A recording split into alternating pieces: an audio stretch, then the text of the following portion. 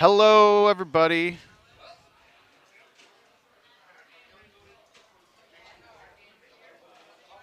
Oh, all right. We are live here in Sussex, Wisconsin at the Sussex Bowl. It is time for the very first National Golden Tee Tournament of the year, Wisconsin Open. Sitting next to me is Mr. Brandon Robinson. You may know him from the World Championship a few weeks ago. Let's talk about that really quick as we get into the action here. How you feeling?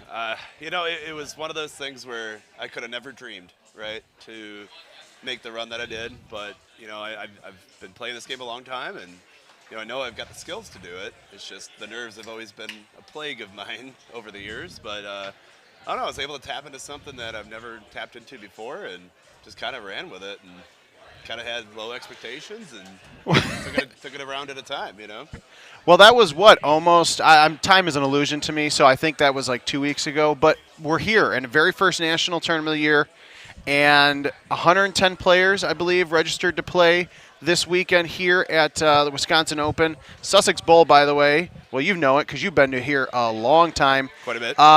What is this, this is my 10th or 11th year of tournaments, and I want to say I was here at the very first one 9-10 years ago. Yeah, we were babies. Yeah, they had us in the back room where everybody, when they were done losing in their qualifying matches, would play Wizard of Oz. And fun game. If you've ever been to the Wisconsin Open, you know exactly what we're talking about. But this is maybe the 6th or 7th year that we've been in the back room, the pool table area. Stefan and Cassie, the owners, always taking care of us. It's good to see them. It's been a few years since I've seen them. Yeah, I missed last year, too. Through COVID and everything. And, even the drive up here, I'm going, I remember this now. It's been a long time, but it's fun to get out here. This is my personal favorite venue of the tour. Just the space we get here is just phenomenal. Stefan and Cassie totally get it. They know how to take care of all the Golden Tee guys and gals, and they set us up with such a great room. And food's great. Beer specials are great if you're into that kind of thing. Which there might be a couple of us in this room that just a few. But it's part of those, we talk about this every tournament, when you come to these tournaments, whether it's a Worlds or, the national tour as part of Power Events or even a local, operator or player-run tournament, you kind of get pulled in as part of the family, the Golden Tee crazy community family, and this is one of those home bases for a lot of those. Of course, we can't be in Wisconsin without talking about Team Wisconsin. They have a bit of a reputation. Yes, but also Clint Grover, who lives in Illinois but is somehow part of Team Wisconsin. Yeah, somehow they adopted him. Still haven't figured that out after all these years, but he's been on a run lately. He has a couple of tournament wins under his belt. Had a good run at Worlds a few years ago, but Wisconsin Open's one of his tournaments he's played at pretty well lately, so maybe it's a home away from home anyway. It is, right? Exactly. And he knows he's not too far away from a Team Wisconsin home if he needs to crash there. Yep, and I expect him to make a pretty good run this weekend. I really do. I think a little bit of a disappointment at Worlds, missing the cut, which completely unexpected.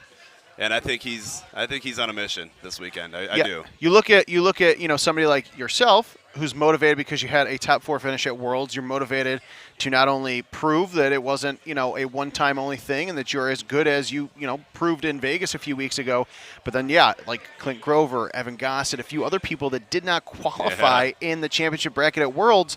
Now this is a few weeks later. They've washed the hopefully bad juju away from their play in Vegas, and now you're kicking things off with a course like Bahia. It's nice. It should be a nice, The setup so far from what we're seeing has not been, really bad. Probably a 29 under, even with the mixed tees here. What outside of hole 17, that par 3 that can set up either really short or really long and really tough. At least it was in the World Qualifier. Yeah. What other holes here, are you potentially looking at on the back 9 as Montigny, Gossett, and Grover head that way? I always think of 14, I believe it is, the par 4. That it runs downhill. Kind of offset. Yep, has a down break to it. The pin can tuck up in that front left sometimes to make it pretty difficult, especially if you got a left to right wind at it. So you got to cut it in. Could get a little deep, so then your cut gets a little weird on whatever driver you choose to hit. So that's one that pops out to me on that back 9 for sure. You know, the other one I was thinking about is the par 3 that's either before or after it, or it's probably after it, that tiered one. Oh, yeah. You know, if you get somebody like myself where I'm super spin irons, if you get a short look and you got a pin that's at the top edge right before the tier, you know, for some of the, you know, more average players that are here, you know, and that are not playing 100 games or 500 games, you know, a month or even a week that some of these guys play, you know, you might not, the nerves might get to you. You might see a shot from like Gossett or Grover and go, oh, yeah, I can do that. No big deal. And then, you know, because we've all done that. I mean, we've all been there. Everybody that starts new at these tournaments, you get paired up with somebody who's better than you, which is great. You'll learn a lot. But, yeah, you'll get better. But at the same time, especially in the qualifier, you'll see shots hit and you're going, wow, I've never done that before. I've never thought of it. Let me try it. And no matter how many times, at least myself, no matter how many times I say, do not absolutely positively try what they're going to do, because as simple as it may look to you, it's not. If you're not used to doing it, don't do it. Play your game, you know, and that goes the same for anybody who's watching. You know, if you're at a local bar or you have a home edition and you're watching these guys play, you know, if you got a home edition, that's where you should be trying out those shots where, you know, you're not paying for games. But if you're at a bar, at a tournament or a league, probably not going to want to try other people's shots. At least don't do it at a tournament. No. And actually here, speaking of 17, probably one of the best looks that you could ask for. Yeah. Up 6, left 8, 10-mile-an-hour wind blowing out. And you don't even need, I mean, you gap wedge is fine. You can mess with a 9-iron. You can mess with a sandwich. Well, maybe not the sandwich. It's a little risky, 9-iron might be, I'm a little nervous for Beatty here because he's had a couple of mistakes, unfortunately. Again, we've all been there. You know, once you make a mistake, it starts to get in your head a little bit. Absolutely. Yeah, they call it, you know, somewhat tilting, but I like his shot here because this is what I'm thinking I'm going to do. Yeah, the low tee was good. Yeah. Now, I'm assuming he's probably using stouts, so that wind was not a full 10-mile-an-hour wind, but we're not going to get into that. I'm not here long enough to Conversation discuss for that. Another day? Yes. You guys talk about it tomorrow when I'm far away. I'm kind of exhausted with it personally, too, but... So, you know, I've seen Beatty make a couple mistakes, and he still is going to shoot potentially 27 if he eagles here, which means setup's probably 29 or 30, because I know he's had a couple of water balls. This is a bit aggressive line here. Yeah. Gomez is another one of those Team Wisconsin guys who's really stepped it up, and I feel like we say this every tournament, but there's a need to, because he was one of those guys. He almost is like Paul Luna in the sense where when I first met Paul Luna, he was here to have fun, and he played Golden Tee, but he didn't necessarily care how he'd play. No. And I don't want to say Gomez was necessarily like that, but, you know, when you're hanging out with Team Wisconsin, it's hard to get. Not having fun is not acceptable. Like, if you're at a Golden Tee tournament, you're going to have fun no matter what you're doing. But I'd say over the last, 2 or 3, maybe 4 years, he's really stepped up his game. Yeah. You know, at these tournaments especially, he's one of the players where I've kind of seen him turn off the distractions. Yeah, I mean, some life, which is not easy. Some changes he made in his life, you know, obviously have helped us along as well, and you know, I think he's a better person for it, and it's reflected his Golden Tee game. You know, I really believe that. You know, it keeps him focused and you know keeps him driving and you know wanting more. He's like, this isn't just a party anymore. This is me. I'm gonna make a run. I'm gonna prove some people that there are some, you know, contenders in Team Wisconsin outside of the adopted version. Right, Clint. the one people that actually are truly living and breathing Wisconsin air 99% of the days. No, I especially because we're in Wisconsin, I feel like he, in his head, says, okay, shot a decent score to start off with. You know, I think he ended up 29 there. Yeah. And I'm not good with math. Everybody knows that, so I'm just, you know, throwing it out there. But not a bad start for Baja. You know, it's a pretty good start.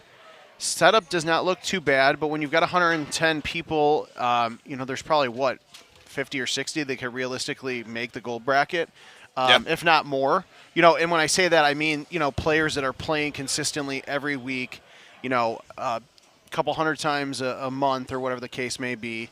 And then you have the people like Jeff Lannon who don't show up to tournaments very often. Makes a random appearance this weekend. Right, you know, makes appearances out of the blue, which is fine. But, you know, we love to see him. But, like, that's a guy when you see him and you didn't expect him, you're like, damn it. because you know this man, and I said this before, I think maybe at Worlds, like, you know that he could probably step away for a while, not show up at tournaments, maybe play some games at home, at his home bar, but when he comes to a tournament, he puts that hat on, and he's laser focused, Oh, yeah. and he is, he's always going to qualify in the top 32. Oh, I mean, I expect a top 5 out of today, without a doubt. And here's the hole, by the way, that I was talking about. It's just a relatively simple look today, pretty straight on. The only thing that makes me nervous about this look is the fact that the pin's in the bottom right. Yeah. If you're not, You got a small window. You have to pin. You have to be really precise with your shots. And so for some of the newer players, that's where I'm like, okay, please don't watch what they're doing. Just hit what you hit. Pretend you're at your bar. That's why you see a lot of people wear headphones. Because it helps you, focus a little bit more. Yep. I still suck either way, but Well, I mean, for me, I didn't start doing it until a couple of years ago, but for me, it just helps me tune out all the background noise. Sometimes like I hear somebody yell, or somebody laughs, or whatever. It's just something that or even takes me somebody out hits of, a hole in one, Yeah. or a great shot in qualifying or in tournament play. It's, it'll throw you off. I mean, there may have been a guy sitting next to me that used to make some, loud noises from time to time at a qualifier. I don't know what you're talking about. There might be a certain phrase you may have used to use. I don't remember. We're gonna have to talk. It's not stream appropriate. Now I have to think about that really hard. We'll talk offline. All right, good. You'll remember as soon as I tell you. Also, can we talk about? I'm glad that I'm not drinking this weekend because for March Madness, they have $15 32-ounce Captain Morgan. So Ooh. a few qualifying scores are going to be probably ruined by the March Madness specials that Sussex Bowl has here for some of the players that have those cold beverages. Yeah. All right, I know here you're up on the machine. Yep, got to roll. Got to roll. I appreciate you joining me here. Of course. Good luck. Yep. Send over the next victim to talk in the commentary booth. So. Yeah, well, I could. I'll look around for you. Yeah, thank you a lot. Thanks a lot, sir. That's Brandon Robinson, Mr.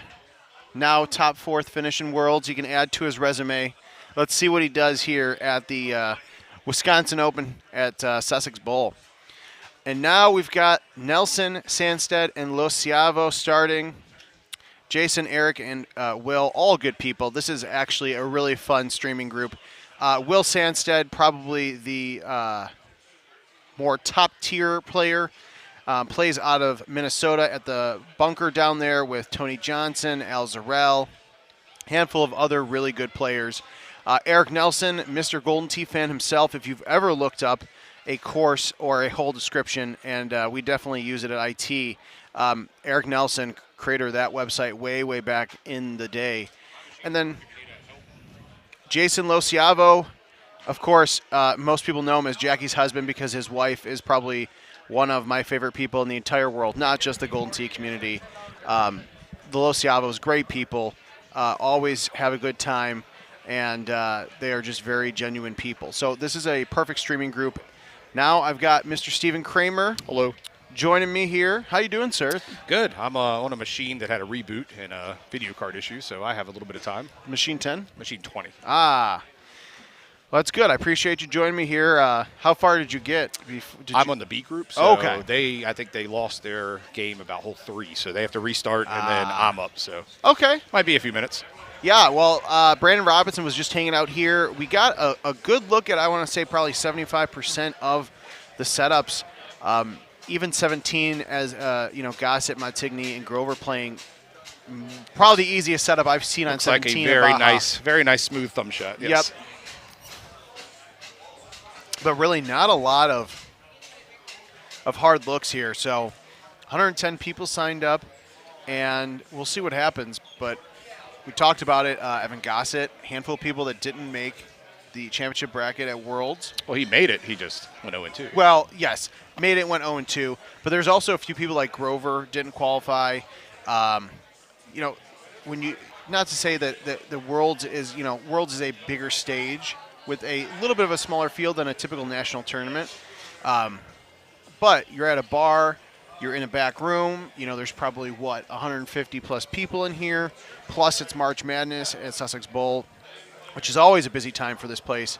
Talk to Brandon a little bit about how do you, for newer players that are either trying to get to a tournament or maybe this is their first or second one, what's the best way to kind of calm their nerves? Because, playing in a tournament, whether it's qualifying or match play, is not like playing with your buddy at the bar or playing by yourself in the back corner of a restaurant or something like that. How do you get out of those? I think it's just experience. Just keep showing up and playing. I know this is probably my 50th tournament, so I've been doing it a long time, but the nerves are always there. It's also your opponent. A lot of us know we're playing somebody at a high level that we can't mess up, and we got to try to match them, which shouldn't be the case. Just play your game and just go hole by hole, and if they hole out, just keep playing your game. I know a lot of people try to push. And yeah, we were talking about that too. I've always been guilty of that, even now, where I'm like, all right, don't follow this person's shot. Oh, it sounds like a good shortcut. I didn't notice that. I didn't know that. But then it just throws you off. Play your game, especially in head-to-head match play. I've tried to get in the habit. I know a few top guys. Well, they'll just. Andy Haas is a good example. He'll just turn around completely when his opponent's hitting. Yeah. He doesn't want to see what's going Ryan on. McCook does the same thing. Doesn't even look at the screen. And I probably told this story before, but one of my first St. Louis tournaments, I qualified with Evan, and I think I messed up like hole 1 or 2, and something really easy, and got really frustrated. He just looked at me and goes, "Hey man, there's a lot of holes, a lot of courses left. Just relax." And I made the cut, and I was happy. So I just, you get really hard on yourself because you expect to keep up with them. Oh, yeah. And it's just not going to happen sometimes. Unless your average is like 28, 29, or 30, and even if it is, and you come to your first tournament, just, whatever pedestal you may think you may be on, and it's not a knock on anybody, like, because we've all been like, oh, yeah, I'm such a great player, and then you go to a tournament, and you're like, holy crap. Yeah. There's a lot of really, really, really, really good players.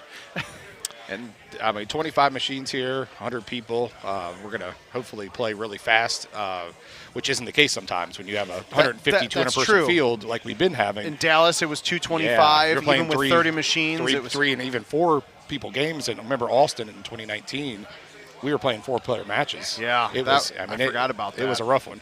And people were trying to get done so they could sing karaoke on Sunday, and it was just... Getting free donuts next door. It was a good one. Now on Machine 3, we got Andy Fox, another Minnesota folk, with Dave Sandemeyer, one of the captain lieutenants of Team Wisconsin. Team Bush Latte. Yes. It's a really good pairing. Dave Sandemeyer had a really, really good run last year in St. Louis, if I believe.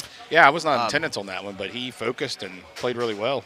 And that's the thing. Everyone here, I was telling Brandon, and you might have good insight of this, out of 110 people, there's probably, 60 that realistically, 60 or maybe 65 that could make the gold bracket. You know what I mean? Like, if they calm those nerves and stay out of their own head and out of their own way.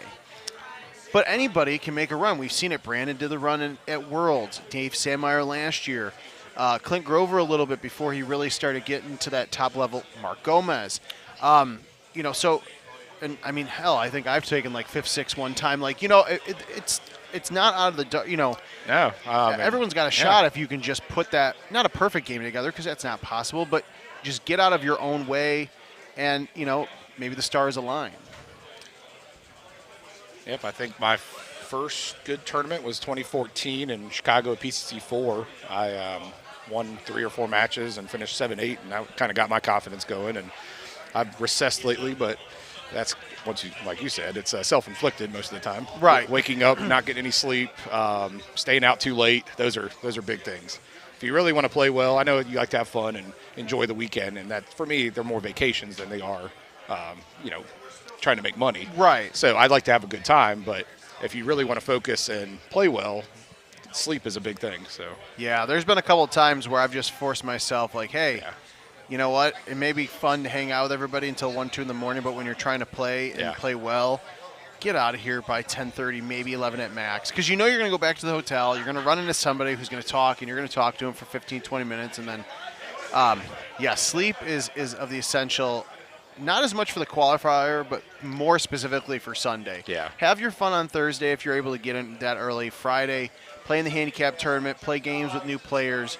And then, buckle down on Saturday and then get your qualifying scores in, have your fun and have your drinks after, dinner time, and then get to bed early. And then you at least have a little bit of a recipe for a good game. Yeah, that's true. So like you were saying, doesn't like there are many problem holes so far on Baja. Everything's pretty straightforward. No, and I think we're 2 out of 3 on this setup of from the par 5s that I remember, where I think they're actually drivable par 4s in this qualifying setup. It's like Will just missed a chip out of the fringe and not make him very happy there. Eric Nelson's a couple players are hitting a little short. Eric Nelson sporting a glove. Yeah, I saw. Yeah, the Minnesota crew having some trouble with their chipping. That almost felt like it was bouncing off the pin for that second chip. So, did you hear the story about how the 2 remaster courses are out? Did you and Brandon talk about cut line at all? No, I did not know that. Thank you for telling me. So I guess last night they decided whoever did the spin, both those courses were out. So immediately you looked at the par going from possibly high 120s to probably mid 130s, I would say. Yeah. Unless I don't know, it looked like 29. This is a 29. 29. Yeah. So it may actually be. I don't know. I don't think it's a 30, but it's definitely 29. And then Temple can range now from 28 to 30, and so on and so forth. I even saw a few Onse's setting up for 26 lately, which is kind of interesting. Interesting. Yeah, no, that's good to know about the remaster courses being out because those are real tough. Yeah, in Worlds, clearly we played both of them, and 129 was the person out, which was me. So 130 was the cut. So that was with Temple out and with Forrest, I believe, right? We're 2 out. Yep.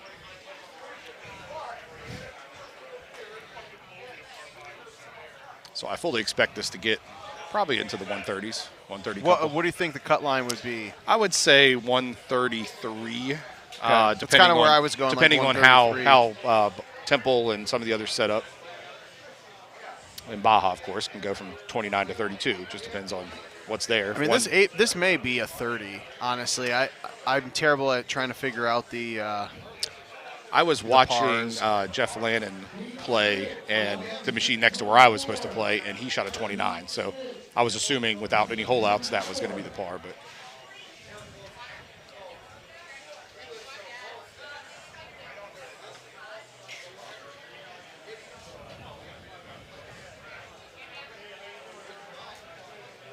I'm kind of surprised that none of the Minnesota boys have a little hand towel. yeah, typically Will's got his hanging off his back pocket, so not sure where he's got his hidden right now. Yeah, I mean, and the reason, like, if you're a new player or have never been to a tournament, the reason is because, so many people are touching the trackball on the deck. Sometimes this is actually a really pretty good temperature controlled room, but sometimes the bar gets hot. Yes. And these decks get slippery, and then it just gets, you make a little chip mistake or you make a missed putt. And that's when the trusty bottom of the T-shirt comes into play. Yeah, yes. Or, yes, and Danny Boy, if anybody knows Danny Boy, that's why his white shirts are no longer white. Yes. That's why Andy Haas's pink polo got so ruined over the years. Haven't seen him sporting that in a while, though. Is he here this weekend? He is not. I was going to say, I have not heard or seen him yet. Yeah, on Steve's fantasy sheet, the top players he had listed were Fox, Luna, Gossett, Lannon, I believe. Okay. I'm not sure. I don't think he put CJ in 1. I think he put him in 2. That sounds about right. Yeah, we were talking about Jeff Lannon earlier. One of those guys who does not get to tournaments very often, but when he does, stay out of his way. He has one of the highest, I think, win percentages on the Peg Tour over the years. And yeah, like you said, he doesn't show up a lot, but when he does, he makes noise. And he's one of the top 5 players in the world, so that would make sense. I think he recently switched to Stouts, is what I heard from some of the locals that played with him. Sounds about right. He was still on Titans up until, I think, right before Worlds, actually, he did the switch. Oh, okay. And so there's not very many Titan players left. I think the Indy guys, MJ and Matt K. Yep. Then you got Burnsy, and you got Eddie G, I think, is still a holdout. So yes, yeah. It's getting down there. Yeah, very few left. So we don't want to beat a dead horse on that topic, but no. It seems like that is the popular ball there. Yeah, it's probably 90% of the players here are using that. I'm sure you have the statistics, and it's probably something crazy. It's actually not. from the perspective of people in this tournament, it's probably closer to 90, but it's actually the full-on number of people using it is not as high as people think it is, which is it actually is surprising to look at it. Well, yeah, you have advocates like if you watch the word of mouth stream where he will tell new players, hey, you might want to start with a different ball first to learn how to cut, learn the wind, and just don't dive right into stouts. And it's a good learning curve because if you would ever try to play a ball other than stouts without learning, it would be a whole different game. Or even something at like a tournament like this where you do doubles every once in a while, where you have to choose somebody else's equipment. Well, if you know a ball other than stouts, but you use stouts, you can kind of break out of that, half the wind cycle versus a new player's like, yep, I've never known what a full 15-mile-an-hour wind on hole 18 in my face looks like. So I know Will here on our machine we're watching was a holdout for a while, and then last year, either right before this tournament or Florida, I can't remember, he switched. And he jumped on the stout train. So, because I believe him and Mike Johnston played in a match, and I was like, oh, this is two Titan guys. And somebody said, oh, no, Will switched. And oh, yeah. So. Well, it happens. All right, so 15, 15, 14. At the turn, and I believe 15 is par. So Will only off one. I haven't a chance to look at hole 1. Was it not drivable? Not drivable. Okay. So yeah, 15 would be the par. Yeah. Yeah, and actually, I want to say it's. This is another par 5 that is now with a new tee, a drivable par 4. Yep.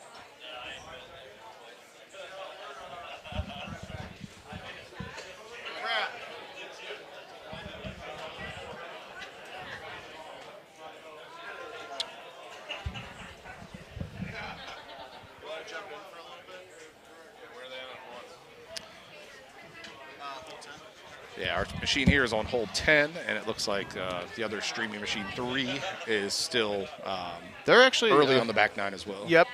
All right, friends, I'm going to step away for a few minutes, but Mr. Kramer is going to stay here with Mr. Steve Beatty, who's going to jump in, and I think he had already played whole course 1, so maybe you can give us a little bit of insight and thoughts on the course. Yeah, I'll tell you what, not to. That sounds about right. All right, thank you, sir. All right. Hello, Mr. Beatty. What's up, Puff? So my machine had a little mechanical issue, so I have still yet to play the first course. So I'm kind of hanging out, waiting for my turn. But so far, it looked pretty self-explanatory. Probably the easiest Baja setup that I could have screwed up, and I did. How'd you finish? 2 off, shot 27. 27. So par is 29. Par is 29. Okay. Yeah. I got wet, made that chip, and then I missed another putt. Gotcha. But yeah, I'm 17 wasn't bad. Yeah, it looked like it was pretty much a upwind going to 2 o'clock-ish, and 80. I think it was 80 yards. Yeah. Little cut, something, you're safe. Yeah. Who we got here? So we have machine 1, Chavo, Eric, and Will, and then 2 machine 3s just has Dave and Andy Fox.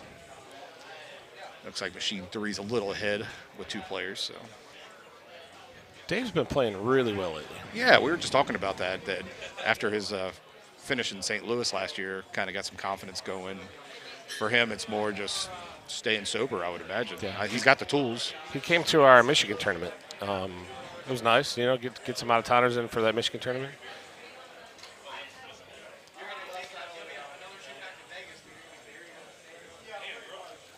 Any hole-in-ones near your machine? Did you see any machines lighting up? Haven't seen any. I pointed a lot, yeah, but didn't get any to drop.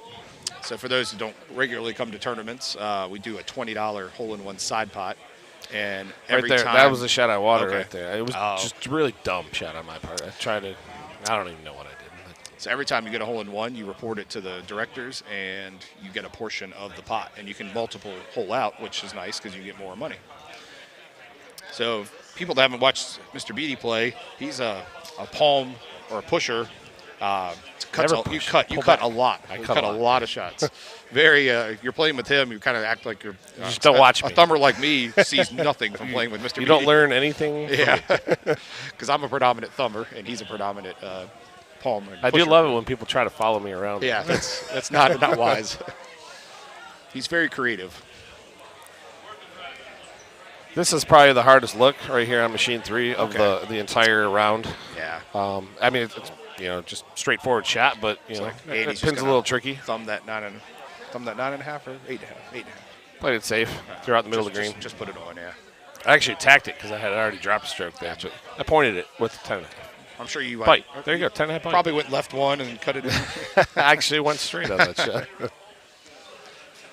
I don't like long putts in the first round of qualifying because it doesn't matter how many tournaments I come to. That first round is you still get the jitters. Yeah, Kevin and I were talking about that a little earlier, how to avoid some of those nerves. Yeah. And it's Do you have a tip for me? not really. It's inevitable. You're going to miss a putt or two. You normally don't at almost every round. And it just happens. I know in Worlds it cost me the main bracket I missed a putt on 17 and 18 on Baja, and then missed the cut by 1 stroke. So just looking back, I could easily say, how did I miss that putt? I dropped 2 strokes on Baja in the Worlds too. And came back, shot 2 better on Coco. So that helps. I'm hoping I can do that again. Will Sandstead just missed a putt. I mean, it's like I said, it doesn't matter how long you've been doing it. It's just that first game. Yeah, it's very true. A lot of guys like to warm up a lot first. I come in, I maybe play 1 just to see if how I'm doing, and I usually sit down after that and relax. I got 5 games in earlier today. Yeah, you're good and warm then.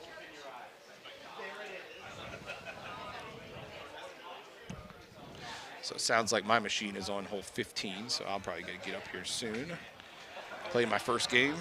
So Jason LaChaville is another guy who's just really in the last year, I feel like gotten a lot better than last year. He has definitely become a good tournament player. He's no longer just the money shot. Yeah. He actually beat me last year in this tournament, first match. Yeah, he did even, I think last year was the first time he even made a cut. And I was his first main bracket win. And now he's winning.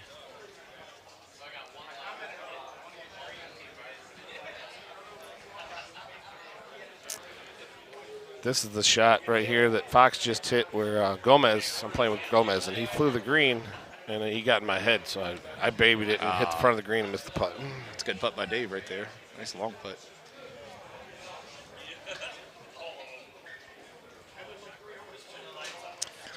So do you see a difference playing on the newer green decks versus the older red decks? Compared to how you play at home? I despise the red decks. Yeah, we're opposite, because I don't thumb, so that deck is very important it's very to me. sticky. The red decks I tend to stick a lot and not hit it, I guess, as far as I would normally do on the green decks because I slide on them and I have the green deck at home. Yep. I play on red decks at home, so for me, I like the tackiness. I like the stick. And when I played at Worlds, and that's a hole-in-one there by Andy Fox, hole 17. Nice. And he's excited. He's excited. I think that was more of a sarcastic wave, but regardless, he makes money there. But anyway, the Worlds decks were brand new, and they were super slick in my opinion. They were to the point that it was.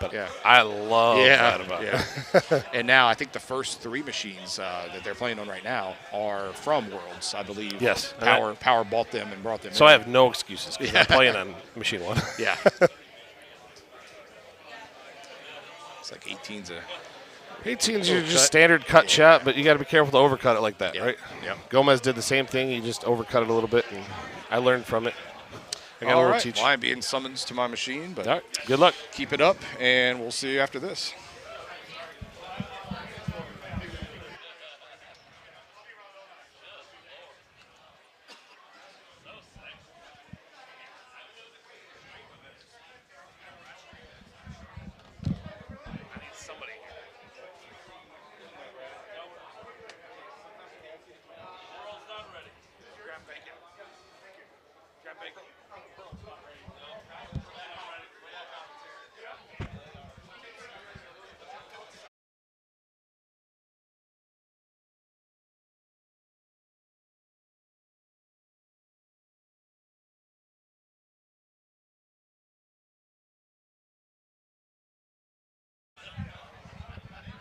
Trying to recruit somebody over here so that I'm not talking to myself. I think we got Todd. Todd Clark.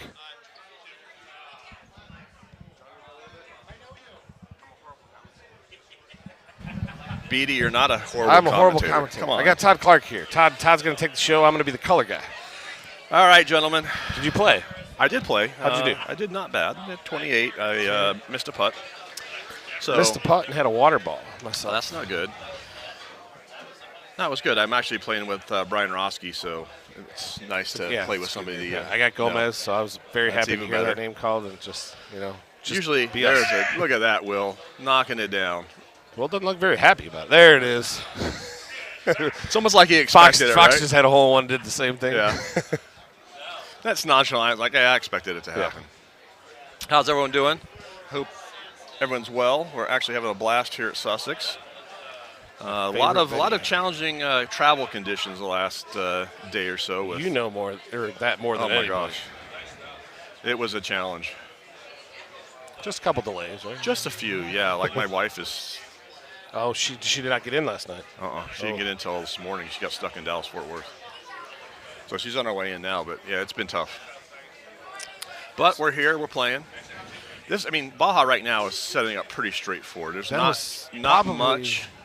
Even Baja always sets up easy, but I think this was probably the easiest setup I've ever seen in Baja. And it's 17, you expect some wind, but it was just straight ahead. All you had to do is just hit it and let it float down. Andy Fox just hold out 17 actually. So where do we stand as far as the matches? Is Will obviously leading with that holdout now? I mean, it's a good team up, a good set here. You got Jason, you got Eric, you got Will, who, are all really good players.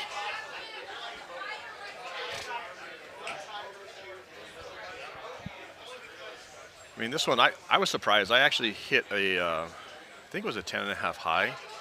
No, it was a 3-wood high. And just tried to float it down in there, and it backed up.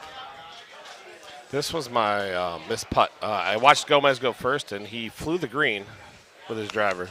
So I kind of babied it and got just barely got on the front of the green and missed a long putt. And that's not bad where Jason's at, because you can putt that downhill. As long as you don't have too much break, you're fine. Yeah, real close to the green out of the rough. As long as you're downhill, you can putt it out of the rough. For anybody who doesn't know that, you don't have to chip it. So I'm surprised we don't have a screen that shows us who's on and talking and chatting. Yeah. I hope everyone's well. If we had and we could see who's on and watching, that we would be able to chat back, but we're actually just commenting on the game. It's very easy for me to know when I'm up next because this is my machine. This is your machine. I got to be up pretty soon. I mean, that's a good shot by Eric. Straightforward, nothing fancy. Can't believe I messed up this hole. It's all right. It happens, buddy. I'm used to it. Every first game, There's we were 4 talking more. about it earlier, I still get the jitters first game. Can't get rid of them. Good putt, Jay. There's 4 more. You just got to take it one at a time.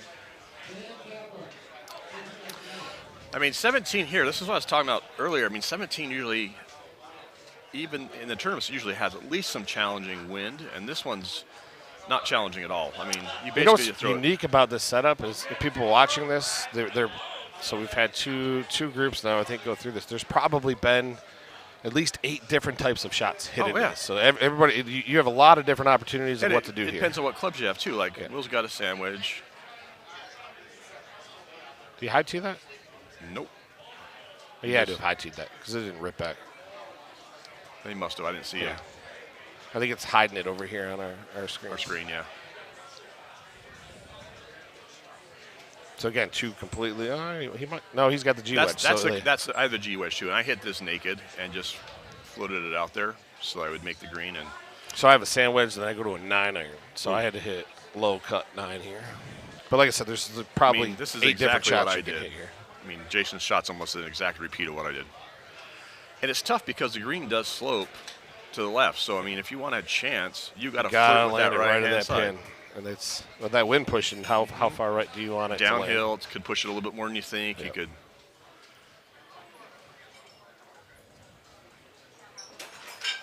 Oh, look at that ball.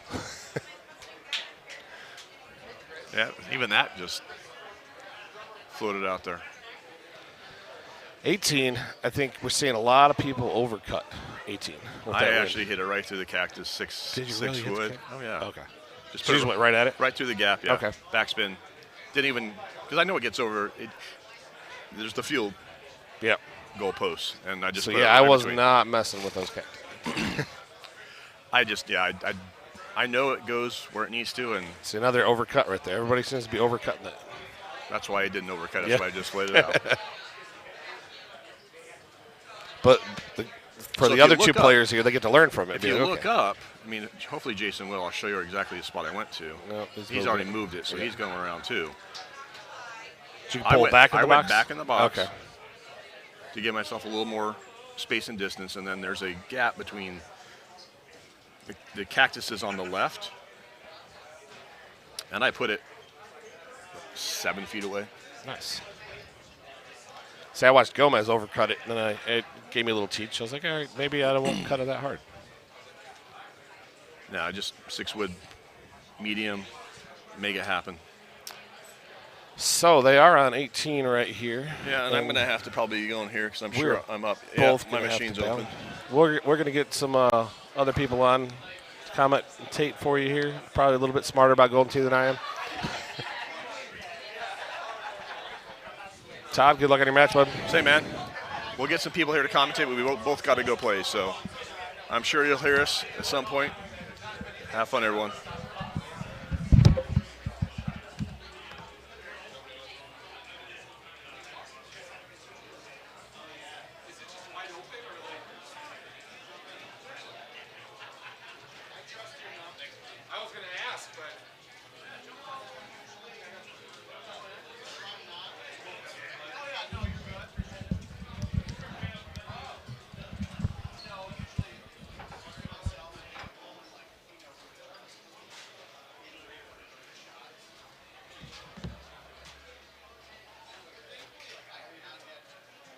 That was about an inch from being a lot of trouble for that putt, being just out of the fringe enough.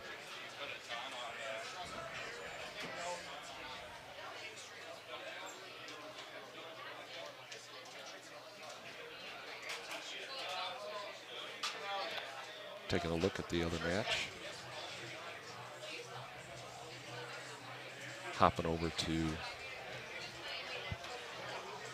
Gerald Gossett, Evan Gossett, and Clint Grover on Hidden Temple. I'm not going to announce my name. I will at some point probably, but happy to be joining everyone on the stream today as we get through qualifying. People are making the turn into the second course. Pretty easy look here on number 5. You're not going to see a lot of creative plays here. Basically, everyone's going to go over the trees. Evan's going to try and bite it.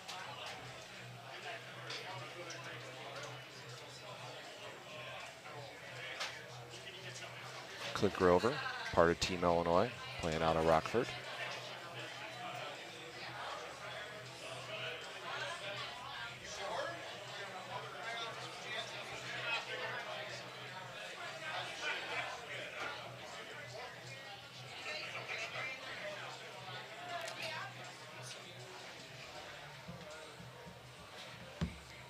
And another simple approach. Good attendance here today in Wisconsin. Not quite what last year. Oh, that's a bad break. You hate doing that on an early hole in qualifying. Great group, a little over 100, 106. Signed up playing this Saturday. Rainy, dreary Saturday up in Sussex, Wisconsin, northeast suburbs. But we're high and dry here at Sussex Bowl. Enjoying looking in on 3 really good players. One of those players being a former world champion, Evan Gossett. Clint Grover, silver bracket world championship winner, 2018. And that might stay up. Oh, that's a tough break. Sometimes if you bounce it enough on the fairway there in the rough, it might hold up before it tumbles in, but no such luck.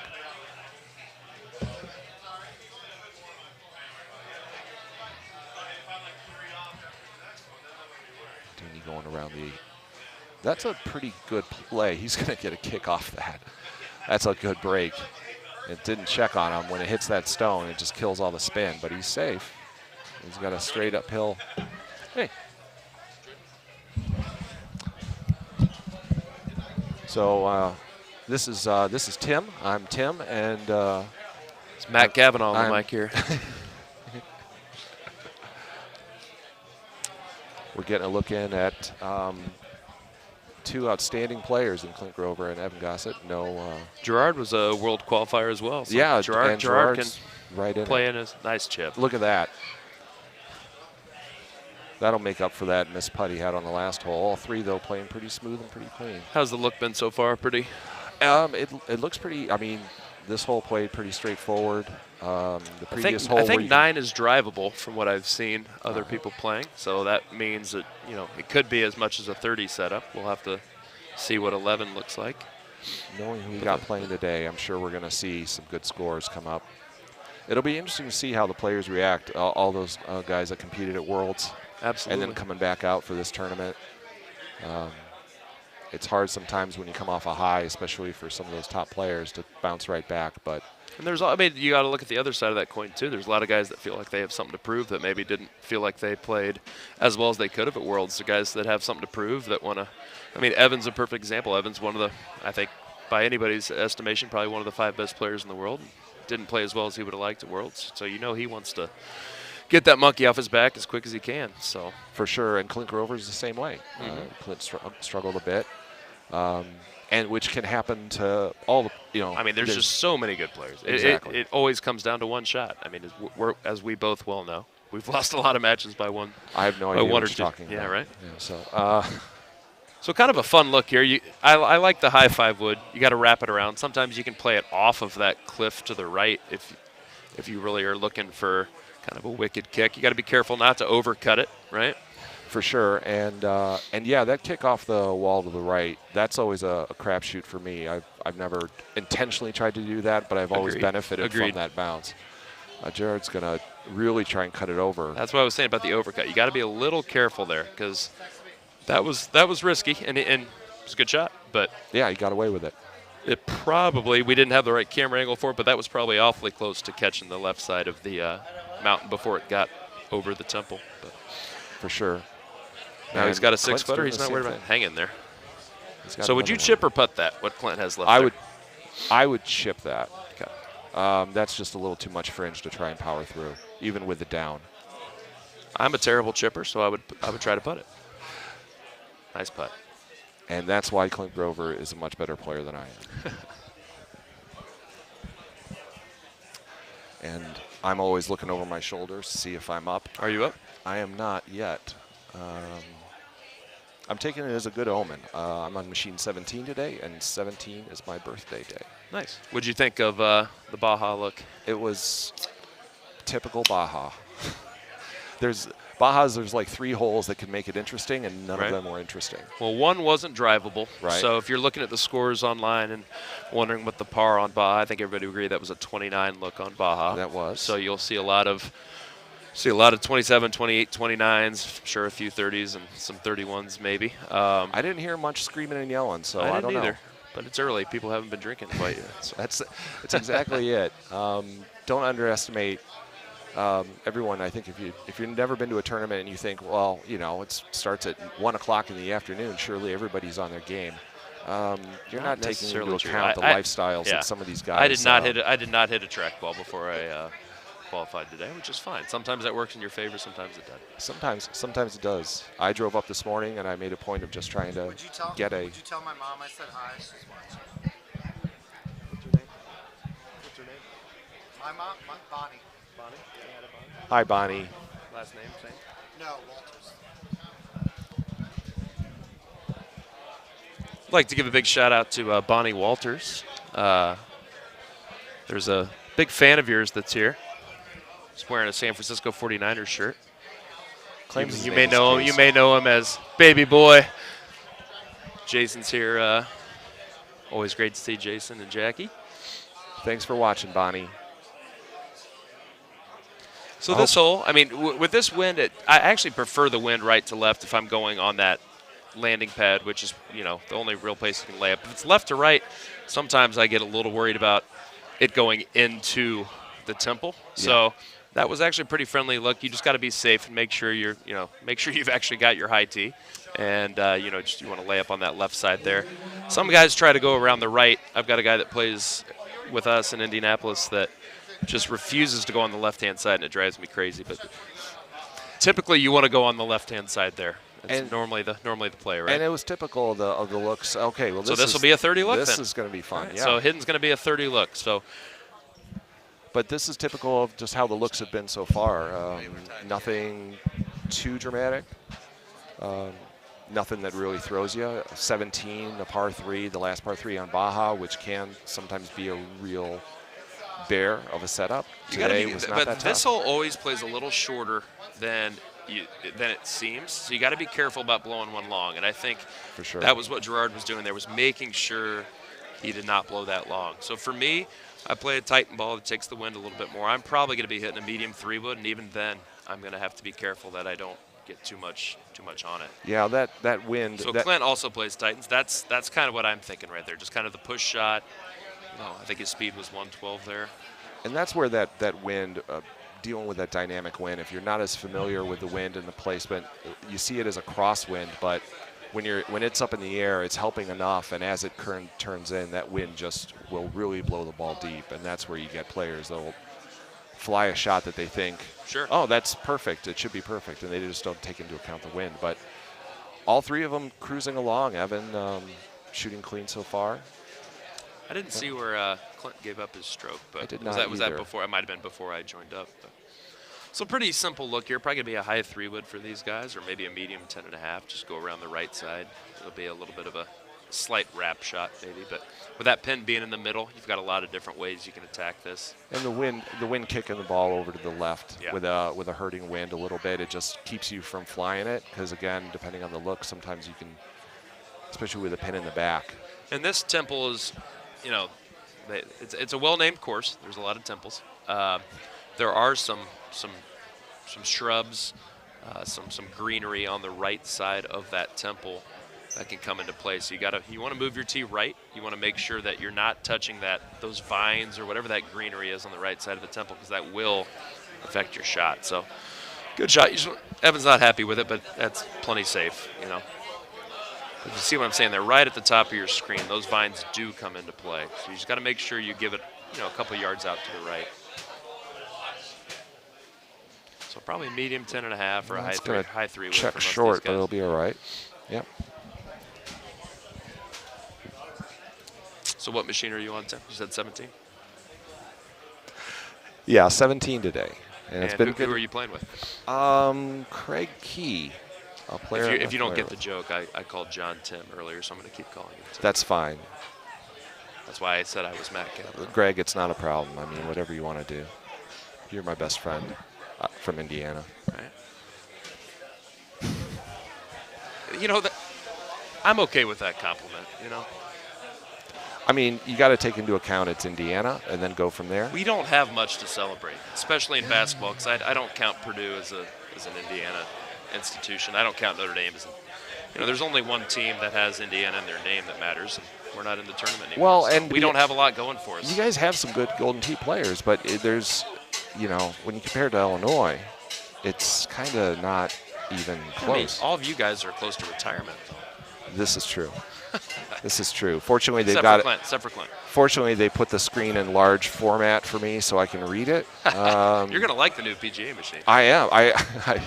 Uh-oh. Oh, look at that. Okay. That's never a doubt. That's a veteran's bounce right there.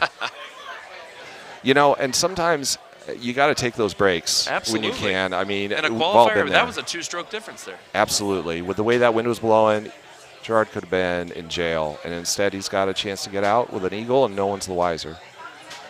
Speaking of Tim, you said he was supposed to come in around 3:30 today or something. Yeah, the Canadian contingent is a little delayed right now, but he is theoretically. The good thing about PGT, if you make plans to come to one of these tournaments and you communicate with Steve or Paige, they will absolutely go out of their way to make sure that you can participate. And I mean, they do such a great job running these tournaments. Can't say that enough. No, and it goes without saying, and I know those of you guys that have, and ladies and gentlemen that have been watching the streams, it's a broken record, but we keep saying, come on out to one of these events. It's just so much fun, and it really doesn't matter what skill level you're at. No. You're going to have fun. You're going to meet players. You're going to learn a lot about the game. It's still, with everything that's available online, there's still nothing like going to a tournament. There's a lot of hugs A lot of hugs going on. For sure. We are one wacky fraternity and sorority kind of all mixed into one, right? Yeah, and now we're getting to the point where there's teenagers that are jumping into it. I was qualifying next to one of the young kids, and he shot a 27, I think, on Baja. So I mean, great for him in his first experience. Absolutely. That's the thing. Nobody begrudges anyone for putting up a good score. It doesn't matter who you are or where you come from. If you're brand new out of the box and you can put up a great score, great. And if you come here and you're nervous and you end up shooting not quite the best. I get nervous before I play every one of my. I still get nervous, and I've been going to tournaments a long time. Exactly. It doesn't change. It reminds me that World Series of Poker, they used to have a table set up outside where it was the bad beat table, where for $5 you would pay them and then you could tell them your bad beat story. We could make a killing at Golden Tee tournaments here doing the same thing. Don't get me started on that. Because we've all been there. If Kirk Stempertson within sight right now, I might have to bring that up. I'm going to have to depart for a moment. Okay. I'm sure I will have to do the same here shortly. But I'm sure someone will pick up the mic and take us through hole 15, which looks pretty good. I got it from here, John. Good talking with you. Thank you, sir. So this is with it being downwind, I'm assuming probably at this point, at least 80 to 90% of the people that are at this tournament are playing stouts, and that is what it is. I'm going to have to depart here soon as well. If you're playing a different ball that does take the wind, you might even think about hitting a high 8 wood here, because the high 6 wood is the play with stouts for sure. But you don't want to go to the bottom of that green, right? So this is going to be a tricky shot if you have a wind ball, which is what Clint's doing. I think I'm going to do the same thing here. I think it's a high 8 because we can hit that hard. You always want to commit to your shot. You want to, for me, it's a lot easier to hit a full shot than it is to try to hit some 80% or 85%. Because if you try a high 6 wood there and you hit it 80%, and you miss it a little bit, you're hitting the top of that temple and you're going backwards. And these qualifiers are about limiting your mistakes. That's just as much as they are taking advantage of your good shots. So really nice putt there. Looks like we got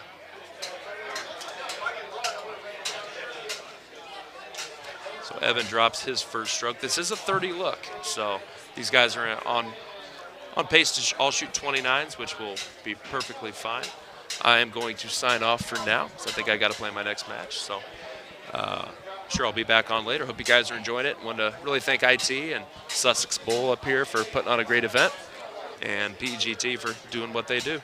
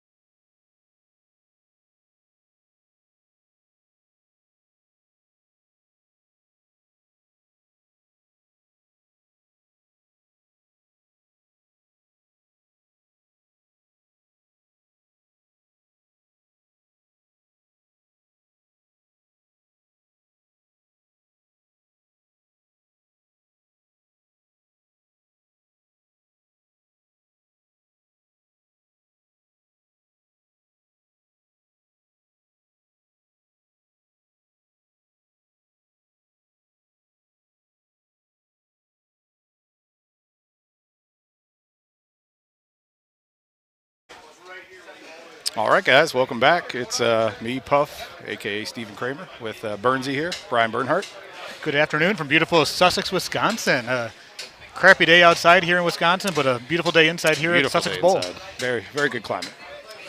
So I was telling the audience earlier, my machine broke down during the first course they were playing, so I'm just finished Baja, so I have not played the second course yet. I just got done with Temple. It's a pretty straightforward look. I mean, for those that have been on here watching, they've been able to see the setup. The only hole that I found to be a little more difficult was the par 5. I can't remember. I think it's 12 or 13, something like that. I ended up going through the Temple. I saw multiple people hitting that short. Yeah. How about that left look down the left side of the fairway between the tree or between the columns? I don't know that shot. Gotcha. But yeah, that would definitely be a good shot to hit with this setup Yeah, I here. figured that's where I would be going just by watching. But these three guys looks like they're all 27 under going in, which means they dropped one at some point. I just shot 30 on there. Surprise, surprise, Brian B is shooting a good qualifier so far. I like it. I'm watching the Calcutta. I'm very confident. That's right. So I just finished my first course and had 2 hole-in-ones, and right now it looks like I'm going to take the course. There you go. I don't think I've ever won a course before. No. So. Wow, how about that? Witnessing history here, everybody. 2 par 3s, just got lucky and dropped them. Yeah, Baja was a pretty simple setup, though. I mean, Yeah. and not to take away from anything that you did, Of course. but it was just one of those setups to where it's 29 or bust. Yeah. I'm not sure what that cut line's at, actually, but Everything there was, hole 14 had, for you. 14 was a little different at the bottom 14 right. in your face. Yeah. You probably had to give it a little hit. I did. I smooth thumbed it 8.5 and landed right next to the hole. So. And then hole 16 had that pin in the top Yes, right. top right. Yep. And it Same was 16 thing, mile an big hour wind. headwind. Yep. So I had a couple holes that you had to just had to concentrate on. But other than that, it was pretty much just standard. And this is a pretty nice look here for Temple 17.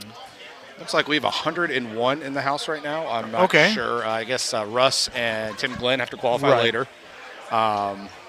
Right now, the cut line for just Baja. It's got to be 28 or 29. Was a 28 with low points. Yeah, so I'm guessing, it'll be 28 high points or 29 with 0 would be the cut line after Baja. Yep. No, I'm gonna have to say it because nobody else will. Here we are, hole 17 Temple. The last time I saw Gomez play this hole, that's where the towel game came. I'm getting mean looks by Matt Cavanaugh because he had the high score until I put up a 31. There he is, nice chip from Mark Gomez. He's a guy that I picked in Group 2 of that fantasy golf thing that Sobel runs here. That was very challenging. There were a lot of, me in Group 3 is very high. I'm usually a 6 or 5 or 6 group guy. But there was a lot of unknowns near the bottom there. For sure. And then the other thing, too, and it's not to take away from any of the talent in those other groups. The one thing, I've always been one of those people that people know me for the one that complains about stouts, but they've really helped level the playing field. So there's a lot of names on there, Group 3, Group 4, Group 5, names that you might not have heard of, but they're capable of putting up a great round. For sure, yeah. And that was a great shot there by Gomez, just going right after the pin there. Looked like BD had a little trouble there on 17 and got wet. So he's got some work to do. I know he was on the audio here with me earlier and was, I think, 2 off on Baja. I was a little disappointed in his round. Seems like he's maybe in his head a little bit now trying to catch up. And hopefully not. The only advantage you have is with this being pretty much an open field, I guess you can kind of call it. A lot of the top names aren't here this weekend. Playing the 5 original courses from 2021, which came out like 3 years ago. Yeah, and, seems like it, right? So no tropical, no pine. A lot of times your top players are going to rely on those courses to try to get a stroke or 2 back. Exactly. Here you got to start thinking of things like, Forest Hole 17 and, how's Ante going to set up? Usually pretty easy, but, and Monte as well. Yeah. And just teeing off here on Hidden Temple again, Andy Fox. Last year's champion, right? Yeah, took down Luna, and then Luna went on a little run again, but it was kind of like Luna had 2 or 3 leading up to that, got dropped, and then started winning again. But, yeah, I think I heard Andy's not coming to Florida, so he's got some family stuff there, and he's going to try to win this one again. And so you got Dave Sandmeyer, one of the best local player here in Wisconsin. They call him the 8th best player at the Latte Lounge. No, I'm just kidding. Are there 7 players there? How many they got? Yeah, they like to kid, but yeah, he's come along. But Andy Fox is one of those names. I mean, if you're here in the building, if you've been playing Golden Tee for several years, you know him as one of the best players of all time. Honestly, his name never gets recognized. He just kind of goes along his business and wins a Player of the Year every now and then, wins a tournament every now and then. He's Always a guy that's going to finish in the top 8. Very good. I almost had one there. I saw he aced 17 on Baja when I was watching earlier on the stream. So not surprising at all. I still remember last year he had a pretty nice DraftKings lineup. So there he is getting ready to play in the finals, and he's got a nice golf lineup going on. And, just to keep his head in the game and to continue to play great Golden Tee, knowing that he had an opportunity of making a lot of money, which he did that day, it just boggles my mind.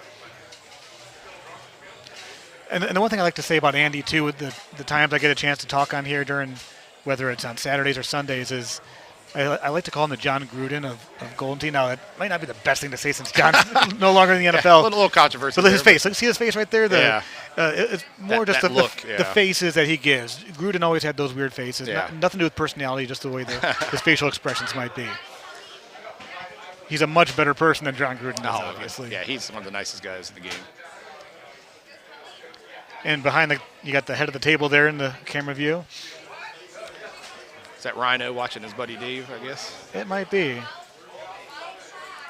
I'll tell you what, Dave looks like he's on a mission. He's just a lot of times by now he might not be able to stand too straight, so he's... That's what we were talking about earlier. If he cuts down on the 30 bush lattes, he keeps his game pretty sharp. Yeah, you can put 30 down after the qualifier, no problem, just kind of pace yourself a little bit there.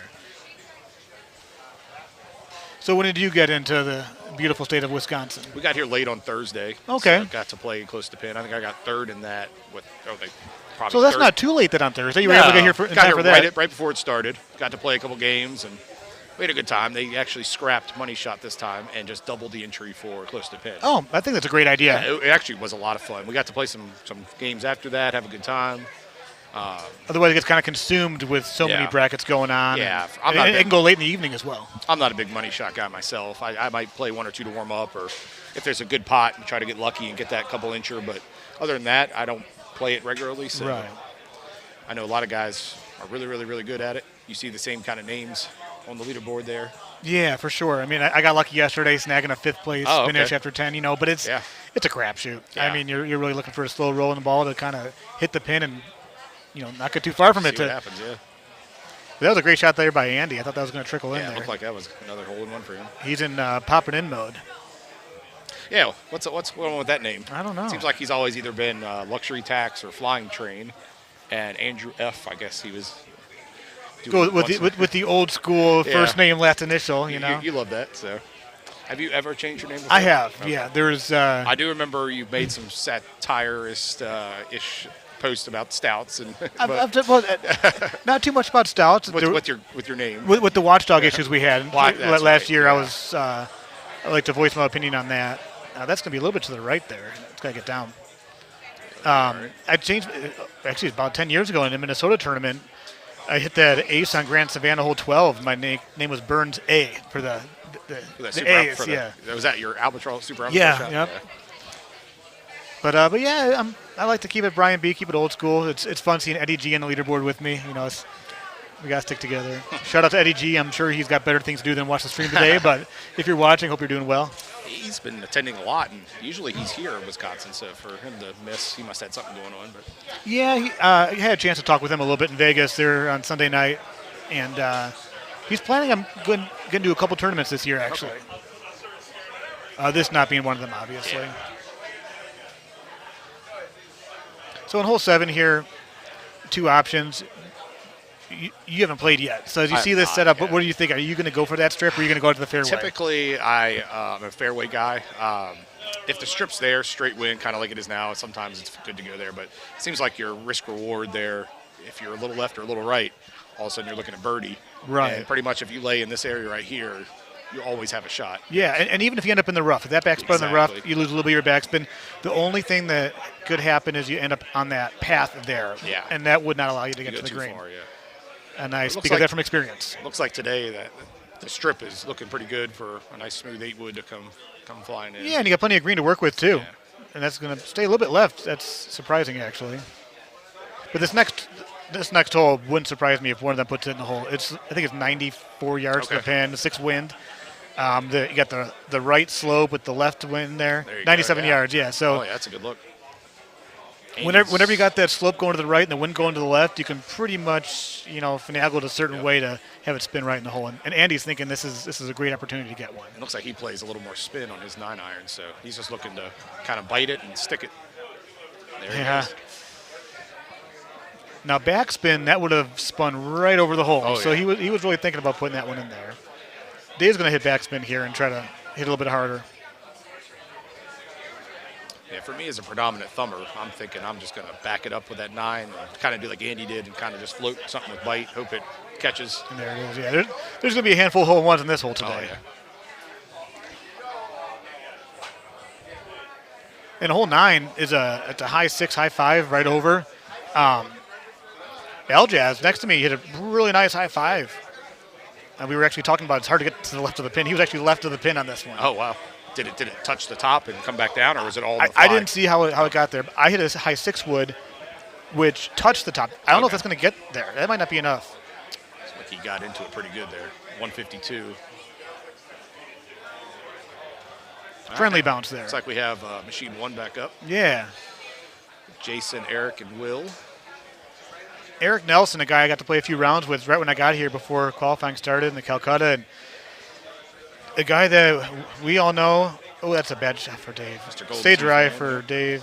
Yeah, he got lucky. But for those that don't know the name Eric Nelson, the guy that's shooting right now in the top left, the founder of GoldenTeeFan.com, just a fan of Golden Tee for a couple decades now, I think, actually, and brought Golden Tee Fan to Facebook. So breaks down every single course ever made, has screenshots of every hole, at least in the live era. I'm not sure if he has screenshots of the pre-live. I think there are some from the 4 era as well.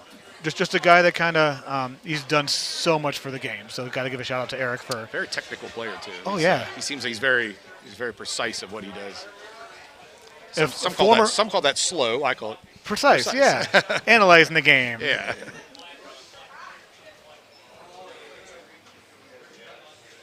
And what's interesting here, before we had the tee box change, I was going to the right side. Actually, not even the tee box change when the first came out, and then now. This is really the only shot. It's the only shot, yeah. I mean, the fairway you're looking at a 300-yard shot to the green. Yeah, with a major hit to get out there. You got to be careful about some bushes popping up here. But for the most part, and with it being on stone, for those that don't know, this plays like fairway. Just like fairway, yep. If it says stone, you're good. If it says path, sometimes you're. If it says path, you're not good. I mean, you can still get there, but it's not going to play very well. But even if you get behind that bush or a little behind the obstacle there, you could even do a left turn and do a big shot around. It'll maybe hit the wall and come down and shoot past the hole. And the reason you're able to do that is because it plays like fairway. Correct. You can cut your shots, you can hit A1s off of there. Yep. And so here these guys are. We got twosomes. I think we have a few threesomes today. Moving right along. Yeah. This qualifier is going to be over in no time. If we have any machine issues, machines are going to be open. I'm hoping we catch up with Mike Johnson on the first group with Stefan. Right. Myself and David Crawford are moving along fast, so hopefully we'll catch up. But we will be probably the last one to play this next course again. So.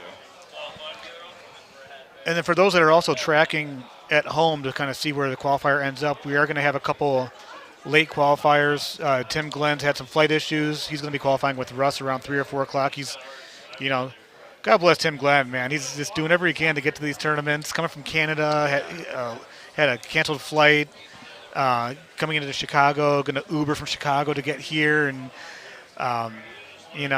so shout out to him for finding a way to start coming back to Golden Tee tournaments. Do you know if he's bringing his crew? Yeah, his broadcast crew this time? I don't know. I think that was all for Vegas. Yeah. Seems like he was doing some kind of documentary. Yeah. So maybe he'll get some other people to take some pictures. And Tim Glenn, a name, if it's not familiar for anyone listening, second place in the Worlds against Kinsler several years ago. One of the best players to ever play this game. Top 2 or 3 players out of Canada.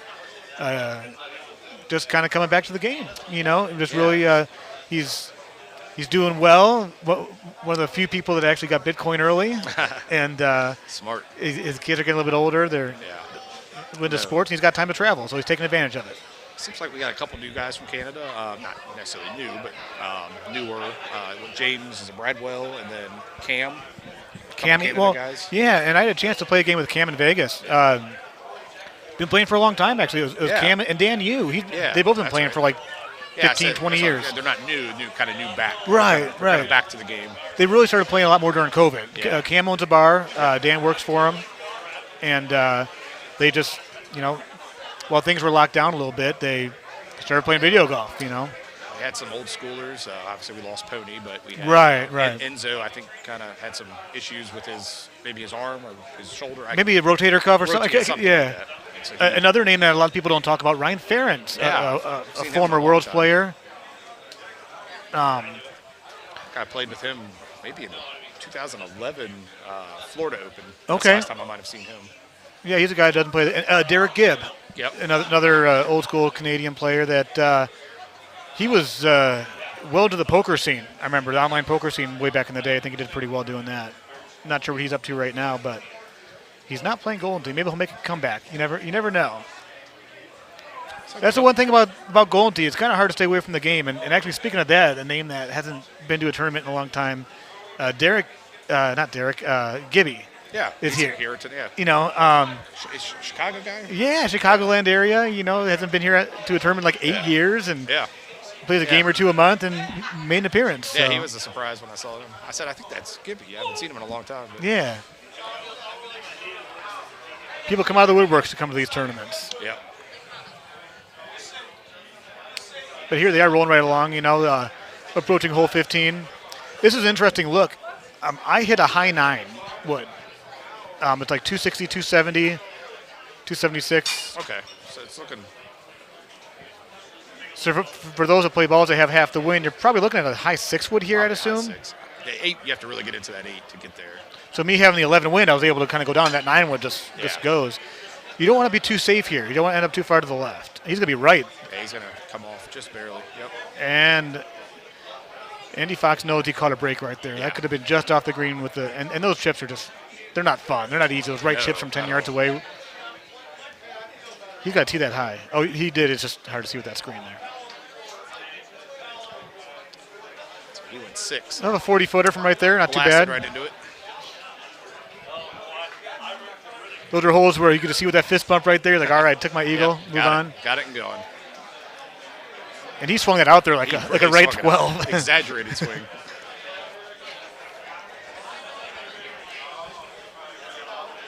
And the one thing that's different for those that have not been to a live tournament before, when you see this live leaderboard, these are lock conditions. When you're playing live, you're hole by hole. You don't see the people that finished before you. They took that away several years ago. So with the lock condition cards, you'll see the people that are finished. So if you see someone starting a game there in hole 2 and you see that another score with hole 18, that's only on these lock condition cards. Yeah.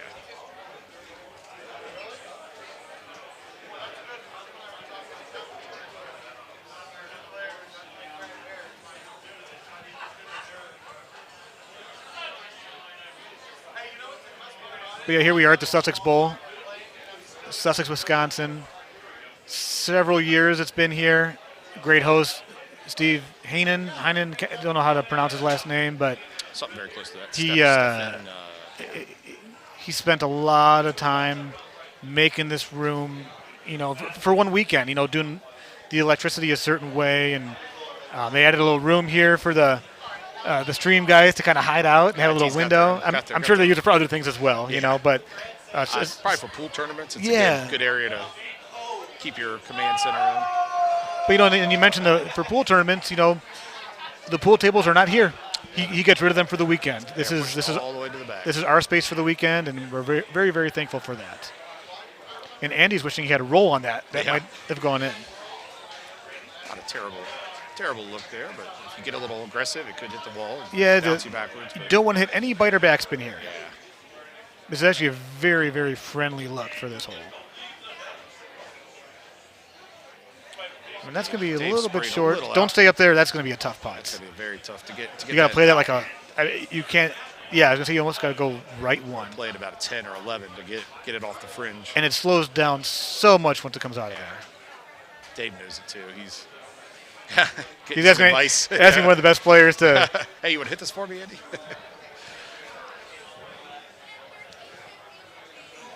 And that's a great thing. We're all friends here. Yeah. You know, we're here to. You come to these tournaments. It's not every man for himself. Yeah. Until tomorrow. I mean, in the qualifier, Correct. we're all here to kind of help each other. And that's a great one. Very Wow. nice. How does that go in? Whatever Andy said. Yeah. Whispered sweet Gave nothings, him and it went the some hole. Good advice there. Look at his face. Andy's like, I can't believe you made that. Yeah. You got to be careful with this one here. If you're a little too aggressive, you don't have a whole lot of room for error with that pin being there tucked in that top right. No high tee necessary. Just No. go right at it, get the spin. And as you see with Andy's follow through straight to the left, he's like, I am not going to mess with that right side of that green. I wouldn't be surprised if Sam Meyer hits about the same shot, maybe a little bit further because he's got a little bit extra adrenaline from his last shot, but don't hit that driver. Don't do it, Dave. I got a strange feeling he's thinking about putting this close to the hole. Yeah, he backed off. Okay. Yep, aiming to the left. Nice and smooth. Great shot. This thing got a really friendly bounce. Fringe is not a bad thing there to take a little spin off. And Call it fringe love, don't we? Nice 30 under for Andy Fox. I am going to go tackle hidden. All right. And then I'll might be back later. Sounds good, Puff. All Always right. good chatting with you. Good All luck. right, good luck.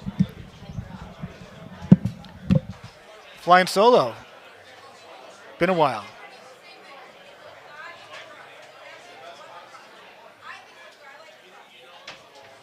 Is there any action on the other game, guys?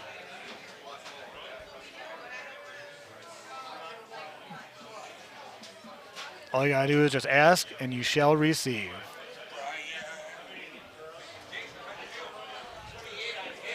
But the one thing during the qualifier, you know, when you're watching on a Saturday, and we're lucky enough to have two stream machines set up, you're going to see the same setup, you know. So it's if you were watching the last 15, 20 minutes, you've already seen these holes, but everybody has a different style of play.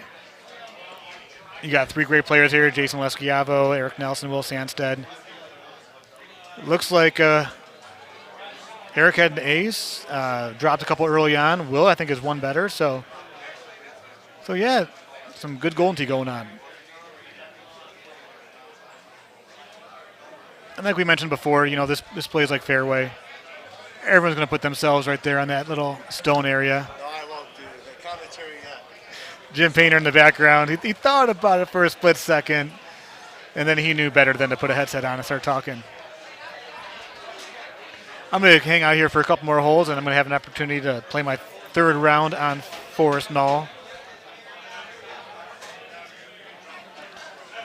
But shout out to the Power Events Golden Tee Tour for keeping this tour running along. 11th year of the tour. I got this tournament here this weekend. Orlando the last weekend of April. St. Louis in June, which, you know, we've been, I don't know if it's a promise or not, but the 2022 courses should be out by then. Not sure how many PGA machines are going to be out in St. Louis at that point, but hopefully those new courses are out for that St. Louis tournament, and that's the home venue. Nashville in August, second year going there, and then the Clash in October. I think that's the second year also that Gino helps out. And then speaking of Gino, check out his podcast. I have an opportunity to do a lot of stuff with him on there, but yeah, he's doing some great things for Golden Tee, bringing the history back up and getting a lot of good people on his pods to talk Golden Tee and the history of the game. And the grand finale will be somewhere in Texas this year, where you earn points at every tournament you go to just by showing up for the most part. And they have a Top Gun tournament, a Little Gun tournament. It's a free roll. A certain percentage of the money that goes into the prize pool for each of the Power Event, Golden Tee Tour events. A small percentage gets taken out of that and gets put into a Player of the Year tournament for them. So yeah, I'm going to go ahead and watch this shot here with you guys, see how Will does. I'm going to guess he's going to be about 8 feet away and go into my next match. And we'll catch you guys later. Thanks.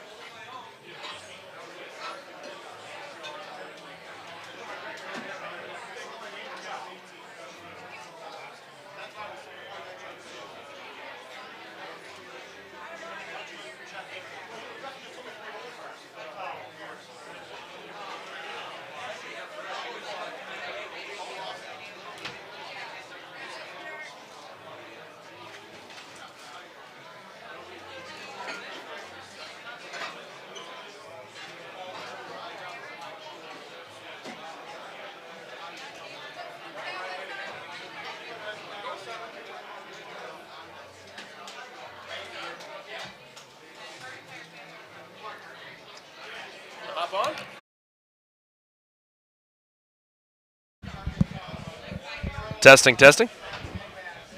We're good to go. Mike Johnson back with you. Got the hidden look here.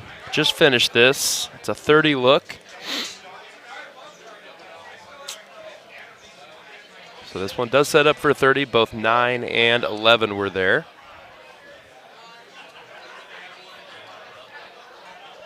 Not too much to see on this look, to be honest with you. It's going to be either a high 3-wood or a 10.5 or just around the side. You got to make sure you avoid the right side of the temple.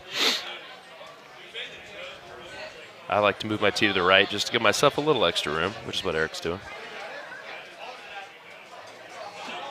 It's really, like, if we were in match play right now, you would see guys taking a ton of time over this shot, trying to line it up and make it, because it's about as good of a look as you're going to see on this hole. And really, Baja and Hidden were both pretty friendly looks in general. So you're going to see some really good scores there. Probably, I would assume you'll see quite a few 30s on Hidden, just because 17 is pretty attainable. 18 is kind of a tucked pin. It's a front right pin, but it's not bad.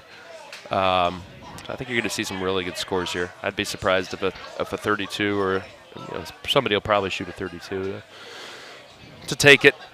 Good shot there by Jason.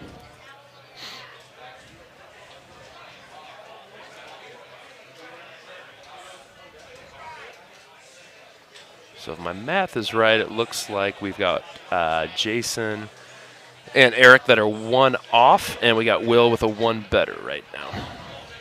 This was a little tricky.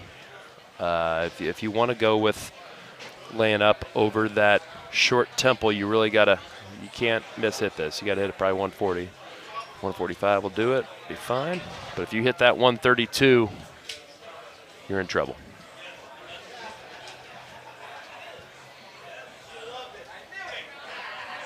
If you're just joining us, we want to definitely thank the people here at Sussex Bowl for putting this on. They've been a great host for a number of years. I want to thank PGT and IT for having the great setup with the streaming machines. And as far as I know, everybody's having a fantastic time.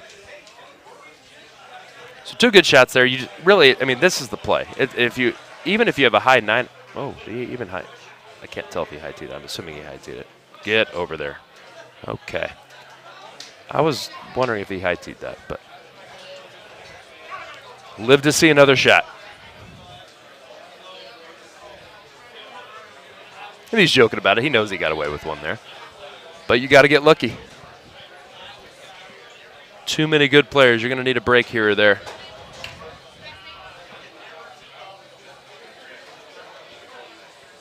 And if you're, kind of newer to our game, it's important to realize on this course there are 2 different alternate lies. So if you look at the bottom right hand of the screen, it says on path. So what that means is it really plays kind of like heavy rough. So you can't cut a shot out of that without taking a lot of distance off of it. Now on hole 10, the left and the right of the temple where it's on stone, that plays like fairway. You can do whatever you want from that. But if you're on path, you're playing from a lie that is not conducive to cutting the shot.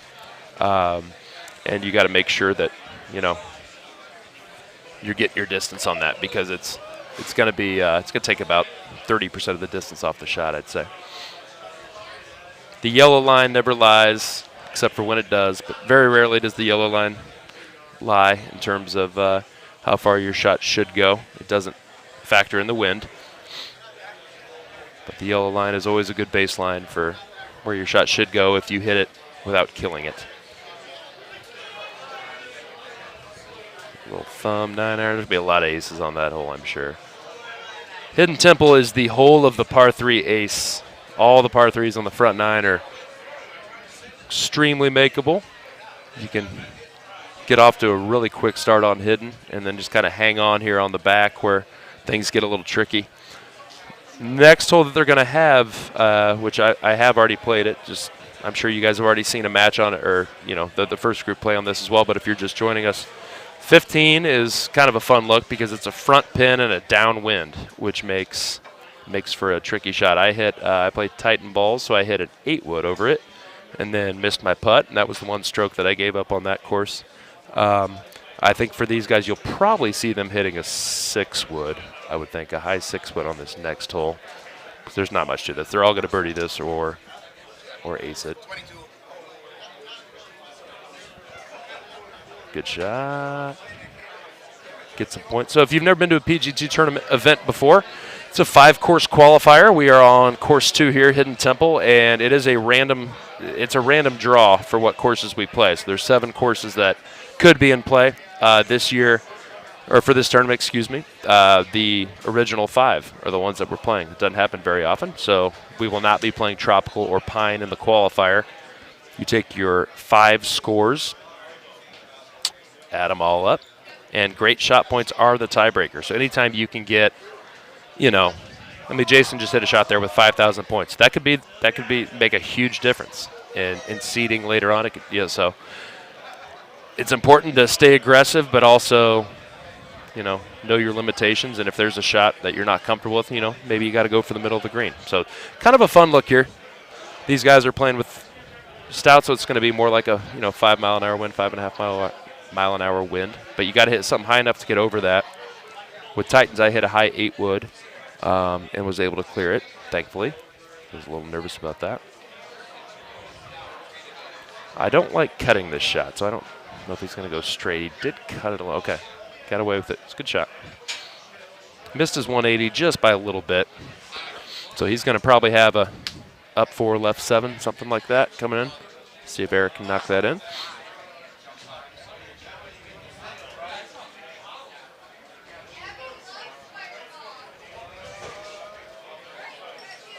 If you've noticed, these guys aren't, they're not trying to hit this 6-wood as hard as they can. They're probably trying to hit about 90%, I'd say. Because, even though they're playing with stouts, it does have that downwind quotient to it a little bit. And with a down 7 green, it can get, get over there. Now you got to get lucky. Now you're at the mercy of the bounce. Okay, he can cut something through there. He can make a birdie from there. Really got a little bit fortunate to get the bounce he got. So he's got to play something low to be able to get the hits. If he holds down the flyby, we can see how much room he has there. How's it going, Jason? It's going good. How about yourself? Jason Stark joining me here in the commentary booth. They're on hole 15. Have you already played Hidden? Yeah, I played Hidden. I shot 28. Attaboy. Good round. Nice that's round. Pretty good. I think that's par almost. Well,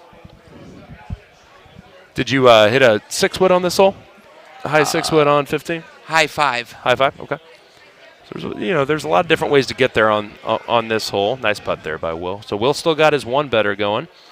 It is a 30 setup, so 28's a great score. Good play. So what Eric just did there is exactly what I did. Left himself a long putt on that hole and missed it. And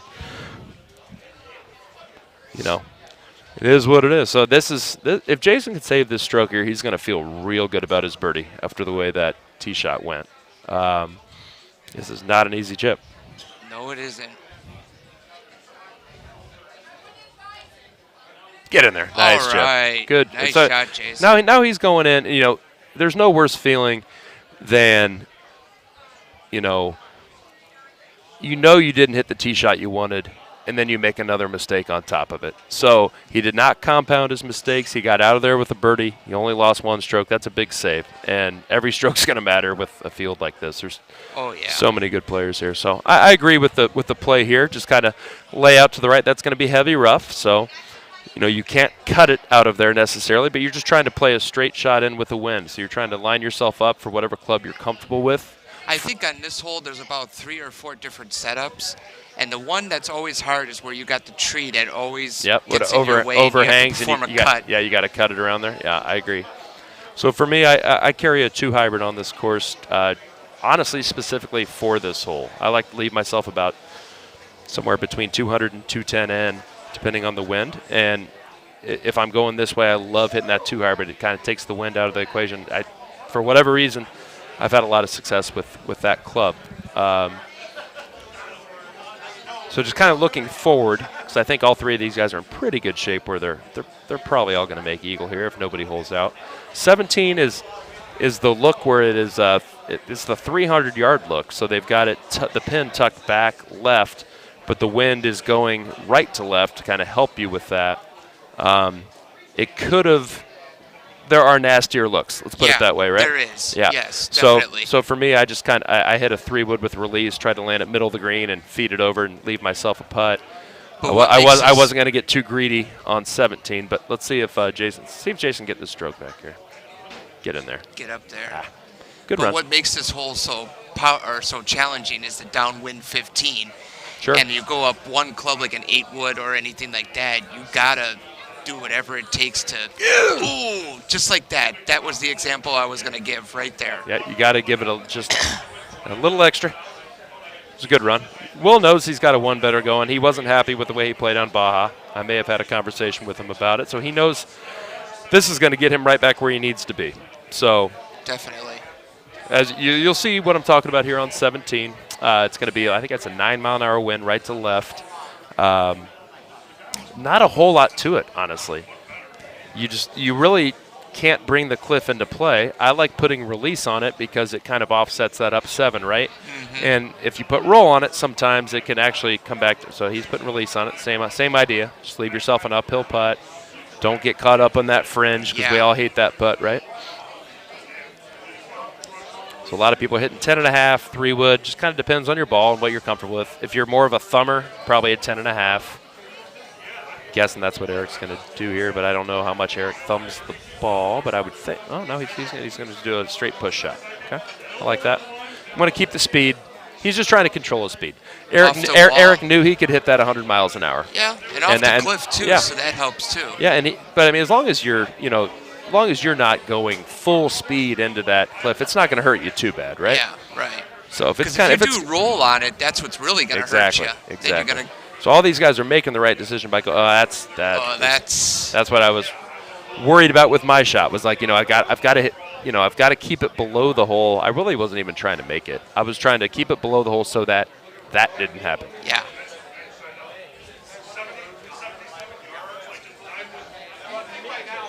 Good effort. It's just such a tough putt from there. It really is. Not an easy putt here. But he put himself in a good spot. He kept himself below the hole. He's still got his one better going. If you are new to watching the stream or new to tournaments, and you're wondering why Will just made those putts for those guys, if Will were to miss one of those putts, those guys would get the stroke back, and he would get a scolding from Steve Sobel, the tournament director. And you don't want to do that. So if you're going to take somebody else's putt, you better make it. Yeah, you better be spot on with that is a good putts. That is a good rule of thumb. So the rule of thumb is don't take a putt unless you know you're going to make it for somebody else. You don't see it as often in match play, but and I'm honestly surprised Will hit those putts because those had a lot of break to them. But he made them, so no harm, no foul. These are 3 really good players, so I'm assuming they've played several games together in their Golden Tee history. This seems like, did you hit a 3-wood here?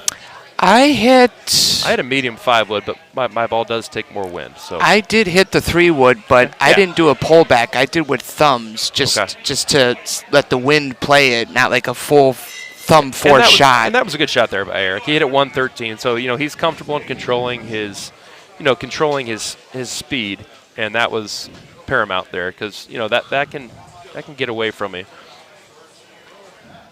114 is going to be similar. Get in the hole. Nice almost ball. An ultra. Nice ball. So I believe the next match you'll see will be on Forest Knoll. If you're just joining us, we're playing the original 5 courses. That was the way the spins worked out. So we've got Forest, Anse, and Monte to go. I've got to check and see. I'm probably up on a machine here soon. So, yeah, same here. We will, or at least I will bid you adieu. Jason, good talking with you. Good round there by Will. Nice 31. And all 3 of those guys, those aren't rounds that are going to take, one shot of 28, 27. That's not going to take you out of a qualifier. Oh, no, not at all. They're not happy about those scores, but they know that they didn't hurt themselves with those scores. So. 28 is still a great score no matter how you look at it. So the way I look at it is, if the par is 30 on these qualifier courses, you want to try to stay within 2 strokes of what the par is, and you keep yourself in it. I agree. Yeah. So good rounds by all three, and I'm sure I'll be back on the mic a little bit later. Keep me from smoking so many cigarettes, so that'll be good. Same here. All right. All right. Good talking with you, Jason. Take it easy, guys.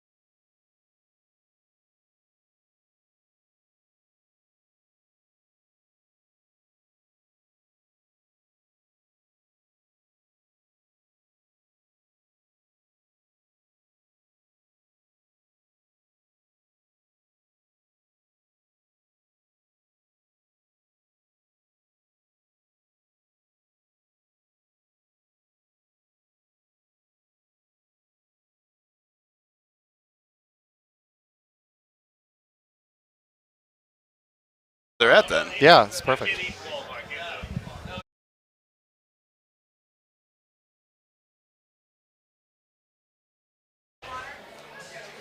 All right, we're back. Yes, Brandon we are. Robinson, Jason LaChavo. Stream time. Let's do this. Yeah. Hey, we got 2 49er fans at the stream here too. So shout out to our fellow 49er fans.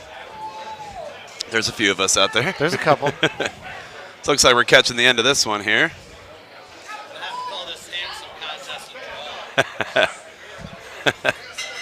Also, a little bit of everything going on here. It looks Yeah, like. we got a little mixed bag. Looks like Clint. I wonder if Clint had a little trouble on the 17 there, perhaps. Evan seems he had no trouble whatsoever. Okay. Oh, I don't like this setup. No, that's all right. That's good. He's going to finish up. Haven't seen the setup, so I don't know if that's clean or not. 29 is a pretty good score, though, especially on a qualifying day. Yep, can't be upset with that one bit. But this is actually for this. Yeah, at least I can shoot the 8.5 driver here. Yeah, so. this is a nice look on 18. Yeah, because some of the guys on those other setups like to do that, high 10.5 or whatever, low 10.5, I think it is. And I don't know, for some reason I struggle with that shot. I don't know. For me, it depends. I hit both shots. It's the whim of the day. How many beers I had. Yeah. You know, how I'm feeling. Oh, look at this one. What a shot. All right, so Clint's coming back on a good 18 here. Make sure he got an eagle. Yeah, a guy like Clint, too. I mean, I'm sure his first couple were fine. You know, this is a little bit of a hiccup, but, I mean, I'm sure he'll bounce back on Once and Monte and be just fine.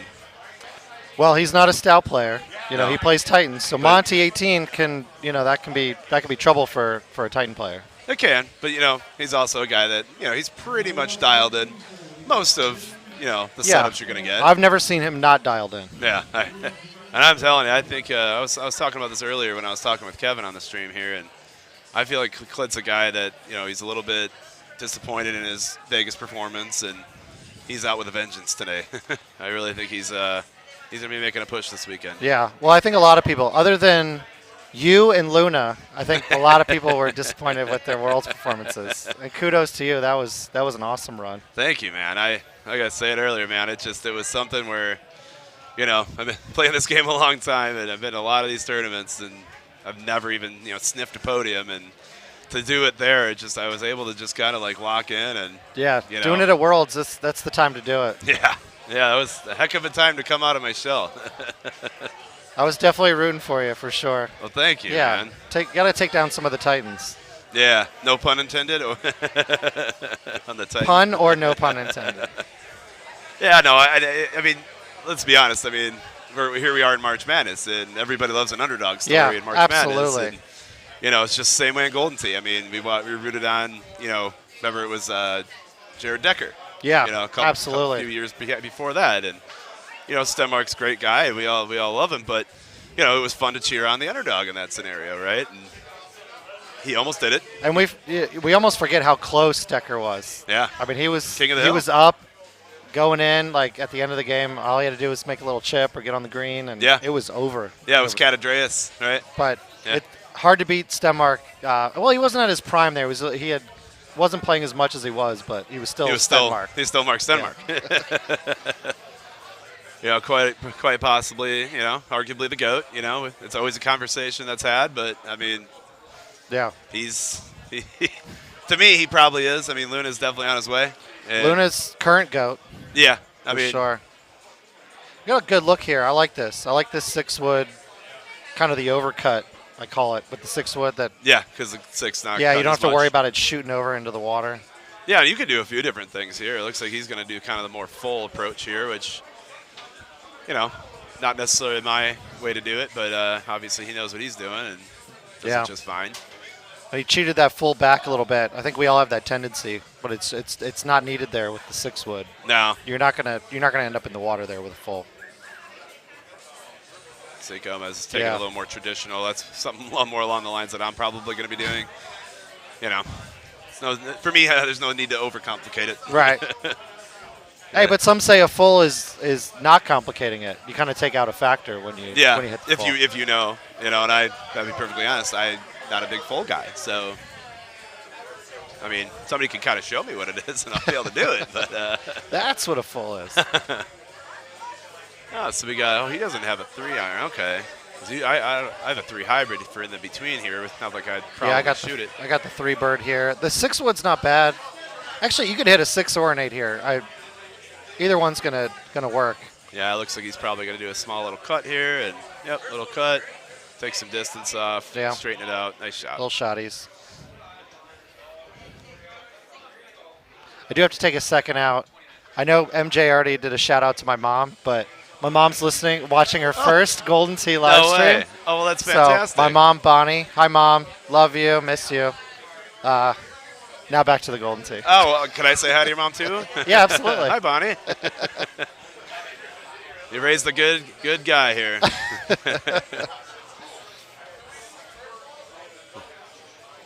All right, so here we are at the turn. What do we got here? Okay, so Beatty had a hole in one on 3. Yep. We didn't see that, so he's one better, it looks like. Nice little start to the front. He's got to be feeling pretty confident. He's cooking. Course 3, warmed up now. Yeah. A dangerous Beatty when he's warmed up.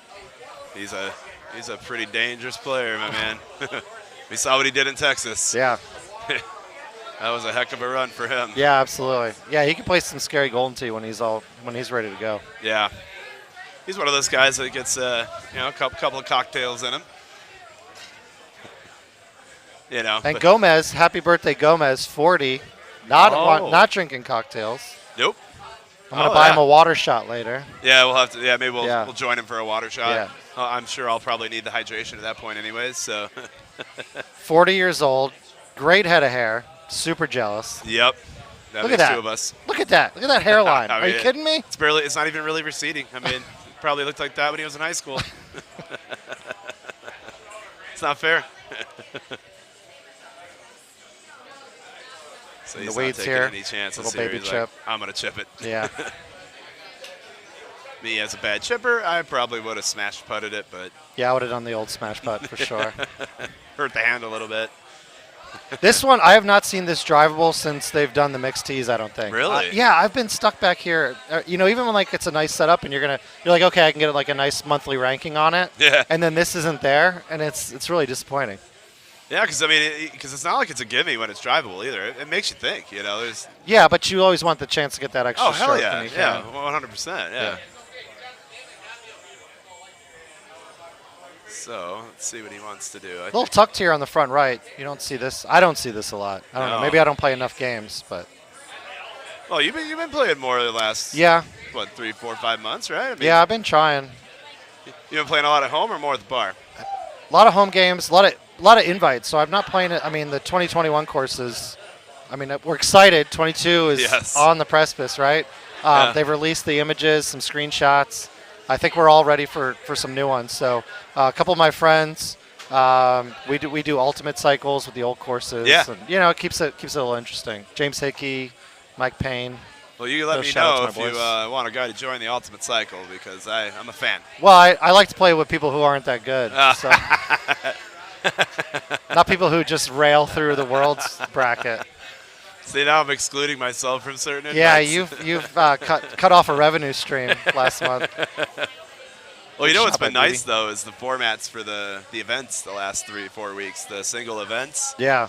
I find myself enjoying that a lot more. Yeah. It gives me more the playing at the bar feel. You're watching people you're playing with, hole by hole. You get instant gratification, which is nice. Yep. And you don't feel like you have to just bang away and play a bunch of them. Yeah. Or you're like, okay, I'll play 2, play 3. I don't have to worry about the rest of the week. Yeah. Where those week-long events, you kind of have to put some commitment in there. Yeah. If you want to do something up the Yeah, if you want to break that top 8, top 10, you're going to be putting some time in, especially guys like us, And it's a grind. It's such a grind.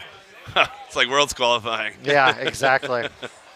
I mean, I don't know if I got a chance to really talk about it too much, but I mean, that first week when it came back, week 1, I played probably a couple hundred games that week. Yeah. Is that when you got in? Was right no. when oh, okay. That's when Chris Juszczyk sniped me with like 3 hours to go. So after all that in time and money invested, I had to take a break after that. It was a bit demoralizing, and I came back about 3 or 4 weeks later, and I was able to knock it out in less than 100 at least. Oh, that's good. Okay. It's such a grind. I only had a chance to go at it 1 week. It was the par 3 event, like halfway through or whatever.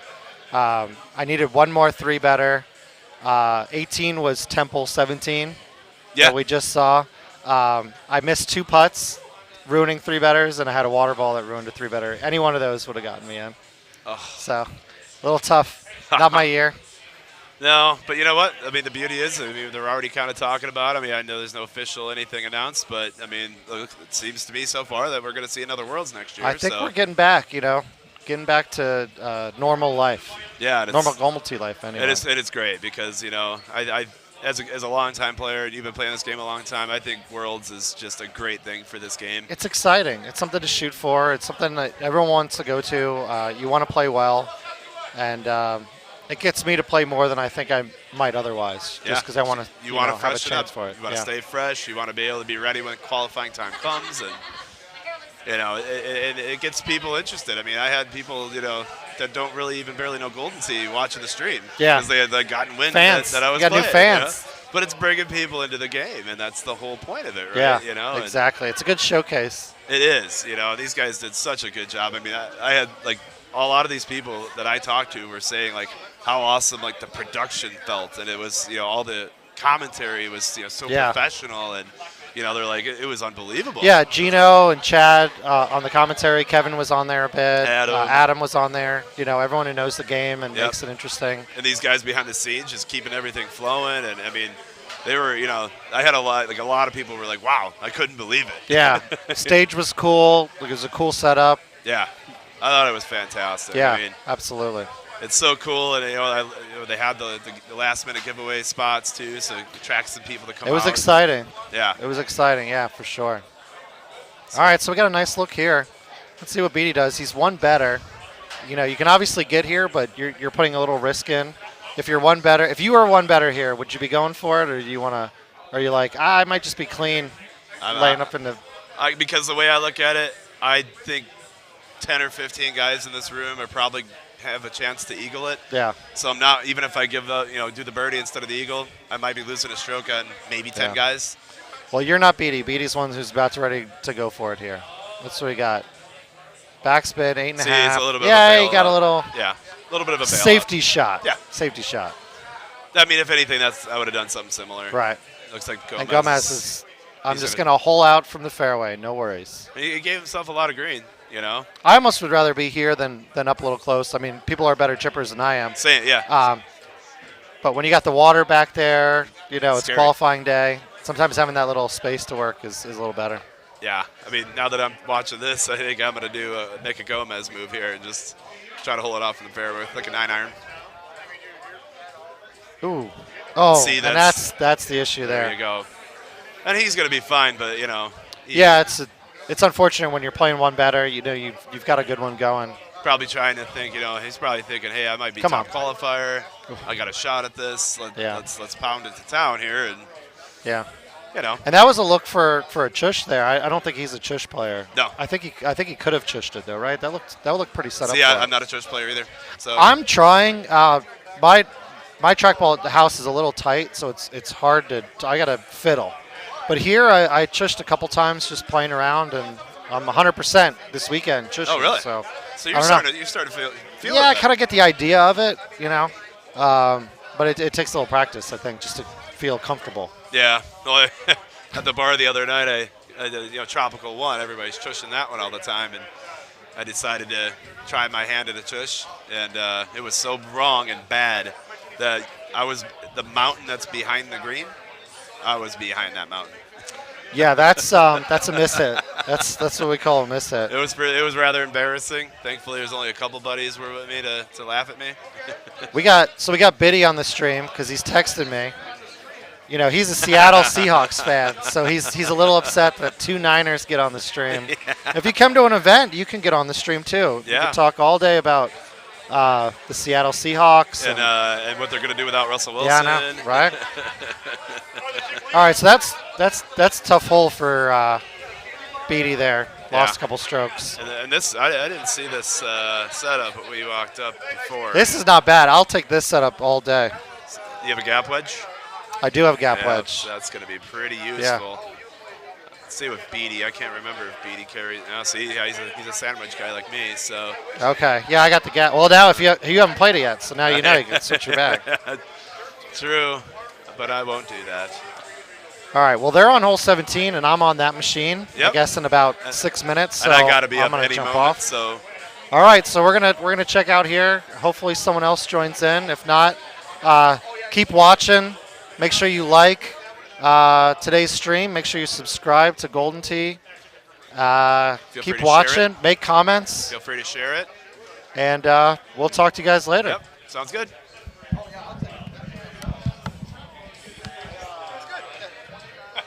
Not bad for a couple guys winging it. Yeah. A couple idiots.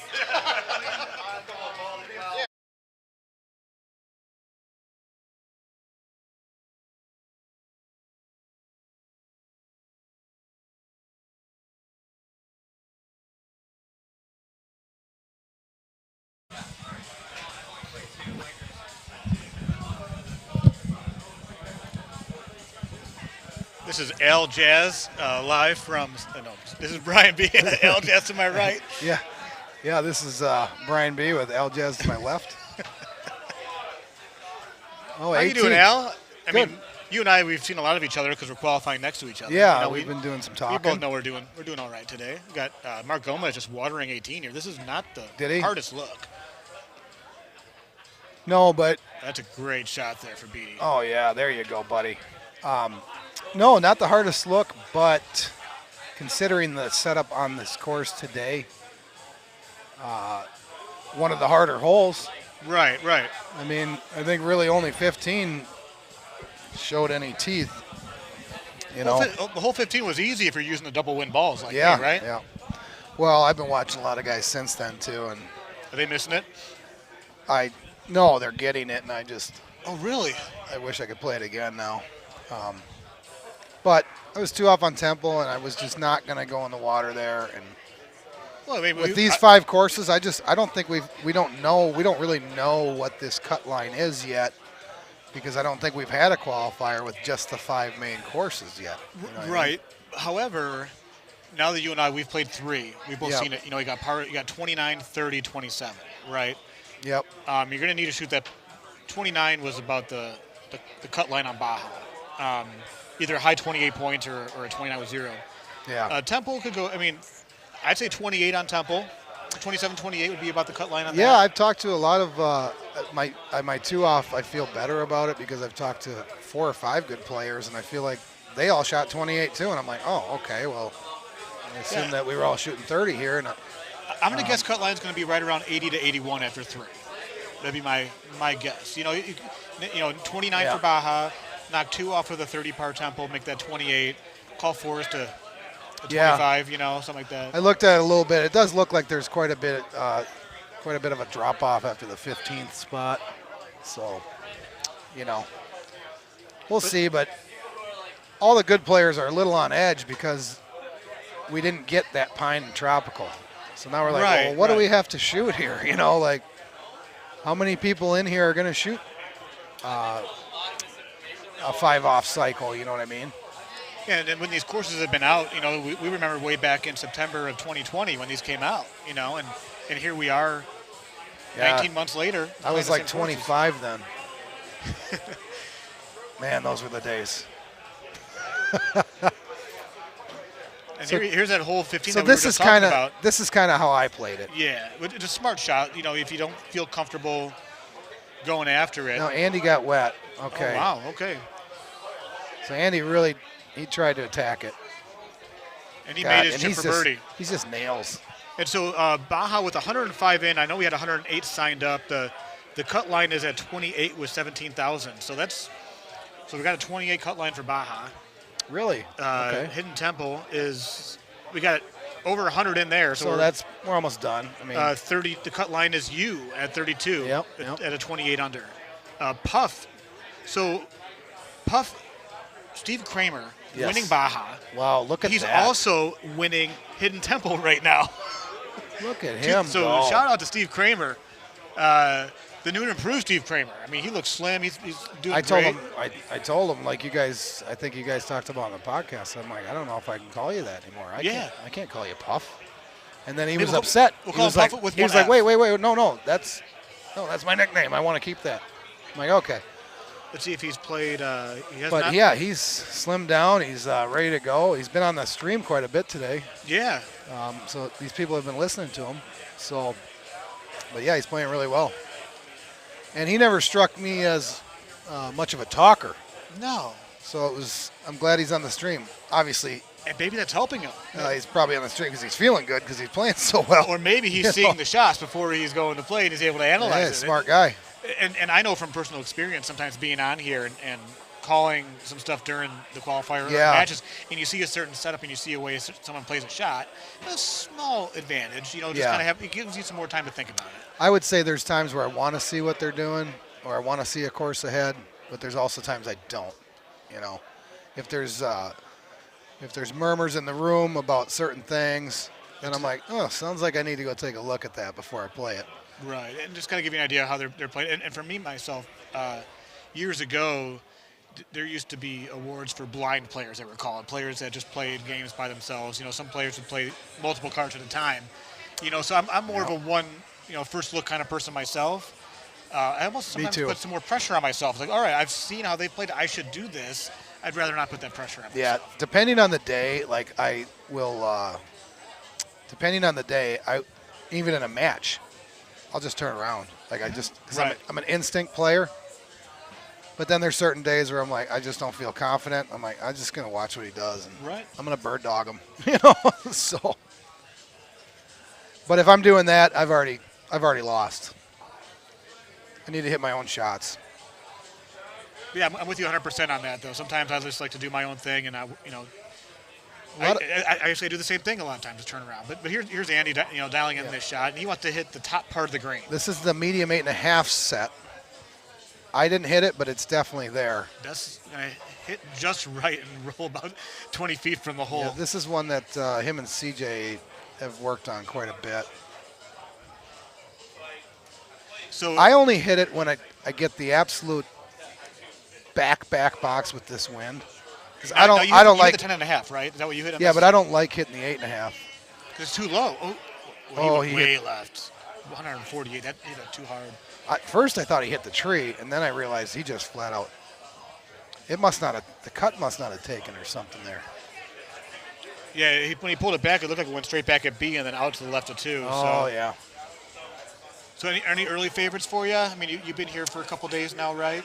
And, I was a late arrival. Is there anybody that sticks out? I mean, obviously we all think, Luna's one of the greatest of all time, but do you think this is another tournament for him to win, or you got Lemon in the Calcutta, so you're pretty high on him, aren't you? I always have been. I mean, a lot of people don't, especially the newer people, they don't realize or remember that all the records that Stenmark was breaking, tournament-wise, were Lemon's records. I think he went 22 matches in a row or something like that. He just doesn't show up. Yeah. And that's he's busy fine. at home. He's married with a couple kids, and he prefers to stay local. But these kids need to realize that Lemon's one of the best players in the world. Yeah. And me taking him in the Calcutta was like, I lose so much money to this guy in live and on the Classic Course of the Week that I need to figure out a way to offset your losses. Yeah, right? I'm like, maybe I'll win some money on him. Maybe I'll lose even more. Who knows? But I'm like, if he's going to beat me up that bad, I gotta figure out a way to offset that. Yeah. You know what I mean? And I'll mention this too when I told Gino on the podcast. Gino's got that great podcast that I get to have an opportunity to be on with. But I go to Lemon, Jeff Lannon's home turf once a week. That's one of the power bending. Oh, you're still doing that? Okay, I didn't know that. And he was talking to one of his friends there, and his friend had mentioned, he's like, I saw Mel being Brandon Robinson, that's his nickname. He's like, I saw Mel got 4th place at Worlds. Were you there? To Jeff, and the look on Jeff's face when he's like, that's funny. Yeah, I got 5th place, but Brandon ended up having a lot of time on the stream, and he went on a great run, and shout out to Brandon for shooting as well as he did. But I thought it was funny, and hearing that kind of made me think, Jeff's like, I'm going to, make sure people know that I'm in Wisconsin this weekend. So I had him in the Calcutta at Worlds as well, and he goes 3-0, Lemon. Baja. And then he gets Baja. And he didn't play bad. It's just he's playing Baja. And that's how I got eliminated, is on Baja as well. So. And speaking of Lemon, too, his first round against Beatty, I think it was his first or second match, he shot a 4-better on Hidden Temple. He shot 134 to 31. Well, not only that, he was like, I think he was up 2, and then I think he aced 17 to get to 3-better or 4-better. 16. He aced 16. Yeah, 16. Anyways, it sounds like I'm up, so I'm going to probably head out here. I'm surprised that they're playing that fast, yeah, but I'm okay with it. Real quick. I'll see you in a little bit, Al. I'm going to check out. We'll talk to you soon, and you're going to be next to me probably in 5-10 minutes. Yep. I'll fly solo for a couple minutes. So. But yeah, we're here in Sussex, Wisconsin at the Sussex Bowl. Been here for several years. The staff's great. Food's good. It's a little rainy outside today, so what a better place to be than inside at a video golf tournament. Shout out to my daughter Ella. If you're still listening, love you, miss you. I'll see you tomorrow night. Hopefully later. The later I'm home, the better I'm playing on Sunday.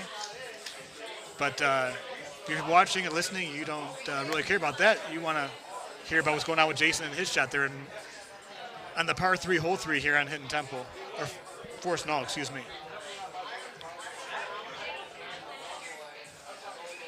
You can see the game face there for Eric Nelson. You can also see the glove, which not a whole lot of players wear anymore. Not sure the exact benefits of it. Clammy hands, it'll help out with that. I know Mike Jager out of Washington, he wears a glove. Skipper Ripper, he's got a stream, he wears a glove. Tim Glenn will be here in a couple hours, got some flight issues. He wears a glove, so there's some great players out there that wear them. Not the majority, obviously. Will Sandstead wearing his winter cap inside. It's actually pretty nice in here. As you can see, he's got his hoodie sleeves rolled up. And Jason there sporting his Niners polo. Big Niners fan. Living in Florida.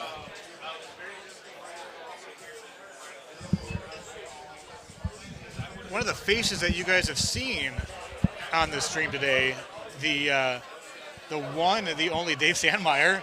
Sorry, guys, it's not Andy Fox, but yeah, Dave's going to join me for a couple minutes. I'm going to go play golf here in a couple minutes. I'm glad you're jumping on. But, absolutely. I'll sit here for a little bit. But yeah, he's on his first Busch Light. Yep, first one. First one since 3 minutes. 2:45 Central Time. So 3 minutes ago. So yeah, you're playing all right. I mean, what happened on your shot at 18 there? That went dead left. I said to Andy and to Evan, that's my worst course. Okay. And I said I'd be lucky to shoot 25, and I shot 24. Oh, so that I hate that course. It never sets up well for me, and so I was actually pretty happy to shoot 24. Well, I guess it better be lucky than good sometimes, yep. Right? I mean, just one off what you wanted to, and yep. you're not the only one that kind of sets goals for themselves. You work in certain courses, and sometimes you kind of see the look, sometimes you don't before you play, but you kind of say, I don't watch. Yeah, I don't watch. I don't watch anybody play. So I hang out with my friends, and when it's my turn to play, it's my turn to play. Yeah. So, but I don't like that course. I heard I tied Lemonades though, so I'm pretty happy with that. 24. And he went for $2,000 in that Calcutta, and I went for $50. Oh, geez, I mean, it's obvious who's the better Golden Tee player right there. Just about that. Oh no, we know. And I think Lemon had some low shot. Oh, that's a great shot for Eric. Yes, I don't have that zero bird. So. I have the zero bird in my club. Do you? Or in my bag, excuse me, for that course. For that course, yeah. And it's for this hole, and sometimes hole 18 if I'm far enough back, and depending where the pin's at. I'm fortunate enough that I'm playing with. Oh, that's a great bounce that's right a great there. shot by Will. Fortunate to play with Andy Fox, and I've never stuck 18 with an 8.5 driver medium, and he cut it perfectly and stuck 18. I'm like, I don't have that shot. He was like 15, 20 feet away. Yep. So I just sat down. Is everybody clean? I have no idea, Brian. So I just sat down. I'm not sure. I'm guessing not, because Jason is 5 after 4. I'm guessing he must have missed. Yeah, probably. Yeah, because we have it goes birdie, eagle, birdie, eagle for the first 4. Yeah. But they came on this green on hole 3. So. Oh, did they? So we missed the beginning of that too. So. It's going to slow down there. Now, he can putt that if he wants to. Does not need a chip. And the reason I know that is because when the ball came off the fringe there, it kind of rolled up a little bit in the rough. I never knew you could putt that. That's a pretty big 5 hybrid there. Aggressive. Just drop one stroke there, but this is a qualifier. It's not match play. Exactly right. This is total, 90 total holes. You're total. So do you have any ideas? What do you think the cut line's going to be? Have you thought about that at all? Well, I haven't really thought about it. Now that you're 3 courses in, were you planning on making this cut? I mean, you're a player to make it. No, I was not planning on making it. Do I think after 3 courses I'm going to make it? Yes, I do. All right, see? Yeah, I'm confident. Once again, I did not take myself in the fantasy golf sheet, though. I didn't take you either. I did not take me. I took Eric. I like Eric. What group are you in? And before you tell me about that, shout out to Steve Sobel for running that fantasy golf Yes. thing. It really adds another element to these tournaments. It's fun to guess. It's really all it is. Yeah, it's a crapshoot. I tried to buy all the guys in the Calcutta that I bought on that fantasy sheet just to double up, but I didn't get most of them. But I got some of them. So you didn't pick me in that sheet then. Who'd you I pick did not. In group 3? Did you pick Kyle Heasley maybe in group 3? Nope. Who's all in that group? I'm not sure. Yeah, me neither. I looked at that group. I saw my name. And I just stopped right there. To be honest with you. Yeah, and I think you were the first one. So I did not pick you. Now, who did you pick in group 1?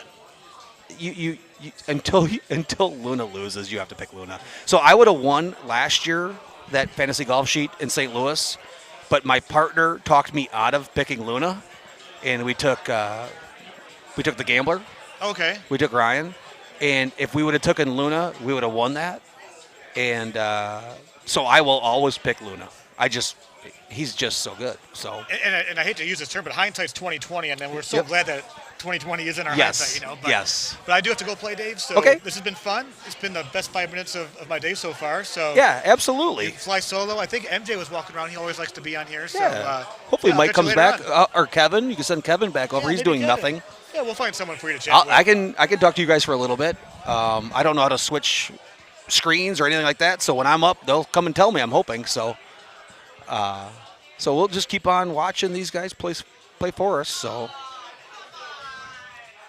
obviously, this is a layup. You're coming in with a 5 bird or maybe a 6 wood. But like I said, I just kind of sat down a little bit ago. I was BSing, so I'm not sure exactly where they're at. Will looks like he's 8 after 7. I'm going to guess he's clean or maybe 1 off. Hole 2 and hole 5 can sneak up on you on this course. It does me most of the time. So Jason from the Tampa area, or Orlando area rather. And you got Will from Minnesota, and you have Eric from Chicago. So 3 pretty good players. Eric doesn't come to a lot of tournaments. He's actually kind of picking it up a little bit now. So we're seeing more of Eric. He started Golden Tee Fan. And so if you're wondering whoever started Golden Tee Fan, it's Eric Nelson. Hi, David. Hey, how's it going, Mark? Thank goodness I had somebody sit down next to me because I saw there was an rambling. open seat. Yes. We have the Mark Gomez, his birthday. Everybody wish him happy birthday. Yep. We sang 25. We sang it to him at Denny's at 2 a.m. Yeah, that was kind of cute. That was kind of cute. I felt like I was at Texas Roadhouse riding that horse. You should have seen the people in there watching us do that. It was a lot of fun. You guys were in unison pretty good. It was real good. It was not terrible. No. For as much beer as we drank yesterday. So I had 0 beers. You did have 0. You had a lot of water. Yeah. Though. I had to pee a lot. Yep. So how we doing here? Everybody clean yet? I honestly, I sat down. They went to this on the 3rd hole. I'm guessing no. Ooh, somebody's off a little bit. Yeah. And I'm not even sure. I didn't even like this. I struggle. I struggle. I think it's only like a 27 setup. Yep. Unless you get 15. Well, 15 is kind of tough. Andy watered it. Fox watered it. I didn't even and go chipped for it. it in. I didn't even go for it. I laid out in the fairway. I went for it and just missed my chip. But I shot 25. So by just missing my chip, I mean I left it 12 feet short. The only thing I missed, I watered 18. I hung it out too far to the left. I watered. Andy hit. I was saying earlier. I watched Andy hit medium 8.5 and stuffed I saw it. that, and I'm like, I should have hit that after I saw him. Yeah, I don't have that shot in me. I used to hit the 8.5 before I knew about the 10.5, and then I watered it. I don't think I've too. ever hit it anymore. Nope. I tried the 9.5. I tried the 3 driver bag once. I hit the 9.5 and just airmailed everything. I'm like, yeah, I'm not hitting that one anymore. No. I mean, this is actually pretty good. Everything's shut down, so it's kind of this. I think I didn't hit 8 wood, but I think 8 wood would have got there. I just loved the high 6. That's and exactly got what it I on had. and had a nice putt. Yep. Beatty ripped a full. Did he really? Yeah, full high 6. He had a pretty good shot too. This is such a touchy shot with the 6. Fox went left to right, but barely, but through the trees with a low 4, which I've never seen that shot before. He's not human. No. So Andy shot 27, I shot 24, but I'm okay with that. I mean, it wasn't easy. Nope. This is where everybody, this is where people are going to start messing up. This course can get you. You got really here, and then Onse should be okay, but then you got, Mate. But Onse can set up for 26. Hopefully it's not a 26 setup. I have not looked, obviously because I haven't played it. But I'm not a fan of the boring setups. So. Yeah, I mean, make everything gettable. See, now this, he hit that well, though. That's a scary shot. It is, you can come especially up with short. backspin. Real short on that. I don't have a 3-word, though. Me neither. Please, everybody's got one. Everybody's doing it. Yeah, I don't have that. So Fox hit 3-bird into this on me, so that's what I hit. But I hit bite because I didn't want to spin it back in the water. Oh, good run, Will. I almost thought about thumbing it like that, but I was like, if it comes back hard, I'm in the water. Yep. So I just hit a smoothie with backy, pull back, and I actually bounced and landed just a hair deep, but it rolled back down. And that's what I did too. I barely. But I was the fine top. with that. Yep. Guys that are great chippers get aggressive. Guys that are average chippers like myself just hit in the middle of the green. Yeah. Sometimes you just got to be smart and just settle with the birdie. Absolutely. Don't get crazy.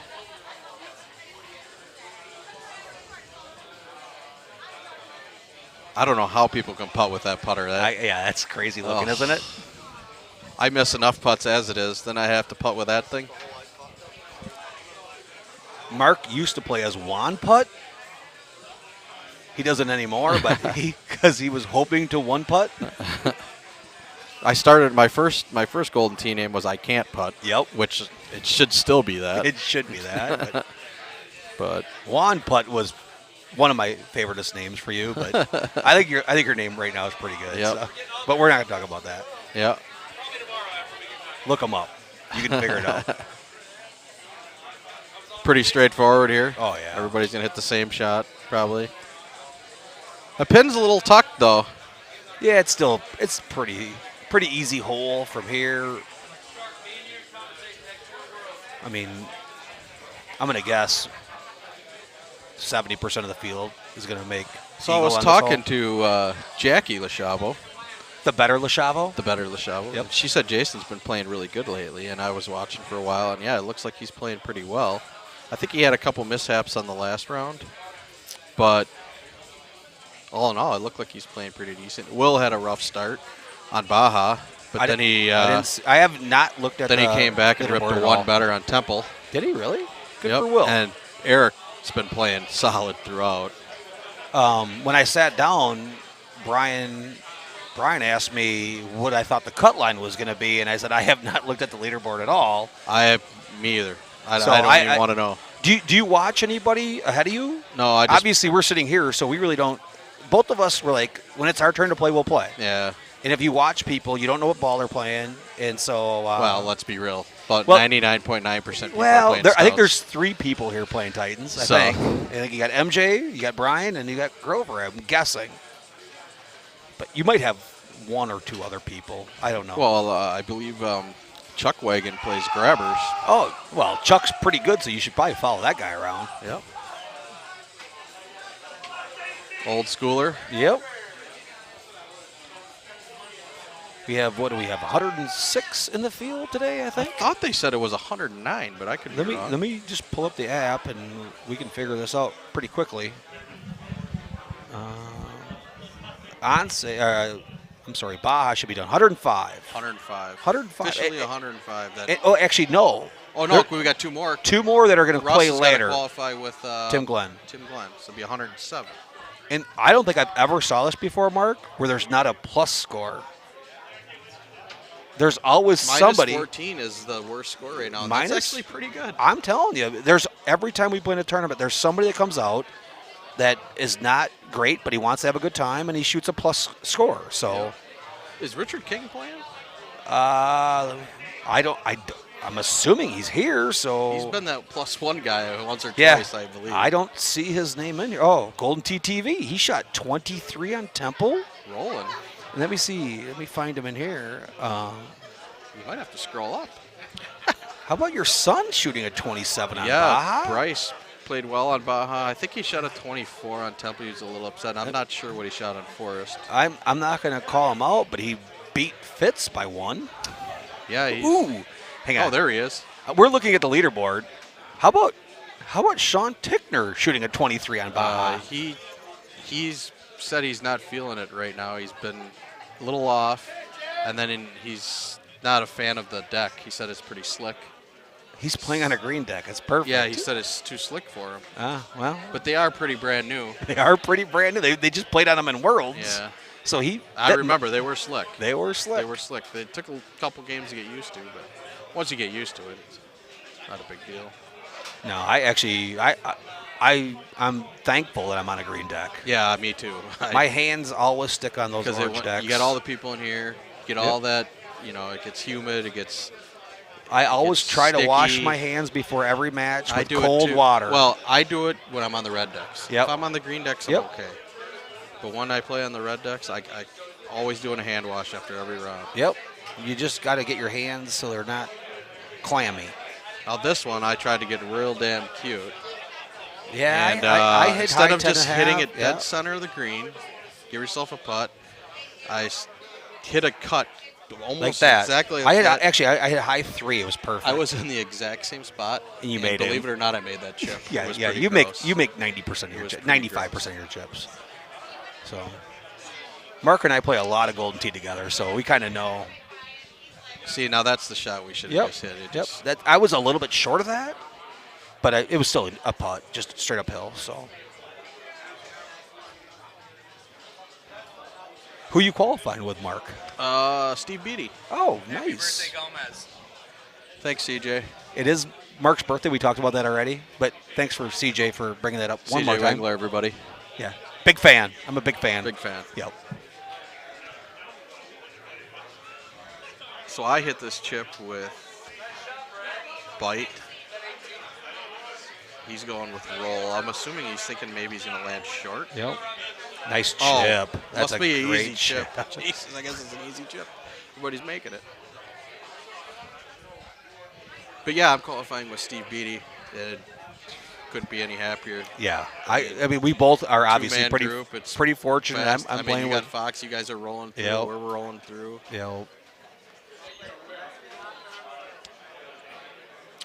So, did you want to guess the cut, Mark? Do you want to? No, know, I don't even want to know. I don't even want to know. I just either. want to play my game. I'm thinking it's going to be whatever happens, pretty high. Well, we'll see. I mean, Forrest obviously didn't set up for that high of a score. You said 27. You're thinking? I think it was 27, 27 and a half. I don't know what you count 50. Onse will be 26 or 27. I don't think it ever sets up for 28 anymore. Yeah, I mean, I haven't. So, and then I haven't obviously seen Monte anything other. can change a lot. Monte can go from what, 28 or 29 to 31. Yeah. No tropical and no pine Which this sucks. weekend. I really wanted one of them at least. I would have liked pine. I'm not a huge fan of tropical. Actually, I really like pine. It's one of my favorites, and I like tropical too a lot. Yeah, you play them both the well. five so. courses right now, it really opens up for a lot of players to make the cut. I mean, people might think, oh, it's going to be easier for the big guys, but it's not. It's going to be harder because everybody can play these courses. You know, a lot of people do not play tropical and pine because they're tougher. Yeah, and there's lower GT par, so I think you're right. Having the original five, I mean, the is two gonna courses be crazy really here that are probably going to decide the qualifier is Forest and Monte. Yep, because you can shoot a big number on Monte too.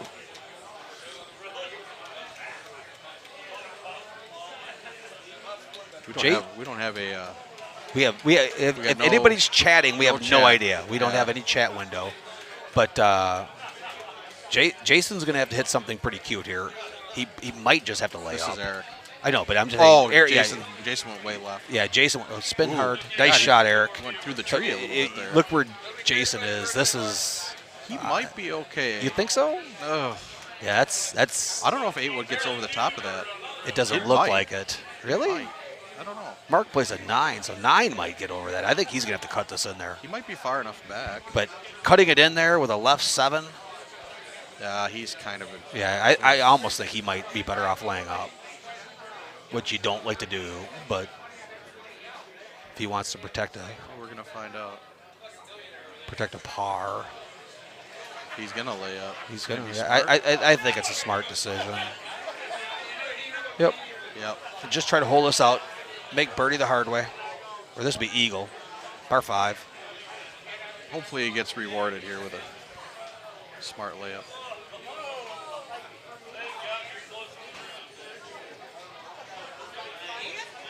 Will Stanton with Yep. a, that's a Stanton. great shot. Peter Butler. What did he say? Can you Oh, rank Team Wisconsin Peter members? Butler wants the ranking, huh? Yeah, that's should- not going to happen on this straight. That's we should let Yeah. Stark do that. He's really Yeah. good at it. Yeah. We did do a best qualifier for Wisconsin people. I don't know if Mark knows I didn't this. even know about it. Well, because it was everybody but Mark Gomez. So we have a decent sized pot for that. many Whoever did you qualifies. There's 240 Did bucks in every it. one of them do it? Well, not Painter and not Roski. And But- Roski's thumbs were cooking early, too. Yeah. Roski was playing well. I mean, He said he was done was with he done with clean? mobile. He was clean.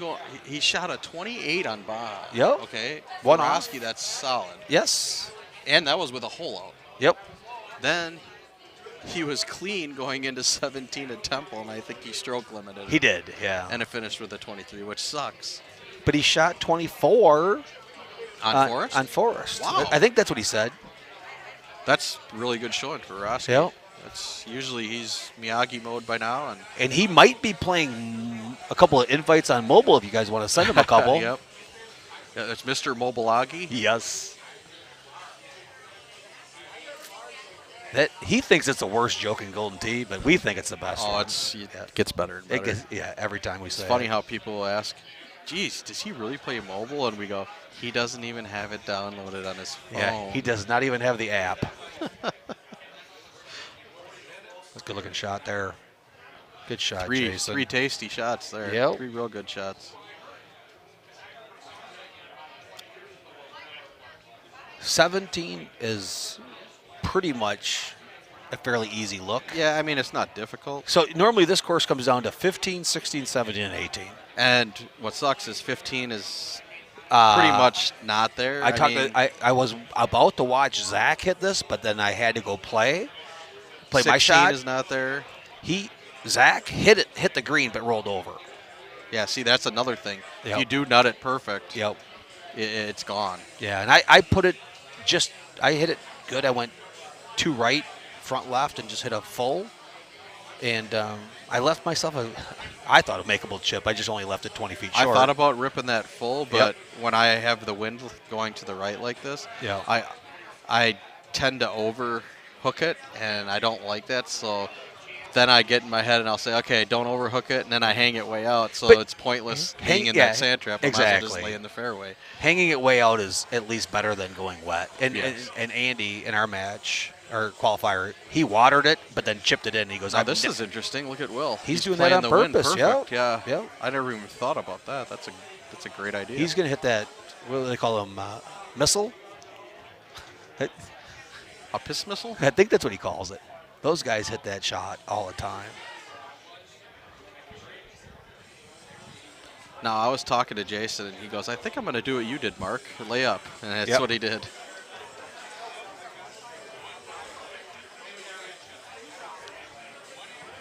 Yeah, that's what he's going to do. This actually looks pretty good. Oh, I like release on it, though. That might go in. Actually, that went pretty good. That's sneaky He, wa- heavy he- rough. he wanted to make that. You could just tell. He was disappointed that he didn't make that. He can't be mad. I mean, it was a good shot. Yeah.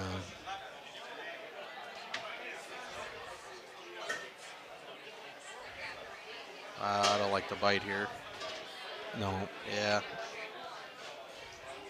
Especially into an 11. I mean, see, I had about this look, and I pulled back, I think, and I hit with release. Maybe I was a little shorter.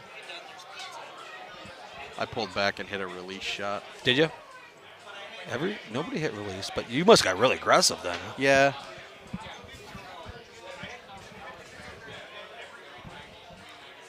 A lot of people. Beatty was one better going into this. Was he really? I believe he went for it and watered it. Sorry. He went around, got a chip, watered the chip. Oh no! And that hurts. Yeah, he was back and forth, back and forth. A lot of people always ask why they make each other's putts. It just speeds everything up. If they miss it for their opponent, then they get counts. It anyway. It counts. So, and a lot of times you're not putting a guy's 40-footer. No. See, now I like this. I should have did this, and I didn't. I normally lay here, and you have a straight thummy 9-wood right at it, but I went to the left. This is perfect. It looked deep. So probably thumb a 9 backy here and have a good chance of making it. Does he play a 9-wood? I don't know if Will I don't know if Will does. I think he might play 8. So it's going to be follow later. I think Jason's going to follow him right over there. Yeah, now that I look, I should have done this. Oh, they're pretty close. It's 5. 5 bird. I'll just hit it. I'd hit, yeah. Bite really ain't going to do anything. No, anyway. Coming out of the deep rough. So.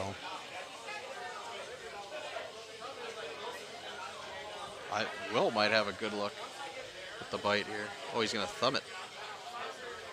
That might just a little on. Everybody comes up a little on the low side, amateur side, we call that. See, this is where I went.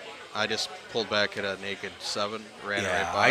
I just pulled. See, I don't like bite way here. left. I think you got to hit this naked for sure. He's just gonna hit way left and hope for the wind bring it back. That's exactly what I did.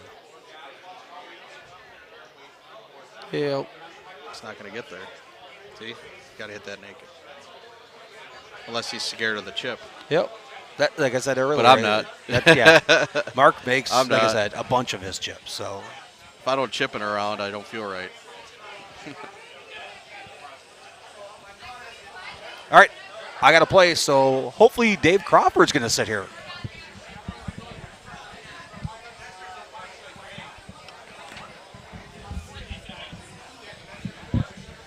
Hi, Dave. How you doing, Go-Go? Good. We got Mr. David Crawford here, the founder of this tournament, pretty much. He started this in the side room that we have here at Sussex Bowl, and it grew into this. I watered this hole. Did you really? Well, you're playing Titans, right? So it probably wasn't too easy. Anybody playing Titans out there anymore? Yeah, we got a few people. Clint Grover plays them. Brian Bernhardt plays them. Who else? There's another. What's Adam playing these days? Adam is a stout guy. Everybody's a stout guy. Titans. Who else is playing Titans? Bernhardt. Titans. I know Chuck Wagon plays Grabbers. Mike Johnston is the other one who plays Titans. Mike Johnston. Look at these guys. They. Woo. Half the time that doesn't stop. I made this effort, missed. Missed this effort. I had this exact chip at Worlds, and I had to go for it, and I missed it and watered it, and then I buried it the second time. It always goes in the second time. But yeah, that's not a fun putt.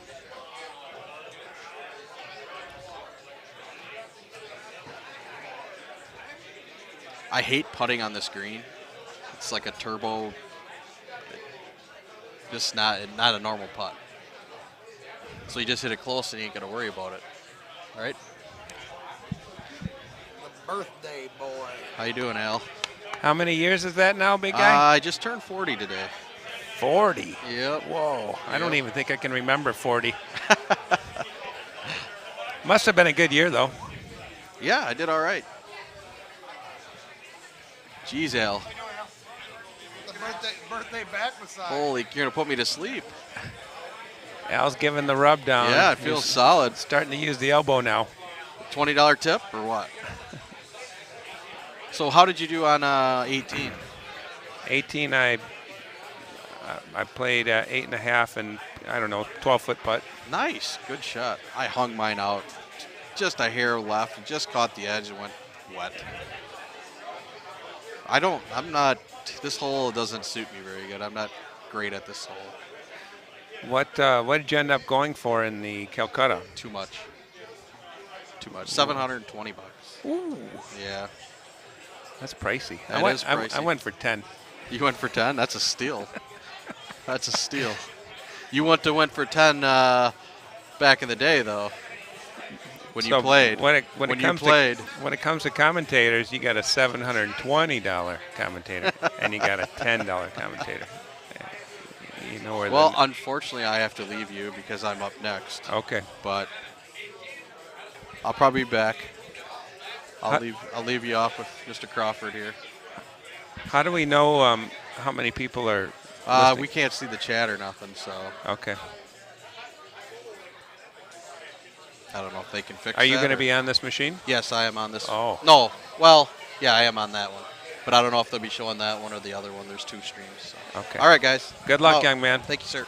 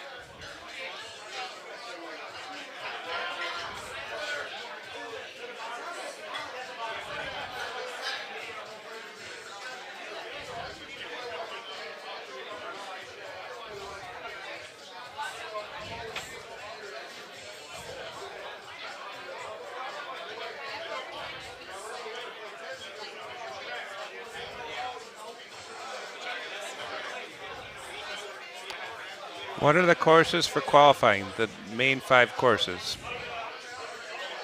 No pine, no tropical.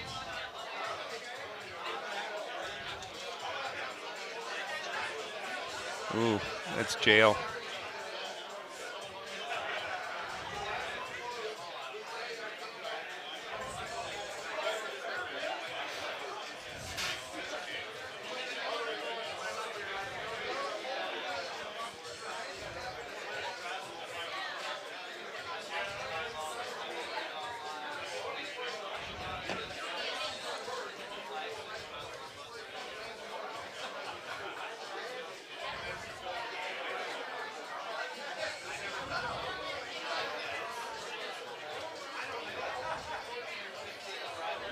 Get going.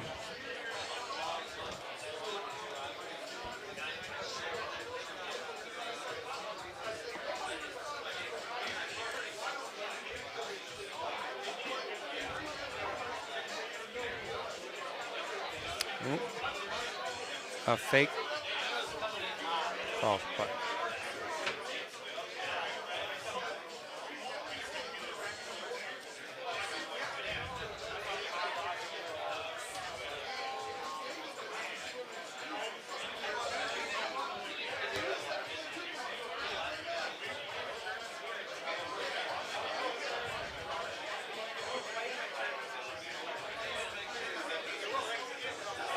A disappointed Andy Fox.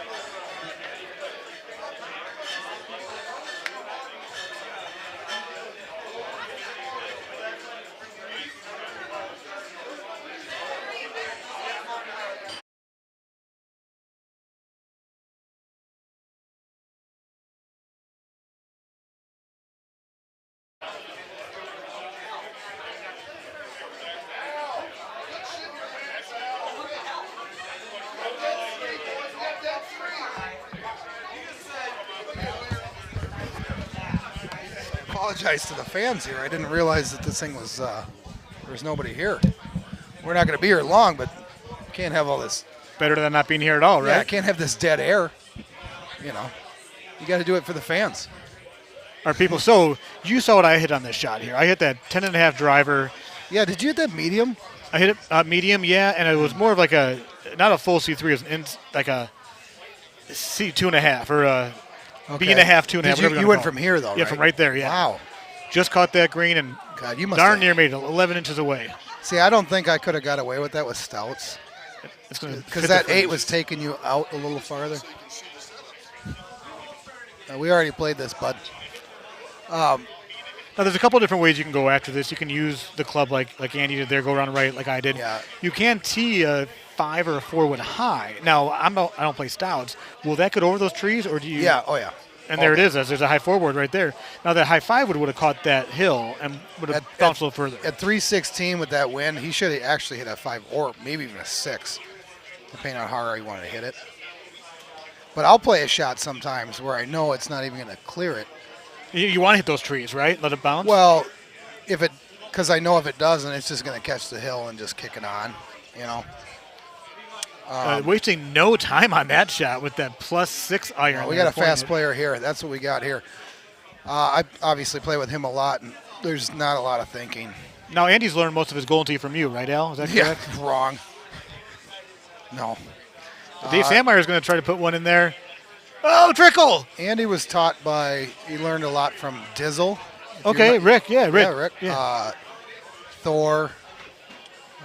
Will. You know, because Will's been playing much longer than Andy. But Andy was smart, and he got a lot from everybody, and then he perfected it. Yeah. But the reason Andy's good at this game is not, I don't think it's Golden Tee's skill. I think it's mentality. Yeah. The ice in the veins. Stoic. You know, just being able to not let what's going on around you affect your gameplay. I don't think there's anything like we'll talk about getting nervous sometimes, and he's just like, what? Yeah. You know? And that's something me personally I've struggled with all my Golden Tee career, you know, just battling anxiety and just having to deal with that. Yeah. And sometimes having a couple drinks, you find yourself that good place to where you take the edge off and whatnot. But yeah, that's something that only comes. I mean, it's because I have anxiety too, but you don't choose that, and he doesn't choose not to have it. Yeah, exactly. He just doesn't. You know, exactly right. You get the cards, the hand that you're dealt. Yeah. And you play them a certain way. Now what happened to you in this hole? You birdied this, didn't you, Al? Yeah. I wanted it to be the hard setup. It wasn't. I didn't hit a very good tee shot. That might go in. But I still left myself a very makeable putt. And I managed to miss it because LJS doing LJS things, right? Yeah, the karma kicked in. That's for sure. No, but you shot a solid round, 28 under. Yeah, 2 better, that one missed putt, right? I holed out twice and I missed a putt. Correct. Yep. I'm getting a nice, full, heavy dose of El Zarol so far today. Yeah, we have been inseparable. We should do this more often. Yeah. What are you doing tomorrow? Want to play Golden Tee in Wisconsin? What's Yeah, I'll play some Golden Tee tomorrow. Maybe in the finals, King of the Hill match, something like that. Yeah, I'll see you there. If we can get through Puff, who has gone Jeez. 2 better, 1 better, 2 better after 3 Just courses, an animal. opportunity to win the first 3. If Couldn't you ha- parlayed that, you could retire today. Couldn't happen to a better person. Oh, for sure. I mean, I love watching him play well.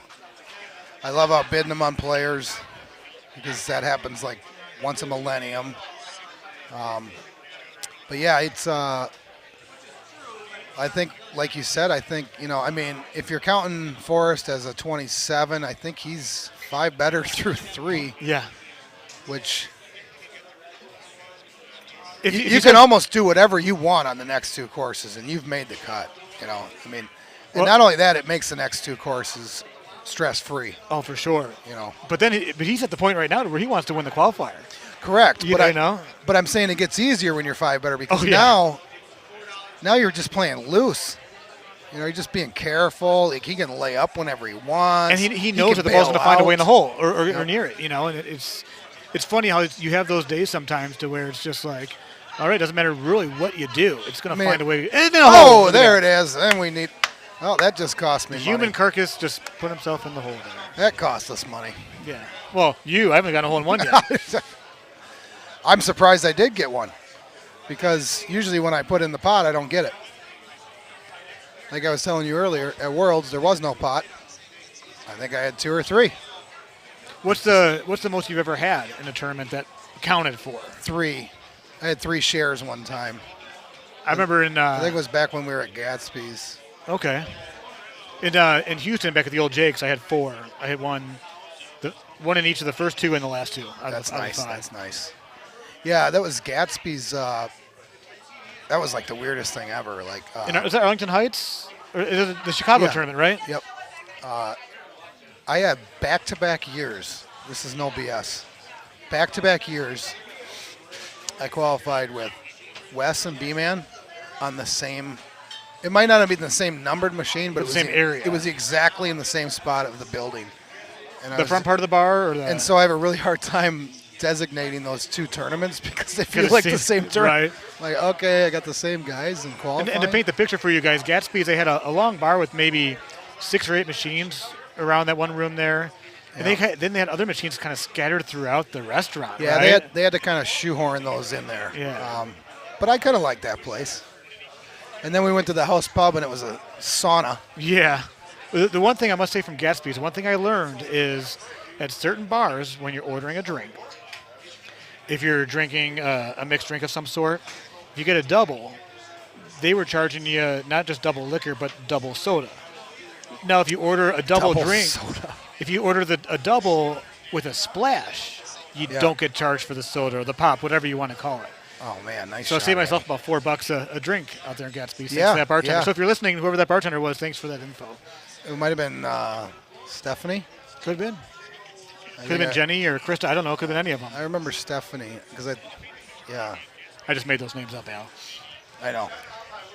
So Sam Meyer, they were just pretty much laying it on the green, just saying, hey, you know what? Put myself behind a rock. I'm going to take birdie here and move on. So I play a lot of games with Fox. I don't think I've ever seen him hit that shot he just hit. Was that a high? It was a 3-wood. A high 3-wood? No, I think it was. It had to be. Yeah, it was a high 3-wood. Look at those shotties too. Look at Dave. And I talked to Dave a little bit earlier here on the stream, and he said that, coming into the weekend, his expectations weren't the highest. Wasn't planning on making the cut, and he was happy with his 24 and Forrest, and now all of a sudden, now I think you can agree with me here. Mm-hmm. When you're playing with one of the best players in the world, that can really help you as long as you continue to play your game and let that person help you out. There's some players that might be go the other direction where they might try too hard. This situation too, not only one of the best players, but these guys are really good friends. The Minnesota and Wisconsin, it basically should just be Team MeWe. Yeah, Team MeWe. It really should, because we do so much together, and we get together a lot more often than just the tournaments. And we're only 4.5 hours away from each other. But these two. This is a big pot here for Dave. Nice. But Andy and Dave are very cordial. They love each other a lot. And I'm sure Dave's thrilled to have this matchup. So this was deep. What I like about this hole, when it's deep like this and the wind's in your face, well, that's great. Maybe I won't get it to the end of the fairway, but the wind's helping me on the second shot because I can hit it outright anyway. Right. You know what I mean? So you don't get it as far as you normally do, but you are making up for it because, well, now I got to hit it right of the trees anyway because the wind's blowing it back, you know. And Andy in his shot, he wanted that further down the fairway because what's going to happen now, he's going to have to turn that ball right to left a little bit. Well, no, what I'm saying, though, is I think the wind – well, it'll help, but you'll see where he's got the trees in his way. Okay. So he's going to have to turn that a little bit more, and he's going to want to hit that rough to slow it down. If he hits that green first with backspin, it's going to spin off the green. That's a good point because that's exactly and what I did. Here's Dave here too. You know, so you don't have a club that goes. Yeah, they aren't club far that goes enough. under it and over it. So you want to hit the rough here, and I think I pointed it by hitting the rough with the 6-wood. This is right up his alley, though. Like, he doesn't. This is a smooth baby cut. Oh, wow. He did the B cut. There's the rough right there. It's going to spin right towards the hole and go almost go. Yeah, ahead. he hit the B cut, which is one of my favorite shots. Yeah, pull straight back to the B and swing it out to the right or the left. The first time I ever had to hit that shot, because I was afraid to learn it because I was one of these guys that didn't want to cut.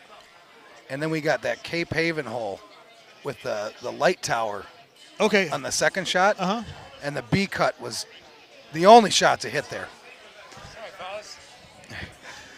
David Crawford joining us to grab his cell phone that he left on the table. So I was kind of forced into the B cut shot because of that hole. I think you know what I'm talking about. It had that peninsula green or that the fairway. The fairway, the thin one that you got to land. If you didn't hit it right, you went in the water. And you got to hit you're that on B it cut to the left or the right side of that light tower. Yep. And I would try and cut around it, and then it would rip off the green. And there's a bunker right there too. That you have to worry about. And Andy's like, and this is 10 years ago maybe. Andy's like, you can just B cut that. I'm like, what's a B cut? He said, just pull it back straight and send it out, and you get a much softer turn. Yeah, and a little more control over it too. And there's a lot of shots where that is super helpful. And the one thing for those that don't watch video golf that often, when he says B cut or swings it out, so you pull back straight to the B and swing it out to the right. If you have backspin on that, it's going to spin to the left. It's going to spin the opposite direction, which is exactly what you want it to do. Yep. And like here, it's going to be a shot where he's going to pull it a little bit left of the B, swing it out to the left, and the backspin's going to bring it to the right towards the hole. So what'd you do here? I got to say, well, you probably hit a 3-wood. I hit a 3-wood backspin. But I'm a stout guy, and I feel like I kind of laid up here. I hit a really good shot, but I knew I couldn't make it unless I hit the 10.5. And there's that shot meter if because you go down there, left of the B, short. left of the 2, for those that are watching that 129. But yeah, you hit a good shot. We both had decent shots on this I just knew I couldn't make it without hitting the 10.5, but I also knew the 10.5 was the only way I was going to go in the water. So I was like, you know what? Dave's going to move over to the right. You don't want to hit there, Dave. Oh, man. He might go around all of it, though. He's going to, isn't he? Yep, he did. And that's safe. That is very safe. Yeah, Great shot. There's nothing wrong with that.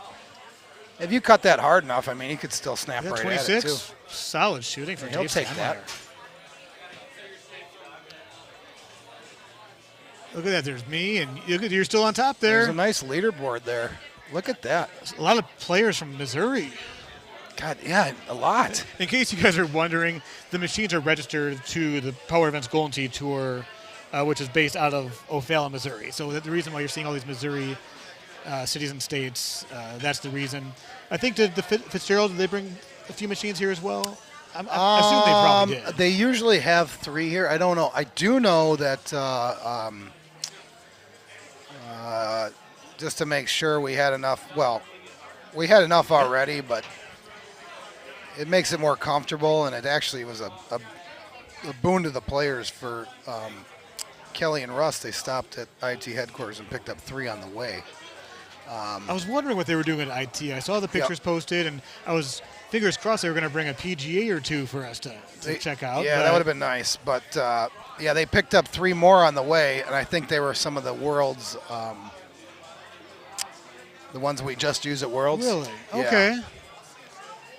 I clearly haven't played on one of those yet because I'd be able to tell with the track balls, Well, and the other thing, too, is, and it'd be a green deck.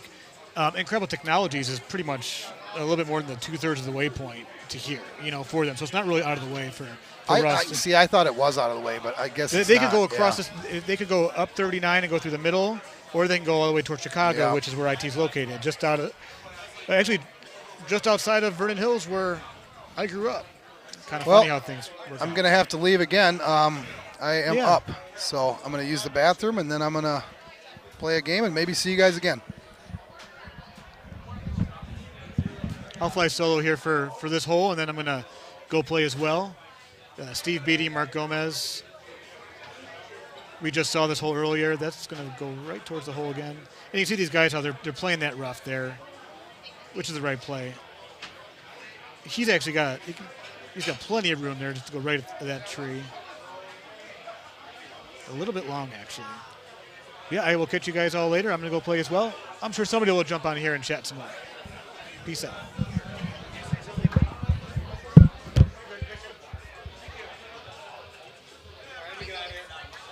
Yeah, so this way. What are you doing? You got a lady to hook up with or something? Or? Well, sort of. I'm going to, originally I was supposed to be messing because I just had 5 o'clock yesterday working in Vegas, and I'm just fucking. Oh, you were in over AMOA? Oh, I totally forgot about it. I was supposed to get back at fucking like 3 o'clock yesterday, and I got our bill from.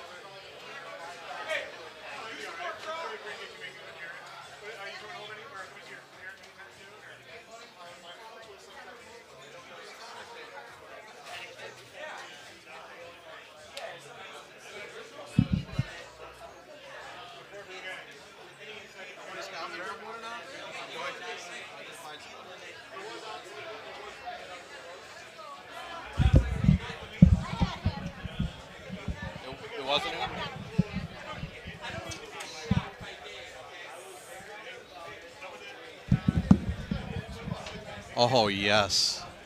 My favorite qualifying partner of all time. All right. Gomez was back here. Just finished. Messed up my one better because of my shirt. I don't get to do this often. Well. We got two Latte Lounge announcers here. I got Billy Wired. Oh, yeah. I see you all the time sitting by yourself. I figured I'd try to Plays help his, out a little bit. I got kids. I do got kids. How you doing, Billy? I mean, I aced 17 on Forest. So you got a hole in one.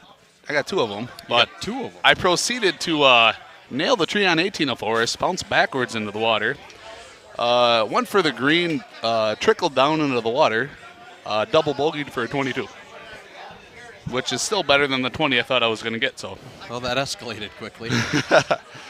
I know. Talk about mood swings. Well, you want to hear what I just did? So 42. I'd say I just hit it up there, chipped it in on one. Okay. Technically one better. I get to 14 or 15, where you can normally hit the high tee over the trees. Okay. Well, it was a long look, so I turned and I was going to rip a full high 3.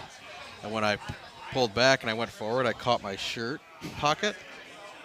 I didn't catch it all the way in, just enough. Enough to screw up my shot. Yeah. Well, I still landed. I went in the trees, and I had a shot coming in, so I saved. so I ended up shooting clean. So it's like the towel incident all over again for you. Basically, yeah. Kind of sucked. But we got a double stream going here. Oh yeah, I see that. Little Grover Gossett. A little Team Wisconsin Clint Grover. Evan Gossett. They're way ahead Is of Gossett us. any good? Yeah, he's a decent player. Okay. I know I watched, obviously I went and watched Bryce play, but they just finished up their last one. How's Bryce doing? He got flustered in Monte. I was worried about it.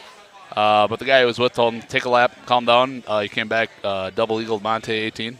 Nice. And I looked at Bryce and I said, hey, you're finished. I still have Once and Monte to play. I just finished Once, so I got Monte left. But I figured I got about 5 minutes to talk, and I saw Gomez by himself, so we can't leave the birthday boy playing with himself all day. All right, so a bunch of layups, huh? Nobody tried to drive it up there for a chip. Yeah. I mean, on Once here. This is the most I think I've watched anybody play today. These setups have kind of sucked. Nothing's really been there. Everything's been shut down. Yeah. It seemed like that. It was the same thing at Worlds too. Everything was shut down. I don't know why. I think you got to have more risk reward. I mean, there's been a few where I'm like, God, it looks like I should lay up. Get it. Oh, nice shot by Will. Stanton, everybody. Didn't take it to Pound Town, but it's okay. I know there's been a few where it's like, I should lay up, but I didn't come here to lay up. Yeah. And they've actually worked out for me, shockingly enough, but. Ugh. Yeah, I mean, I love doing the qualifier, but I also can't wait for it to get over. I know. It's fun to start, and then all of a sudden you're just like, oh, I want to be done. This is the first time I've done this. I didn't do it last year. I didn't do it the year before, obviously, because COVID, but. So if anybody's tuning in late here, we have 107 players, I believe. So that means if we got over 100, that Stefan is adding, I believe, 11,500 to the pot, is it which is 11,500? huge. I think it's 11,500. Jesus. Don't quote me on it. Say that's a year's salary for some people. But yeah, that's a lot of money. So, and the Calcutta, I mean, stupid. Didn't get out of hand like I thought it was going Some to. people were stupid with that But stuff, though. It does get a little out of hand. What'd you go for, 8? 720. I don't. At a live tournament, that's the most I've ever gone for. I believe Fitz bought me in the World Skill Cutter for like 840 or something. I know. I think I said last year when you were in Florida, I'm like, if you go for like, wow, nice hole out. Jackie's husband, rolling. Nice that she let him out today. No, I said I think if you were in Florida last year and you went for like 200 or something, I'd split it with you. You ended up going for like 5. I went for 5. Yeah, Brad Stewart. Nope, I'm good. Got dumb and bought me. But we got Grover. All right, so we got Monte on the right. Once we got on the left. We got a lot of Worlds qualifiers going here. We got Clint Grover. We got Evan Did he get Gossett. it too? Oh, just missed it. Grover just missed it. Wow. Jesus. You know, there's been I was watching other machines, a lot of people burning edges and hitting really good shots, and then there's me, who I've hit about 25 6-footers, and I can't get points. It's frustrating. I've hit some good shots that have been about 7, 8 feet. But then I've also hit some thumb shots where I wasn't even remotely close. I've got a few lucky. You know how I play. I get lucky bounces. I'm not a good player like you, my friend. You got a lot. You know, a lot of this is skill, but sometimes you need some luck on your side, just like anything else. Oh yeah, it's like I said. I'm not looking to make millions of dollars. I come here to have fun, but this was a really good look on odds 3. Was it? Yeah. This is the one I thumbed wide left. Terrible thumb shot, but it's there. So you got Grover with a little low backspin. Get it. Grover got one. Nice. Well, there goes my hole-in-one pot down again. Yep.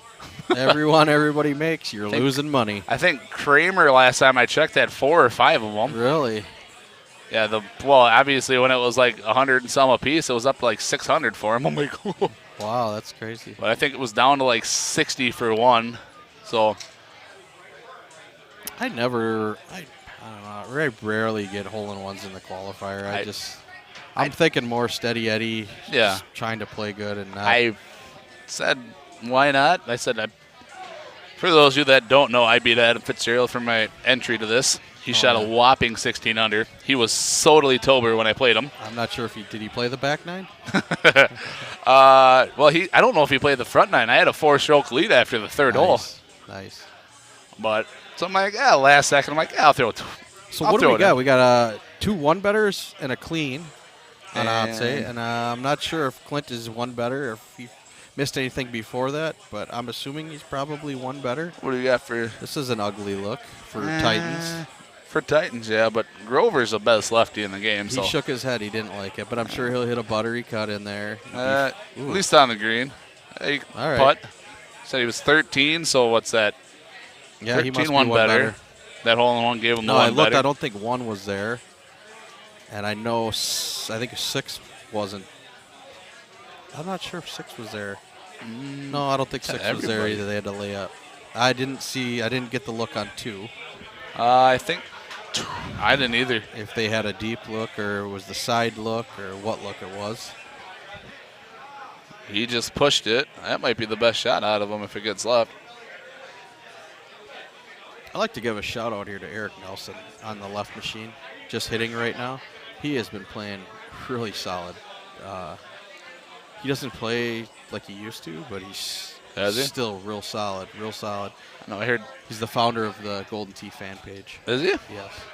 I know Dave's kid said Dave was shooting out of his mind the first 2 at least. Well, I think he shot 29. 29. Then he shot 24 on Forest, and I think he just shot a 26 on Onse. And Dave doesn't drink, so I mean, at least he's got that going for him. He doesn't actually look too bad. I think obviously he's had to have beers because it relaxes him. I don't think I've seen him today without a beer in his hand. He told me, I really want to try playing a qualifier, not drinking, or maybe having 1 or 2 to calm the nerves. Well, his 1 or 2 is 6 or 7, it's so not going to work out. What? Will just went through a tree. I was say there's no leaf there. I hit the same shot, but I cut mine. I know I watched some guy yesterday on Tropical number 2, right through that big window, hit a leaf, the invisible leaf. There is a leaf there. I think if you overcut it a little bit coming through there, it's get up, it's there. Get down. I'm not a fan of that look on Monte. That's just it's crapshoot. I mean, hey, I know you're good, but I'd rather be lucky than good any day of the week. To me, that's a crapshoot hole. I don't like it. Oh, it's when it's that. What was that hole 14 on Baja? That long par 4 where it has like the figure 8 stuff. They had the pin tucked up bottom right today. I knocked that on the fringe like 3 feet away.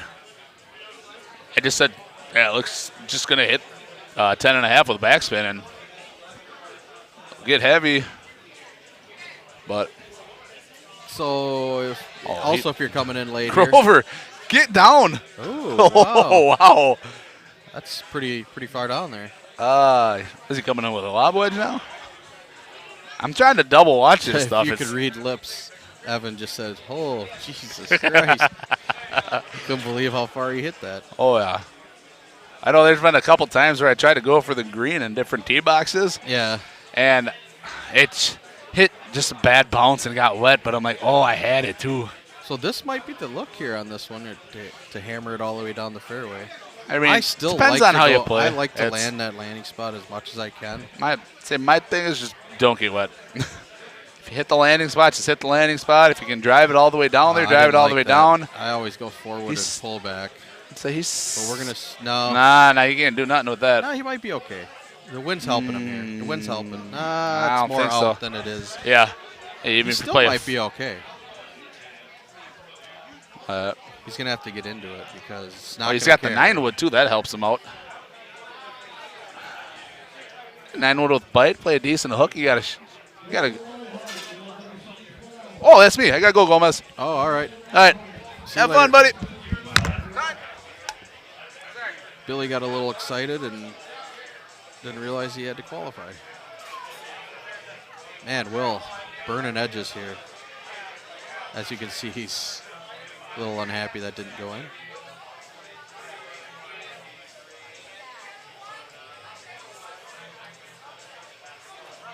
Nice shot by Evan on machine 3 there.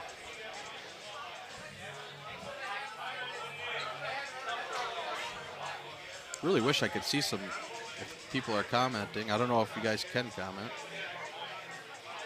Oh, Grover with a rock bounce. Oof, not happy with that.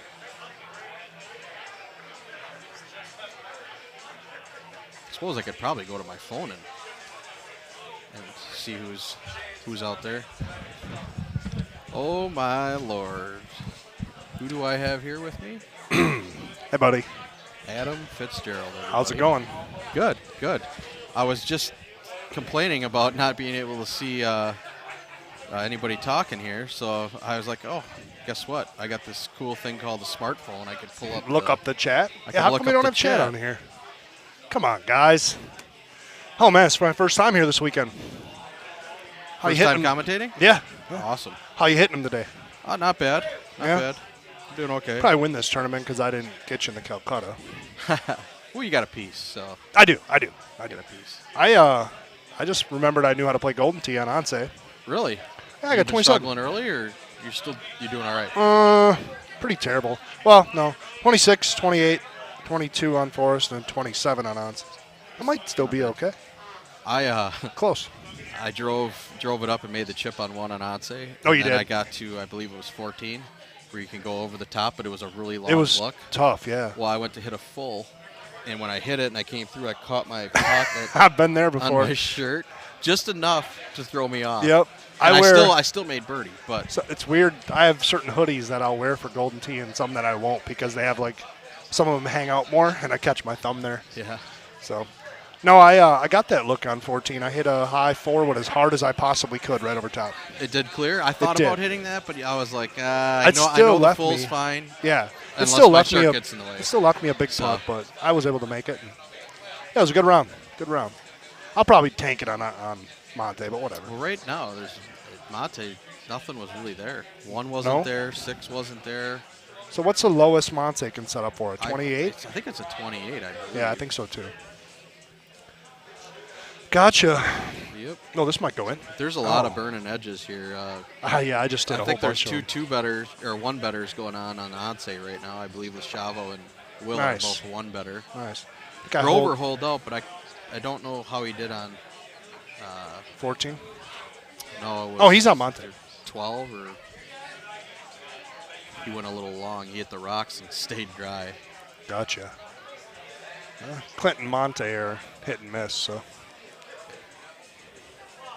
I almost forgot He's- about slabs and crabs. I went up there and I'm like, Did ya? oh, give me. Now, how much did they charge you? 50? Yeah, I always thought it was lower than that. It was. They raised it this year. Why? Well, because Nobody's everything's fishing anymore? Oh, I suppose everything's frozen over. so everything's more you gotta expensive. get it imported in. I think they call that inflation. Yeah. Yeah. Yeah. We can thank whoever we want for that, but it's bad. Well, I got the chat up here, so if anybody has any questions, comments, Fitz and I will be concerns glad to answer them for you. So you still got Monte yet? I still have Monte. Me too, yeah. Yep. I'm actually on machine 1 here, so they're on 8, so I got a ways to go. You got a ways. I can actually drink without it making the noise on my microphone. I'm pretty happy about that. So, shout out to Bronzy. Just got a text message from him. Did you? He says I sound sexy. You do. I do. Do I sound 40? Happy birthday, buddy. Yeah, 40 years old. Hell yeah. Jesus. You're a baby. Wow. 40-year-old baby. You look kind of like a baby, too, all shaved up. Oh, it's coming in nicely. Thank you, Jay Ware. Appreciate it. Did Luna win yet? That's tomorrow. You know what? I think Luna is not going to win this tournament. You know, I think it's going to be not somebody new, but somebody that may be pissed from Worlds because he didn't somebody make you the, might somebody that not didn't make the main in Worlds and might be really mad and somebody take it you out might on this not tournament. expect. Yeah. Like the guy hitting the track ball over there. I mean, I've been watching Luna play this weekend, and he's real nonchalant, like he doesn't care. I mean, he he's plays kinda that got way a lot. attitude, Yeah, but he plays that way a lot. But then Sunday he has a way to flip that switch. We'll see what he does if he goes full gig mode tonight. He usually does in Wisconsin. Although last time, do you remember when gig mode, he always goes full he gig told mode me here he on felt Saturday? Horrible and he wanted to kill himself. Yeah, and he won the tournament. Yeah, so so maybe that straightens him out on Sunday. Who knows? I should probably be watching some of these setups. Biddy, let's hang on. So what do you got here? So John Day, thanks, Jay Ware. John Day, I play Barrage. Any thoughts? You know, I used to play Barrages. I was a Barrage guy. I actually played Hurdles. Oh, you did? Hurdles. Yeah. Then I went to Grabbers. And you switched to Barrages because I've played them. I switched to. Yeah, I switched Yeah, to because believe it or not, Barrages. I was a lot better than Mark at one point. Way better. Yeah, way better. And I taught him most of what he knows, and he just took it Brian to the next Roski level. Used to be the best player. Actually, he did. He was better than all of us. He was the at one first guy point. that shot a 20 under, and we were so jacked up. So we were just talking about this. So jacked up. I was talking about it with a couple people about Bryce or whatever, and I'm like, the learning curve that these guys have coming to play with us it's ridiculous now. Yep. Like we had to teach ourselves. We were horrible. Yeah, we were terrible. I mean, we'd play a 4-man Oh game. my God! And it would 2 take us hours. 3 hours. Yeah, 2 hours and sheer misery, Like and we 3 thought it was the hours, greatest that was thing. like 6 mini pitchers. Oh, at least. Oh God. I mean, one and game by and then we one were- game and we're plowed we're up hammered. afterwards. Yeah.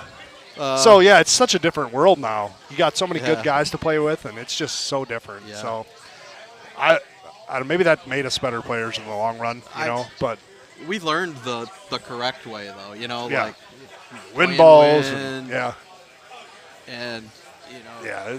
But yeah, barrages are fine. I would just switch to Titans if you're going to play barrages because Titans are just like a better version of. If you're gonna play anything other than stouts, Yeah. I recommend Titans 100%. Titans are basically a barrage, except with about 2 yards more distance. Other than that, they're, in my mind, virtually identical. I played them forever. So Yeah.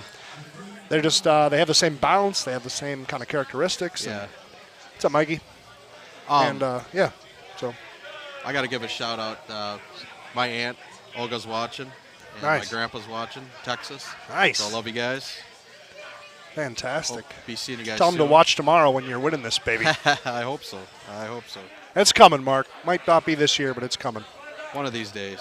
Biddy wants to know what were the top spots and bids in Calcutta. I'm gonna give you 22 guesses on who went first, but you're probably only gonna need one. I Luna. believe you only went for what, 2200? 2,200. Luna went for 2200. Second was Evan at about 19, I think, and then Yep. third was Andy Fox. Andy Fox at 15, but Jeff Lannon went for Lannon 21 Did in he the middle. really? Yep. Oh wow. Al bought him. Really? Yeah.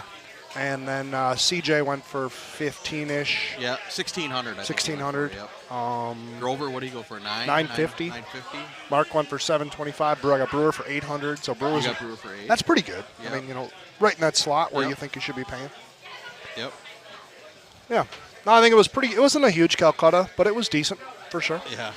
I shouldn't say that. That, you know, 2 years ago that was a big Calcutta.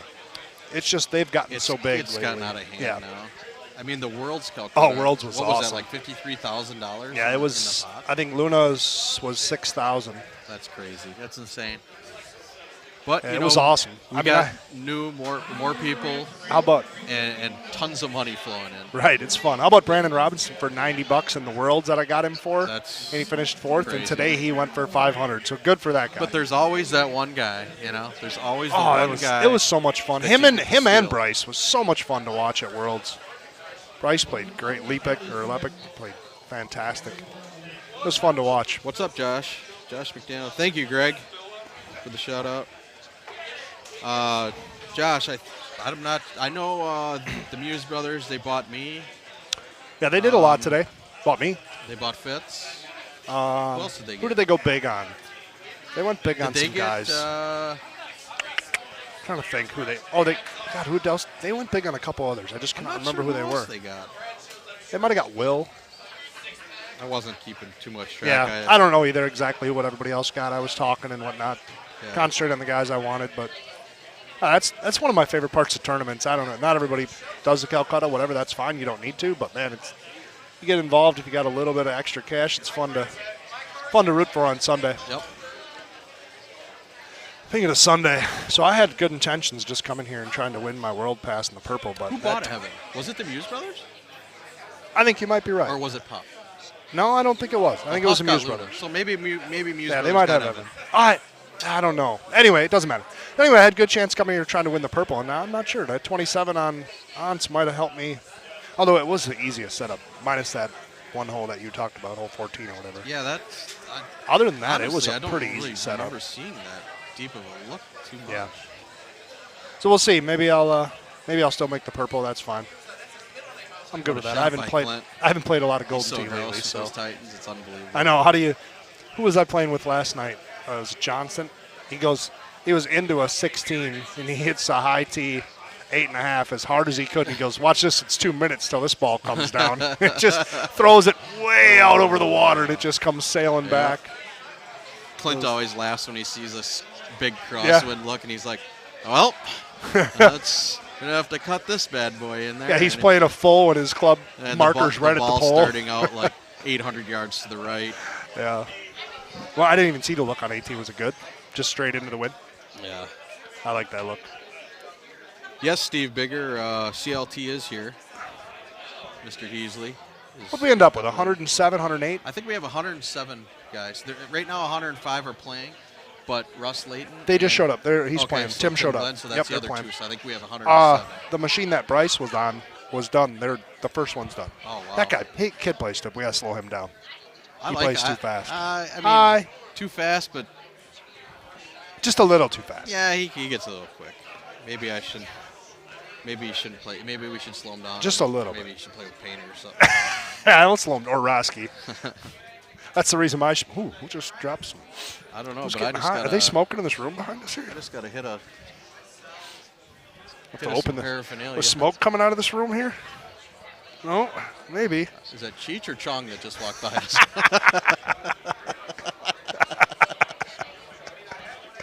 Oh boy. All right. Anyway, these guys playing Golden Tee. Oh yeah, they are. Oh, there's Golden Tee going on. Oh, I didn't know that. We got a pretty good scent of some stuff out here. Yeah. They were sleeping in there. Obviously, they didn't hear us. They're like, "Why are you opening our door?" What did you? What's the matter now? So what did you hit on this? This look here on Onsay? I hit a. Did you hit the bite? 6. I hit a thumber. Let's see if you hit the same thing I did. I bet you did. Thumber, bite, 6 wood. Nope, I didn't. Or no, nothing 6 wood. I hit a low T 5 back. Oh, you did? I hit that hole to like. I know that. I hit that hole to like a 1.5 foot or something stupid. And Close, I don't like but the didn't. bite. I almost holed probably 4 of the par 3s on odds. Didn't get any of them. They're close though. 17 I almost got to. Yeah, 17. I got points chipping in on one, and then I had no points. What'd you hit on 17? I hit a regular 8-iron thumber with backy. Yep. I pulled back. Oh, you pulled back? One. I just Beatty ripped a cutty in there. The guy's unhuman. He ripped a cutty. Oh wait, there you mean Steve Beatty, the guy that doesn't do anything but hits shots straight forward? He hit a lot of shots like that. He is. Yeah, I was messing with him the other day. He's a good player, man. He's fun to play with. He cut that into that hole. I guess it was tight to the edge, so You had to be pretty accurate coming back. But hey, when you got a home edition, you can practice those shots, right?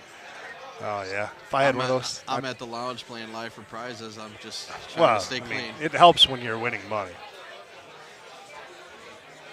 I mean, it'd be different if you were losing all your money at the lounge playing for prizes.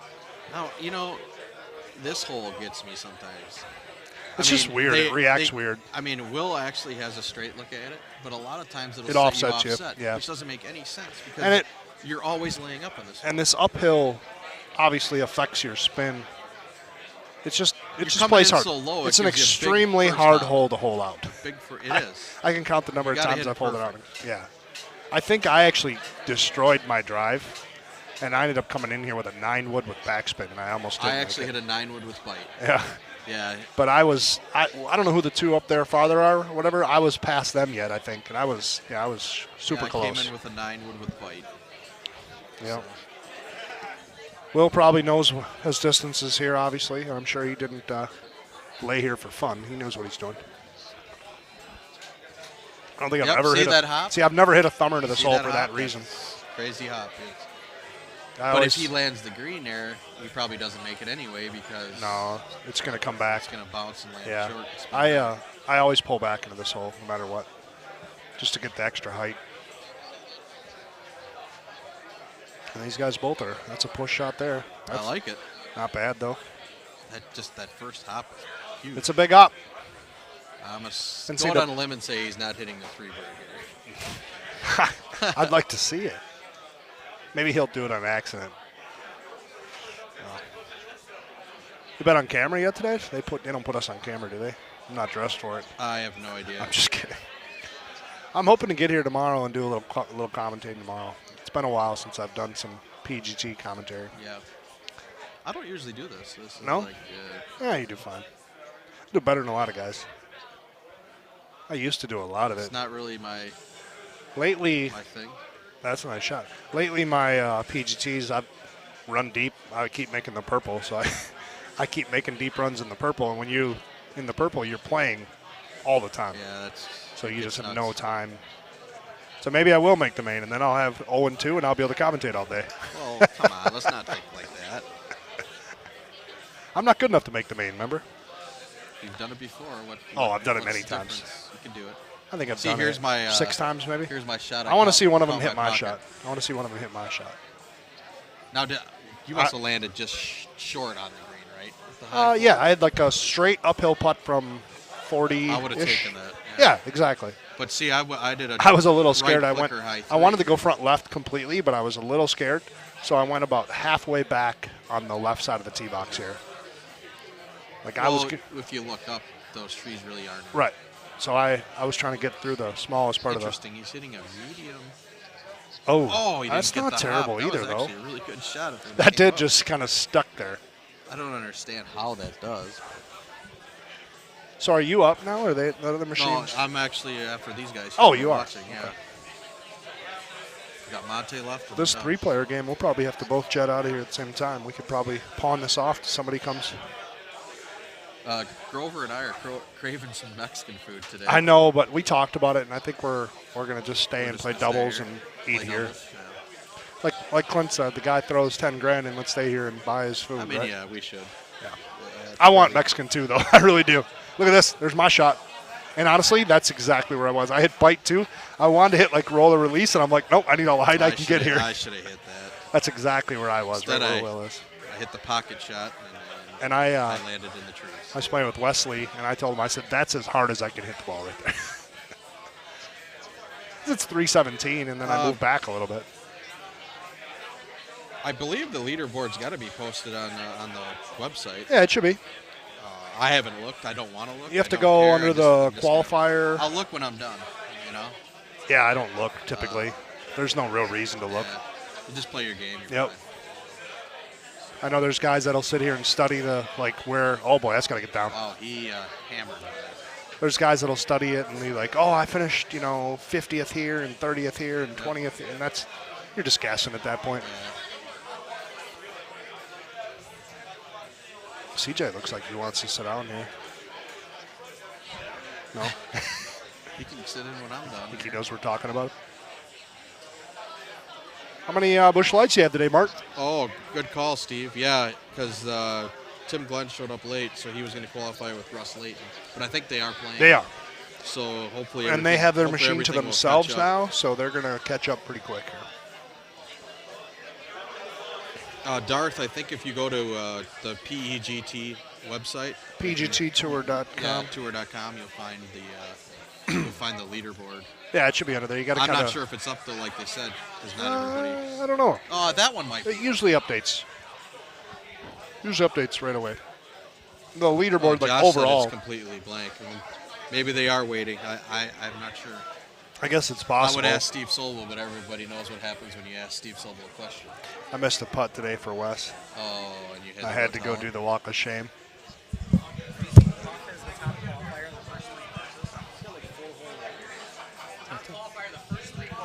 Who is? No shit. Did you just? Yeah, Steve Kramer. I heard he's playing well. Puff is the top qualifier on the first 3 courses. Wow. That's unbelievable. And the guy went for $100 in Calcutta. You never know. And I thought I had him. I bet $100 on him right off the gate, $100. And all of a sudden here, 1, 2, 3 sold, and they got Sean Tickner, who was sitting right in front of me for $100. So I didn't bid because I thought I had him. I'm like, what a scam. Now if he wins, I'm gonna be mad. That guy is playing some good tee though. I played with him a lot this week. You did too. You played with him a lot this weekend. He's been playing well. Excuse me. Maybe he lost like 40 pounds too or something. Maybe that's what it he's is. slimming down. I'm gonna have to lose some weight. Maybe I'll be better at golden tee. I don't know. We were just talking about it. Maybe he feels better, Biddy. Maybe losing a little weight. Oh yeah. Maybe getting married. I have no idea. I have no idea either. But yeah, I don't think getting married would help my gold tee game any. Speaking of that, where'd she go? She's here somewhere. Yeah. She was. Probably got drug off by some random guy. Yeah, you'll have that. They make new ones. Greg Smith wants to know Just kidding. why are people drinking Busch Lights? Because they're fucking amazing. There you go. I don't drink, so you'll get Okay, I'll give you the honest answer, right? Get the honest Everybody's answer like, from wow, Chris. why would you drink Busch Light shit beer, blah, blah, blah. Because I don't like full-flavored beer, A. B, I drink a lot of them. They don't fill you up. And it's the same alcohol as every other beer, so it gets you just as drunk. We were just talking about your And I think your it's bride, $12.50 a and bucket. she's walking by right now. There she is. Oh, look at her. Oh. Look at that hottie. I was checking her out. I'll admit it. I was Were ya? checking her. No, I wasn't. I can't do that. No, she'd It's kill you illegal. anyway. Yeah, so that's why we drink Busch Light. So you can bitch about it if you want. I don't care. It's going to be the official sponsor of the PGT at some Pete point. Biddy says, "Do I have to get married to be better at GT?" Yes. And then he says, "Hard pass." Yeah, hard pass. Well, you got to get married, divorced, and then remarried. Yeah, you got to do it the Fitz way. Yeah. Oh, man. Well. You're not getting married, Biddy? I think you should. What? Got a kid. Yeah. Lovely lady. Yep. What'd you do on this hole? I just pissed her down way to the Pound right. Town to the right. Yep. I actually got down a little Me bit. too. I I had a had, perfect 6-wood right at it. Pound Town. We'll go with Pound Town. I Ooh, had he's going to go wet. I hit Pound He hit Town. roll. I hit really. Yeah, I hit roll too, but I didn't do that crazy hook shot. I just 180'd it out there with roll. Oh, you hit a hook in there? I wasn't paying attention. Oh yeah, like a Oh, full I just, C3. I just went here, moved to the left, and hit a high T release. I and hammered went it. to the right or left and pushed it right, like I always do. Get down there away. Oh, he's way out there. That guy just tripped over that box, almost died. Who the hell's drinking Miller Lite? I don't know. I think they're taking it to the dumpster. Yeah, they're like, who wants this shit? Let's throw it away. They're wheeling Miller Lite next to us, and I think they're taking it to the trash can. I don't know. God, can you believe that Roski and Dave used to drink that garbage? We all did. Oh, not me. I've never. You were drank. straight up Bud Light. I was a Bud Light guy. I can't even drink that stuff now. I like my water and my Gatorade. Yeah. Yeah. The Powerade on occasion. Powerade, Mix it yeah. in there, yeah. Not too picky. I haven't taken that dive yet, Mark. I'm trying to behave myself, though. A lot better than I used to be. Oh, she got rid of it already. Got the Corona, though. That stuff's pretty good. I'd take that. This is not a cool, I mean. Yeah, this is tough here. This is probably just a little baby and push it Well, out. But the problem is if you do baby cut this at all, it's really going to snap left. I would hit forward here just to take a little bit off of it. He just kind of pushed it that way. Yeah, he did. He kind of chickened out a little bit. Back. I'm not chickened out, but he definitely didn't. Wasn't extremely aggressive, that's for sure. I clubbed up a little here. I had this. I was a lot further down. Yeah, I was down a little bit, so I had a 6-wood coming in. I had a 4-wood that I clubbed up and cut it just to be safe. I had a 30-foot uphill putt on this one. See, I just don't like cutting this in. Watch how much this is going to snap. You got to almost actually, hit no, that. he hit that perfect. Yeah, you gotta. If you hit the rough green coming in, first, he's firing to the left. That was a great shot. Ideally, you want to do exactly that. Hit the green or hit the rough coming in, and that was a really good Jade shot. looking all cool with his glasses. The Jade. Hi, Jade. Fade the Jade. Stone. Ooh, that's going to be a tough putt here. That is. Little 68 and he just gets footer, up and right fires it. Oh, and I'm not going to say what he you said. Didn't say that expletive. I'm not going to say what he said, but off there. I believe what he meant was, darn. Gosh darn it, I missed that putt, I believe is what he said. Cold Coors Light is the way, Greg says. Uh-oh, I got to go play some Golden Tee, guys. As a matter of fact, ooh, what a great Can we putt find by somebody Mr. to sit Machado. here quick before we just leave it blank here? Painter, you want to commentate? Well, I got to go play here in a minute, too. So. What about Kyle? Got to play my last course. What about those guys? They want to commentate? You want to Probably not. You want to commentate? You want to commentate? We're leaving. We got to go play. No, I don't talk. Evan said he doesn't talk. He doesn't Hey, like Evan. his fans. What's up, Mark Gomez? What are you doing? Just chilling here, watching the chat. We don't have a chat. What kind up of beer here, you so I drinking gotta there, look at Evan? the phone. Root beer? Oh, a Are you non-alcoholic really IPA. diving into the non-alcoholic different flavors? Yeah, you're dabbling here and there? I think Evan is giving us a beer course here on non-alcoholic. He's drinking an IPA, I believe. Evan does not drink Can I anymore try it? either, but he's a non-alcoholic beer guy. I'm not a fan of any of it. That's actually pretty good. It's real good. I don't think it's on us. They don't like looking at us. Yeah. Nobody wants to see this. What am I doing? Oh, Will almost scammed it. We're not finding. Hey, commentary booth guy people, we are not finding anybody to step in here. Just so you know. The reason why you're seeing the tons of games in Missouri is because all of their machines Are here, and they're registered either St. Charles or St. Peter's. Yeah, St. Charles, I think it is. So that's why you're seeing tons of that, because these are all PEGT machines from Missouri. So it's going to read. It's going to read Missouri. These machines are either used strictly for the tournaments, or some of them are from the Powercade down there. Yep. So that's why you're seeing that. And 3 of them are from World's machines. Yep, I just brought 3 in. World's machines. And then we have 2 of my machines here. And we have 2 machines that are here. King, you normally. want to commentate? We got to go. Me too. All right, guys. Well, we both have to play, so hopefully somebody comes on here. All right. Well, I'm going to get up. You stay for a sec, or if you want, I maybe don't we'll care. talk I'll to see if you I in a can little bit. yank somebody Yeah, I'm over gonna here. get up, so. Okay, we're leaving. Sorry. All right. I'll try to find Later. somebody. Have fun, guys.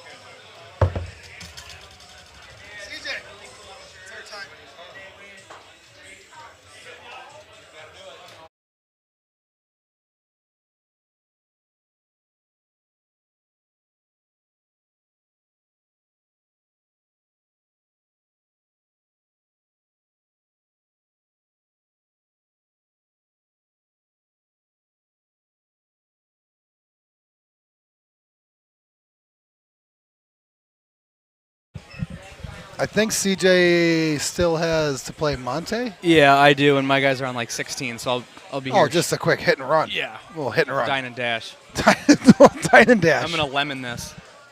Oh, yeah. Show up, That's win. the hit and run. He's a hit and run specialist. So what'd you end up shooting on the old Once Cocos? 27. Okay. Missed my, I don't even know if you'd call it a chip/chush on one and just played clean.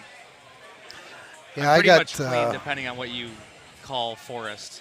I know. That's like, I guess I'm calling that a 27 and a half. Yeah, I shot 27. I missed my putt on that hole. Yeah, I shot 27 as well. Oh my God, it's our setup on Monte. It was. I came up short. Thumb or No. I landed the green, but I thought with the 10 wind, I was like, oh, this is perfect. I'm going to land right next to the hole with our shot. Yeah. And I kind of whiffed it.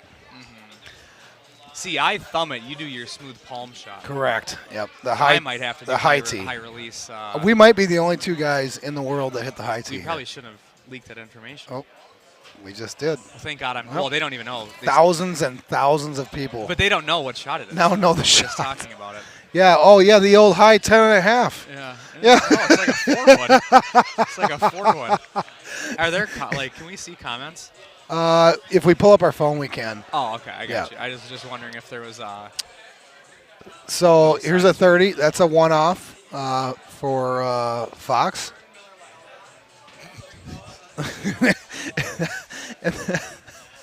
My guys are on 18. Oh, no. That's a par round. That's a par round. Because I shot 29, which is a one-off. Oh, if you shot 29, then 29 is par. Good point. Good point. Yep. And then Sandmeyer with a 26. How many pieces of that hole-in-one side pot did you get today? Just one so far. Yeah. I missed a chip on 2 of Forest trying to do my JoJo chip, and our trackball is a little bit dicey. To say the least. Really? Oh, wow. They both made 13. That's pretty cool. I missed a chip early trying the JoJo method, and I then aced hole 7, the 70-yard par 3, and then I played. Well, I missed my putt on 15, but I saw a lot of people lay up. So if you only got one piece, there's a couple super juicies on Monte. All right. You got some. You got a couple chances on Monte to get the super juicies. Really? Yep. You gonna pick that up? 541.81. Hey, FTF. That's a nice long drive for Fox, but. Yeah, I said that, but he said it's Fox fans. I said no, more than All right. It's not. I didn't hear any of that, so I think you're good. It's not. I didn't even. It's not even. Yeah, I think you're good. I said FTF for the fans. So how you doing overall? Like, let's do the old. Let's go through all the courses. 29, which is par on Baja. Yep. 30, which is par on Temple. All right, got me by 2. 27, which is I would say half off. Still got me by 2. And then 27 on Once, which was par. Got me by 1, and then you have to play Monte. Yeah, I don't know. I can't point right now. I can't hold out. It's like, I don't know, when you get to these tournaments, it's just like at home, I feel like I get 40,000 shotties every game, and I'm pointing everything. And that's funny you say that because the guy I was playing with, he doesn't. You can finish, but my guys are tapping at All right, me. he doesn't thumb a whole lot.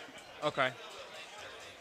Well, he didn't thumb a whole lot today, and so at the end of the deal, I was like, hey, you need to thumb more. Like, you're a good player. You need to, like, if you want to take the next step, you have to thumb more. He's like, oh, I thumb all the time at home. I just didn't do it today. I'm like, Yeah, it's not a. I said that doesn't work. I said you got to play your game. Anyway, CJ's got to go play. Yep, I'll be back. Yep. God bless. Thanks for stopping in.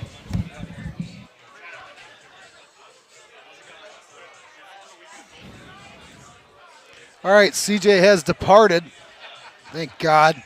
And we are hoping for our next qualifier group to fire up here. Shouldn't take too long. Who do we have on this one, guys? I know we have Sandmeyer Fox. Who's the other two?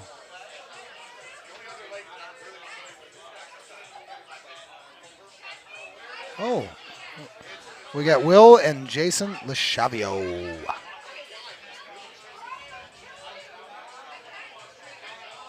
Oh, it's Gomez.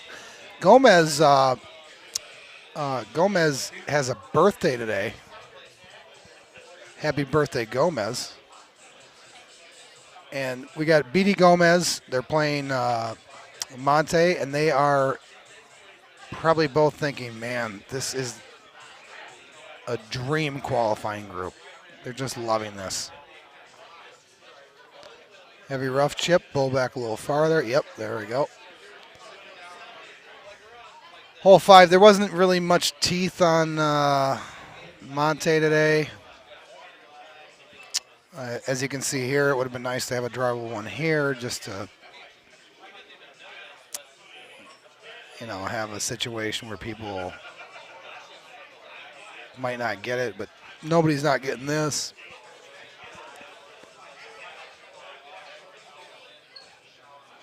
Gomez has been feeling pretty good this weekend. I've talked to him quite a few times because we tend to be friendly. I think he's had a couple bad courses, so I'm sure he's really eager to shoot par on this one to solidify his spot in this championship.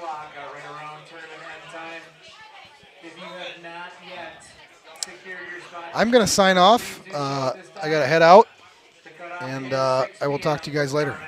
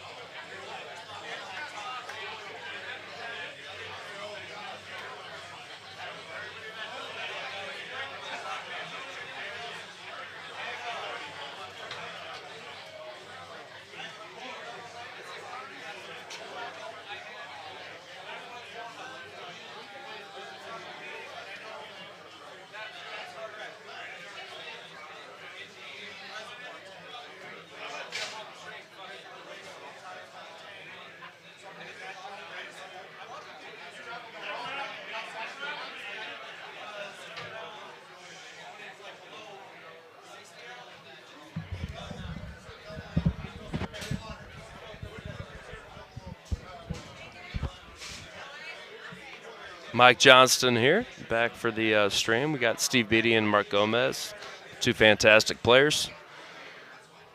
Gomez looks like he has a one better going. It's a 30 look, and he's on pace to shoot a 31. Steve caught they were both one better, it looks like. So Steve obviously caught the side of the hill on that one. It was a bad break. Get in the hole. Nice run. Nice run. Got Mr. Dave Sandmeyer joining me here. How are you? How are you, sir? Mark just missed that putt. Wow. Well, all right, so my 30 has a chance to finish 5th now. That's good. Yeah. No, I'm joking. So 18's about as cake as it gets. Yes. And for a guy that plays a wind ball, I'm very thankful that it was. Yeah. I'm guessing you had to hit high tee? I went medium 8.5, Yeah. hit it in the mid 130s, and made my putt. We kind of just thumbed this right at it with 8.5. Oh, it Naked. must be nice. I don't know. When the game is that easy, kids. Yeah. All right, so these guys are actually probably thinking about making this shot. You know what I mean? Like, it's very rare you can look at this. Good. No, all right. You gonna chip that, or it's got to be a chip, right? It's got to be. That's definitely a chip. I think. So what would be? Mark's going to make this for all that side. What club would you chip with on that? If let's say he's 10 yards away. That's my worst. Or he's probably 8 yards away. Mark, no. All right. I mean, he's probably going to hit a 9-iron, right? Maybe a 6-iron. I don't know. I'm asking you. What would you hit? 7. I don't have a 8, and I have a 6 bird, so I'd probably chip with a 7. All right. Now we're about to find out. 7-yard chip. I like the 9. It's a good play. Just throw it the right edge of the hole. You're not gonna miss it. Get a little handsy with it. You can see on his pullback there, he was a little right of B, right? Yep. So and still two good, still two very good rounds. So there's 107 people in these contests. This isn't your normal contest, and those guys are top 10. Those are 2 good rounds. Yeah. He's not happy about that chip. He's not happy, but you want those chips, right? I'm just glad that wasn't. You want the ball on the I'm ground. glad that wasn't match play, right? Yeah. You know, you want the hate ball to on see the him- ground Yeah. and chip it and get it running. What would you have chipped with there? I can't chip. I'm That's why I terrible. hit. That's why I hit greens. Yes. No, That's but never what I do, too. honestly, probably gap wedge. Yeah. About the only Really? club I can chip with. Yeah. So I don't think we have any matches to watch. So we're just gonna gleefully sign Fox off. and I were we were the second group. I think they're probably going to move somebody over there. There's so many matches that are so far behind. I mean, if you want Dave Sandmeyer and I to go play a game, do an Irish car bomb or something like that, no. just okay, yeah. I'm text 1 to 32322. All right, kids, we're out.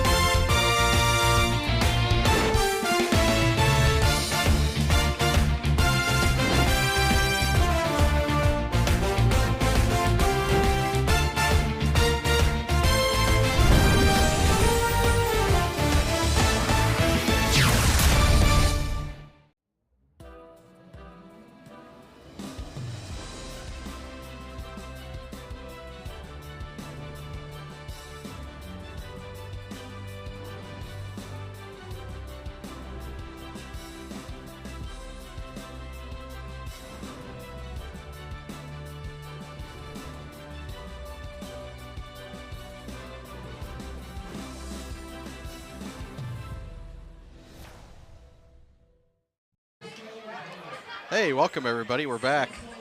I got Mr. Jason Stark here.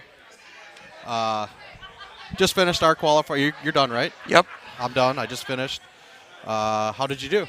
I did pretty well. I did actually way better than I did last year. Yeah, And I am pleasantly shocked. What was your total Let me think here. 24 Baja, 28 Hidden, 18 Forest, 25 Once, 27 Monte. So those scores are way better than what they were last year. That's a pretty good Monte.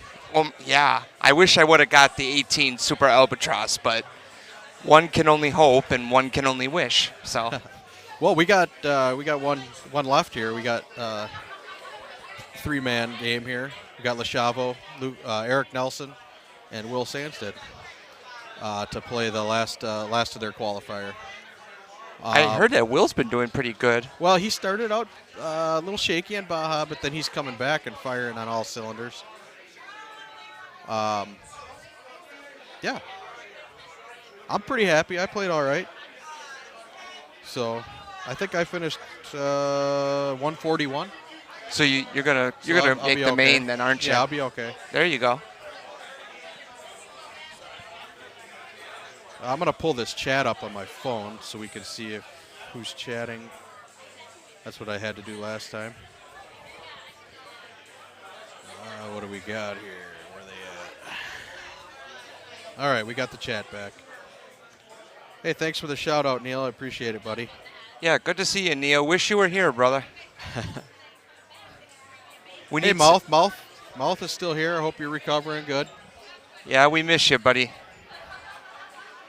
We need some Neil shish kebab here. Yeah, we miss you, Neil. You couldn't fit in the glove compartment, huh? We could have got you here.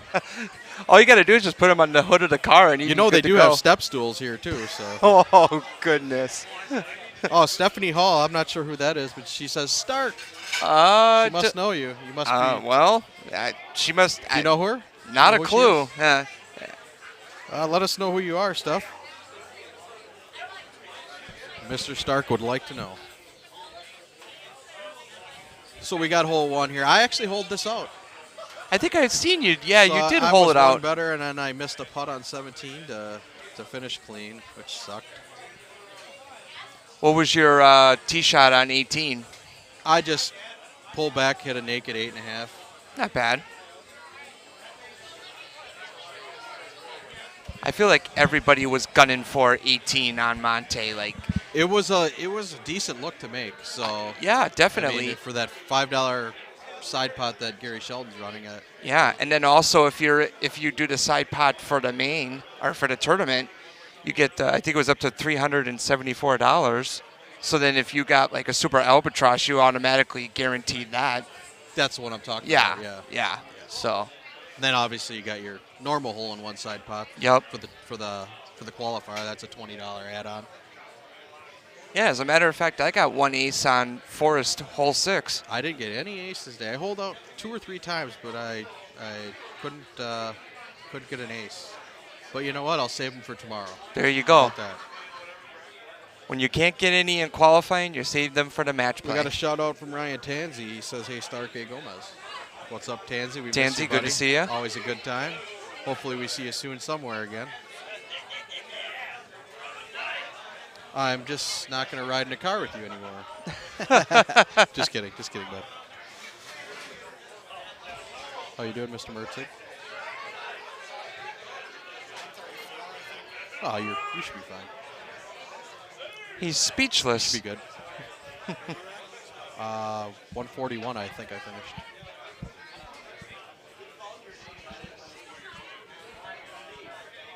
We got 72 people. Come on, we got to get some people watching this here. Although this is the last one. I believe they're having doubles, though, after. So I think there'll be... Oh, they are doing it? Okay. Yeah, I believe they're having doubles. All right. I mean, it's only 5 o'clock right now, so once they finish, they should be able to get that rolling. Not sure if I'm going to play in that yet. I probably will, but... I may play in it, but who knows? They need to make it single a limb.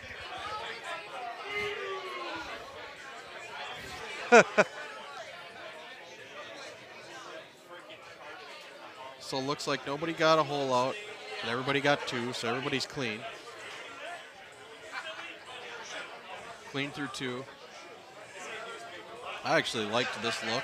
I know, I like it too. I mean, with the new booth that Stefan put in, and then, well, these dartboards weren't here last time. If you guys have been to Sussex and you're not here this time, Stefan really stepped her up a notch. He built a nice little booth for the commentating setup. Actually, all the crew is in there with all their gadgets, and we're outside of it here on the other side, watching and commentating. If nobody's been to a Wisconsin tournament, I know it's cold and blah, blah, blah, but I tell you what, the setup here and the way Stefan treats everybody and the staff, it's definitely one you need to be at. I agree. It's a great time. I'm not saying it because I'm a Wisconsin guy. It's just fun to be at. I mean, Stefan really, he knows what we want. He knows what we like, and he doesn't mess around. He gives it to us. So. And the way that his staff runs around, I mean, they bend over backwards. Yeah. I mean, we've been to other PEGT events in our career, but I mean, the way that Stefan runs his staff, him and his wife Cassie, they're always a blast. Yep. You can't get anything better. Yeah. Tough little chip here. I hate chipping out of deep grass. That's a great chip. I think Nelson was the one that chipped that. Yeah, Eric Nelson. That was a great chip. That deep grass always gets me. The one good thing about it, though, is your pullback. No matter what, you're coming straight because, it doesn't hook out of that stuff. So yeah, definitely. You can straighten that chip out.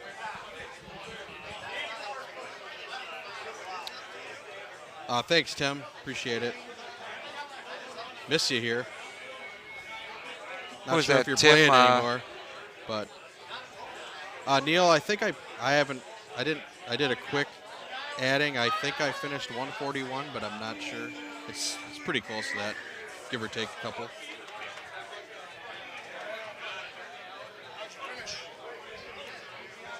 Pretty good.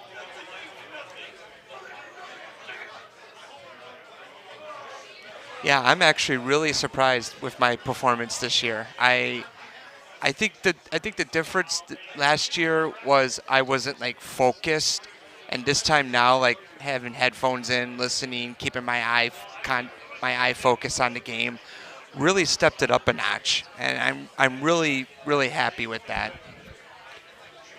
Just got to keep your concentration. I know. Oh, like I said, I remember my first couple qualifiers, and yeah, the nerves get to you.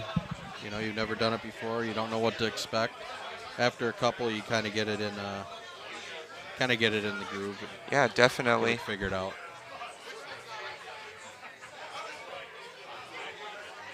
So this Monte setup, kind of boring. Nothing really crazy. Nothing really too difficult. I mean, 17 was iffy. If you get it on, you hit a decent shot. You get a semi-hard putt, but I missed it. But other than that, nothing was really too difficult.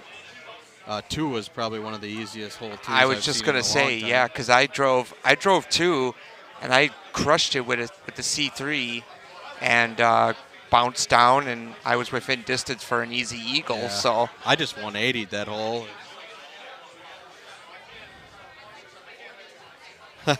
Josh McDaniel says, "What did you shoot, Jason? I don't care about Gomez." Love you too, Josh. Sorry, Tim. I will not be in Florida this year. I'm skipping it.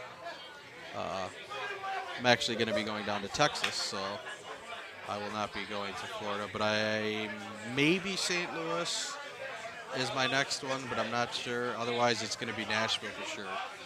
yeah, as for me, I'm still contemplating. I mean, my new job and all that stuff, it really is tight. I really don't want to say anything right now as to yes or no because it could change. I mean, Nashville is still one on the bucket list. Same with Carolina Clash, and shout out to Chris Langino because when I saw him at Worlds, he plugged at me to try to get to go to the Carolina Clash, and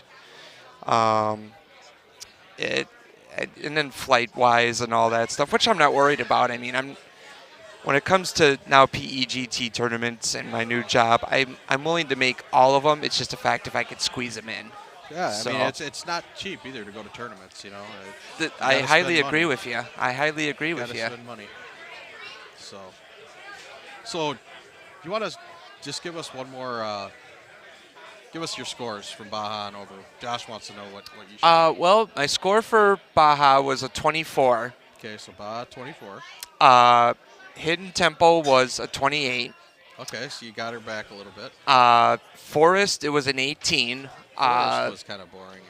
Well, I would have done better on Forest if I did screw up 3 and 4 back to back. And then 17, it was about ready to trickle down, but it just stopped right on the edge and did not want to go down. Otherwise, it would have been an ace. Nice. And 18, I didn't cut it. Going between the 2 trees, didn't cut it. Yep. And I bounced and into water. That's the only shot I messed up was 18. But. Yeah. Anse, 25. Very happy with that. Yeah. And then Monte, 27. So, all right. So you finished okay. Yeah. And if I can remember correctly, I think last year for 2021, I shot 25 on Baja. And Hidden was, I think, 16 or 17. I had a real bad round on that. And then I took a -4 on Forest, as most of everybody knows.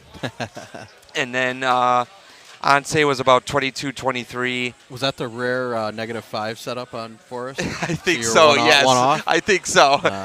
I think you hit the nail right on the head there, Gomez. Shout out. Hey, Steve Silk's listening. He says, hey Hey, Jason Steve, Gomez. good to see you And or thanks hear from for you. the happy birthday wish.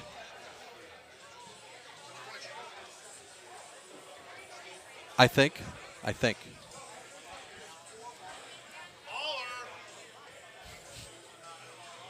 Josh says you're probably going to be in the purple, so congrats to you. Thank you. Yeah, that's my first now purple. All you got to do is win it, and you get your World's Pass. Yeah, I know. I'm hoping that just concentrate. Don't do anything stupid. When I start to get too much thinking going on, I Yeah. just say, you know what? It's a video game.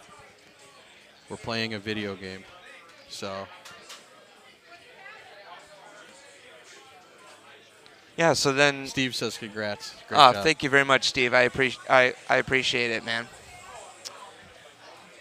I saw Roski was rolling too for a little while. Yeah, I heard that that too. He too. played really well today. I'm actually proud of him. Now, are we talking about Roski or are we talking about Mr. Miyagi? I think he's actually Roski right now. I just wanted to see where the level was on that because. I mean, 9 out of 10 times, usually we get Mr. Miyagi, but I mean, for Roski to play as Roski, I mean, that's a rare appearance. So.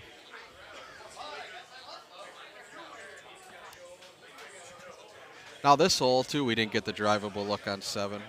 This hole's so hard to get to the pin, you know. Yeah, definitely. You want to be aggressive, but you don't want to be over aggressive. And then if you leave yourself short, it doesn't roll out, and you have a tough putt. Yeah. I think for us, we had an upwind. Or no, I take that back. We had a downwind. Well, you have the same wind. Yeah, So then, between me and Painter, we just high tee with an 8.5 and smashed it, and we got on for a decent, like they are right here. And it was, I think Painter did it with release or roll. Yeah, see, watch the release, so it doesn't really run. Yeah, it doesn't really go that fast to the hole. So.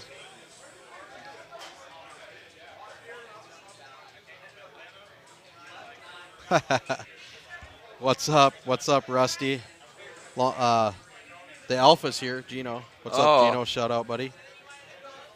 I don't know what you mean, Tim. Not paying or not paying qualified scores. What do you mean? Not. I don't understand. You have to say that again.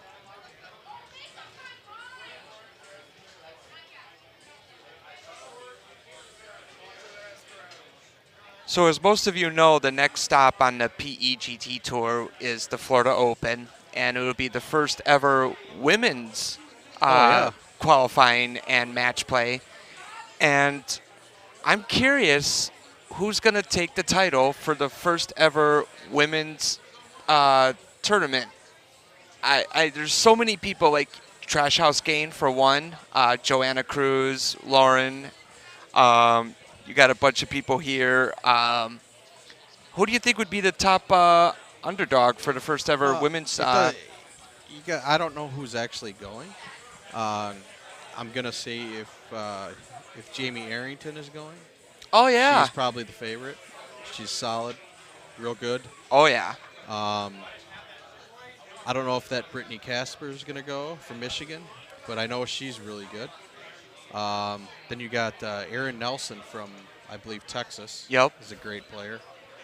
I know Josh McDaniel. I know you're watching. I know your wife can play. I'm not sure if she's going to join it. Oh, he just told me. Oh, no, he says Jamie's going to steamroll it. Oh. Possibly. It'll be interesting. Also, they're giving away a World's Pass for that women's event. So whoever wins the women's event is getting a World's Pass for next year. That's nice. really cool. Yes, that is really cool. Nice. So, but yeah, we'd like to see a lot of women playing. There's got to be somebody out there that's playing that we don't know about, right? That's going to be sneaky. Of course. Well, Josh, you better get her playing here. It's coming up soon. Yeah, very soon. It's like riding a bike.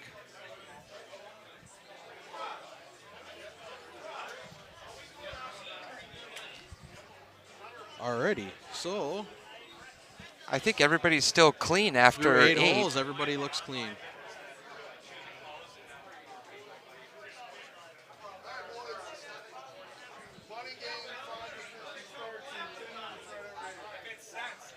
Wow, Chris Brewer just announced a 5 through 50 game. Looking for money games. Wow.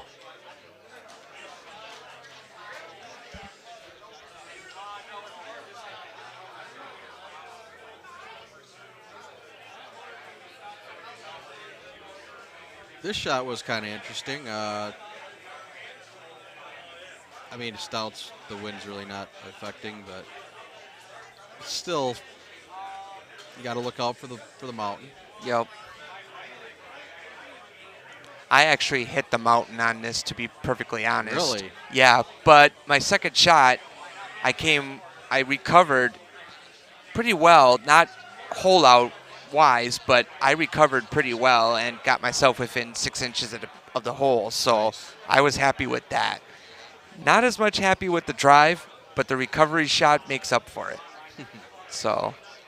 Well, a couple different approaches here. Well, you still got that backboard behind, so even if you go deep enough, it'll come back down. Yeah, definitely. So you'll be okay. Rather be long than short.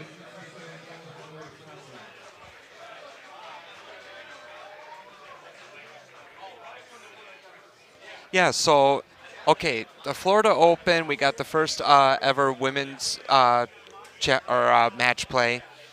And then in St. Louis, and I don't know if this is confirmed or not, but I think in St. Louis, aren't they going to start going to PGA edition? No. Yeah, I think that's possibly going to be the first one. Yeah. Some people were saying Florida, but I don't think it's going to be. Yeah, I don't think Florida would be the, because you got the first women's event in Florida, so that's a huge milestone there. I'm going to say just because PEGT is Missouri and everything's Missouri, I think it's going to be that'll be the first one. I think that'll be the start of it. Because I think for the St. Louis Open now, there's a new location now that I'm not sure where it's at now, but yeah, I think it's a different location. Yeah. I'm not sure if this is the one they're looking to have it at, or if it's just a one just to have to figure out where they're going to permanently have it, or try to have it more often.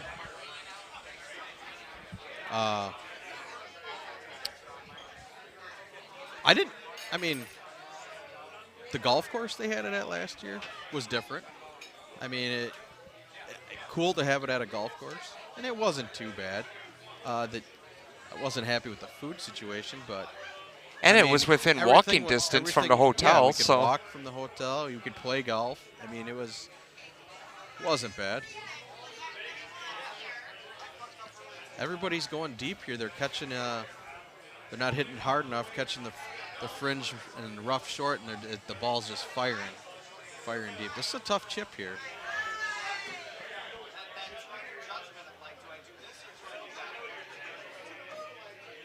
He's got the lob wedge though. I'd be in trouble. I have the gap wedge, so. Oh.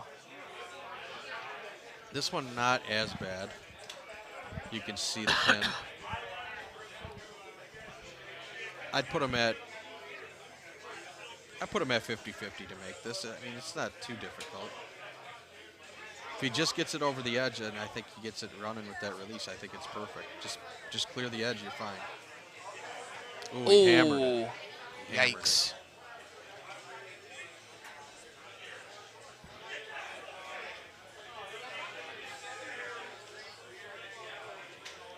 So these guys are struggling on this hole here. Oh, Oh, man, my then he missed the goodness. putt coming back. Ah. So Will got it, and the other two kind of struggled on it. Me personally, I think that's kind of a dumb look on that. Yeah. I'm not a fan of it. It's not a look you see very often No. for I'm not hole a fan. 10. Not a fan of it. Now here, where did you go on this? I go on that little piece of island Did there. you Yeah, hit that that's strip? See, I go for that as much as I can, unless necessary to go left. And see, you cannot thumb that because it's uphill. Everybody does that. If you turn and look, that is an uphill shot. You have to hit that ball to get it there. Yep. Oh, Tim, I think they're not on there because we had Tim Glenton was showing up late, so he was going to qualify with Russ Layton. So they started later. So I'm assuming once they finish their courses, I believe they will probably put up the scores.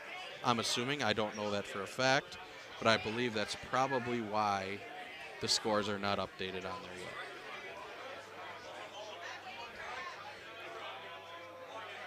So let's see if Jason, he is going up there. See, he didn't hit it either.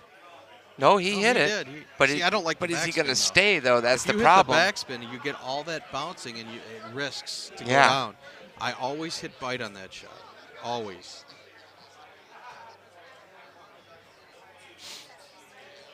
If you can get it on that spot, that's a great look for your next shot. Definitely. It's just a thummy with backspin down there. You know, snap right back at the hole. You have a pretty easy 15 to 20 foot putt. Get up there. Wow, I've seen a Oh. lot of people go short on that. A lot. And now he lands there in the rough. Now you're in jail. Now it's an automatic layup. Actually, Will is in the fairway. I think he can get there. I'm surprised the drop was in a fairway after he watered. I believe. Hopefully, he hits it hard enough so he doesn't hit the rock. Oh, he overcooked it. Oh. Stay dry? No. So it was plenty of club.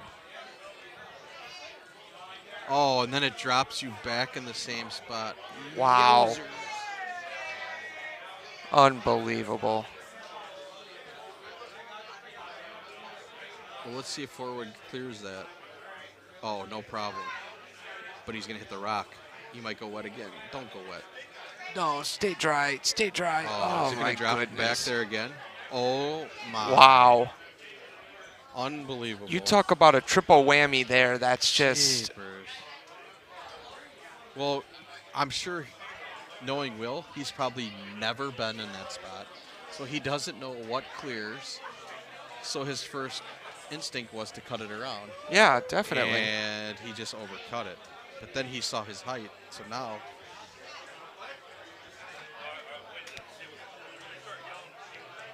Yeah, now Eric's definitely going to have to lay up. Now, does he try to hit it down below, or does he just leave it up here? I think you just leave it there.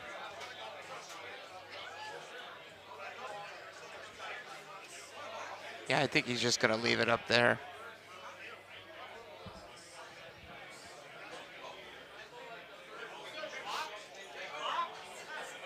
Now, see, Jason's got a great look here. He's going to have to hit this just a little bit, though, because even though it's a 10 wind, it's not going to carry like you think. See, look at, he's going to hit way short. Way short. Ugh. That would be almost like something you use bite on.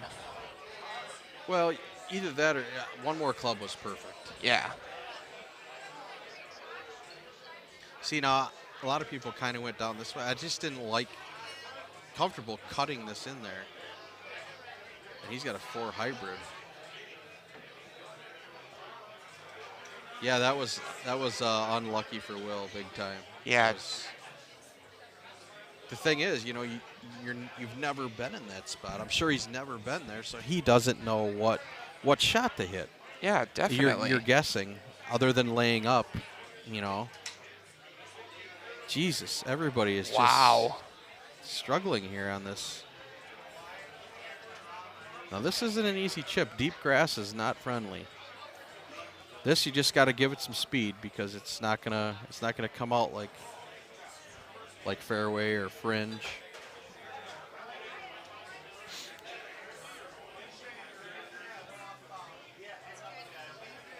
Let's see if he gets this to the hole.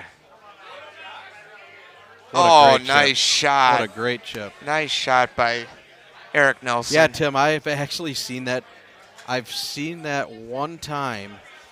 I can't remember who did it, but I saw him hit it in the water, and now that I remember, it dropped him there again, and it was brutal. But I think they were more left, so they got an easier shot coming in. But Will was tucked way right, and that was brutal. Yeah, I wouldn't have known what to do there. I honestly might have laid up just to be safe, just because I wouldn't know the shot, you know. Oh. Ooh, Jason gave the rough a little too much credit there for the break. So they struggled there. They struggled on that hole. I mean, if anybody wants to improve from here on out, it's got to be some hole outs or some aces. And then, of course, anybody that aces 18, well, then they get some stuff. They don't get the full pot. They get part of it because they got to keep the pot, you know. They gotta keep money rolling in it.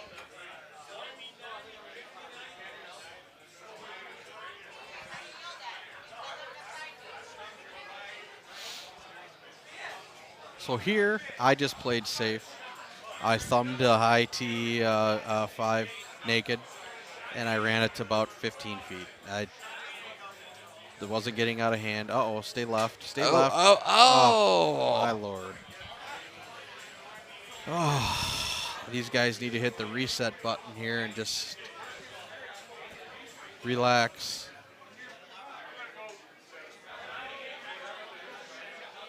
I thought about hitting that. That's the more aggressive. He actually laid off it. He only thumbed that 82.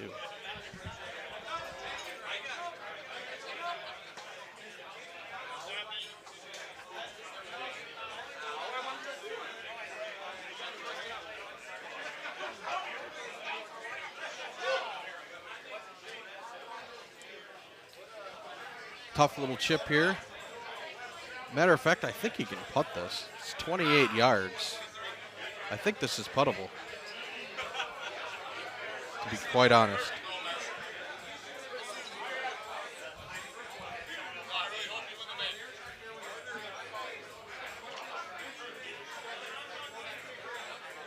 Oh. He gave it a good run. I will say that.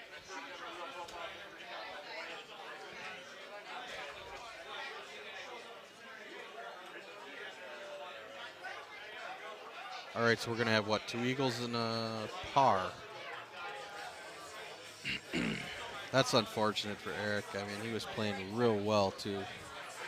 Same with Same Will. with Will. Now this I almost aced. This is a really good look.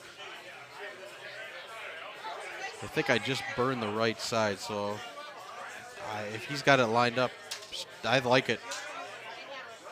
Oh. He was more right of me. I thought that was pretty good there. Let's see if Will adjusts to that and just slides left a little more. He did. And he adjusted a little more. I like it. thumbs it straight. Nope, he's going to miss to the right. All right, third time's a charm.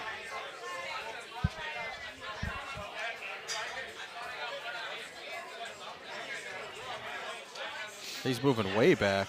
Whoa. Is he going to bite this? Oh, he's going to pull back and hit it. I don't know if Eric thumbs, to tell you the truth. I don't think I've seen him throw any thumbs, but this might have. A little hard. Yeah. It would have got back to the hole.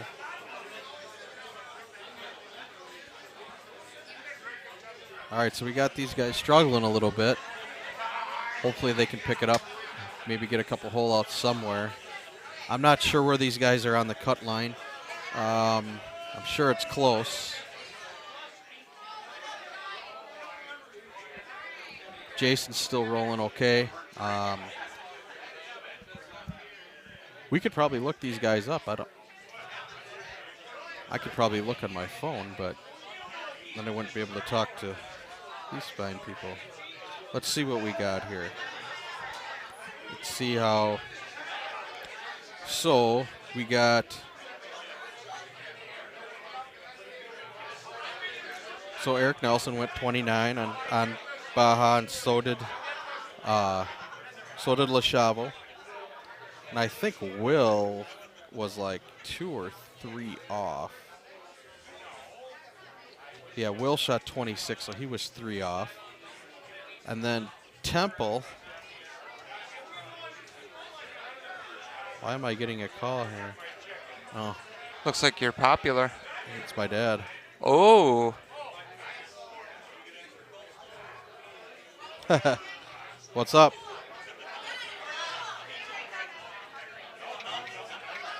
Can you see me? Huh? I can't hear you or see you. I'm at the Sussex. Let me call you back. All right. Oh, this has a chance. Oh.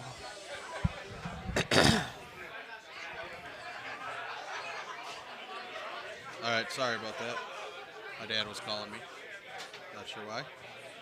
Probably wish me happy birthday. Yes, happy birthday, by the way, Gomez. Appreciate it. Appreciate it. Too bad you don't. 23 I turned today. 23? I was going to turn the numbers around and say 32. Yeah, Jason's been playing good today. How did you do, Mr. Mike Johnson? Really? Good for you. Good for you. What did you finish? What'd you finish? What's your number? What'd you finish? Damn, nice.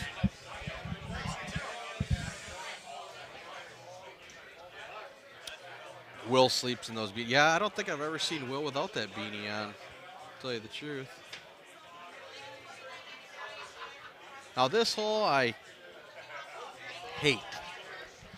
Well, for me, I will say that I used what Eric is going to do here. I used a 5-wood with the high tee, and I barely cleared it and made the eagle.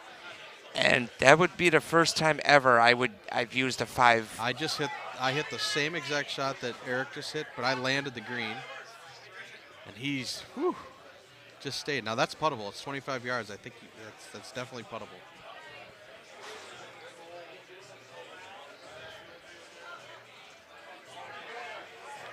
Get in there. He just pushed it a little right.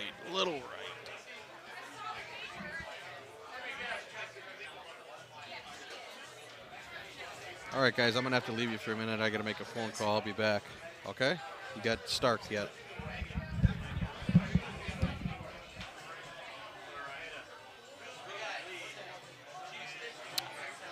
All right, so for those of you that are just tuning in right now, we're here at Sussex Bowl in Sussex, Wisconsin.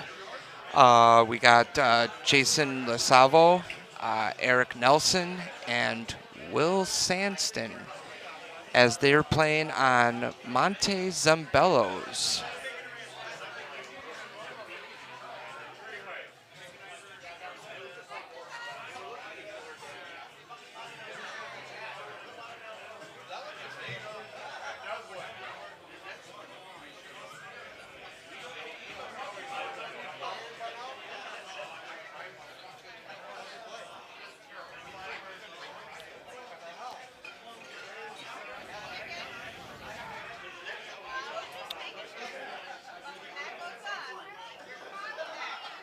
All right, let's see if Nelson can get this. Probably get an ace here.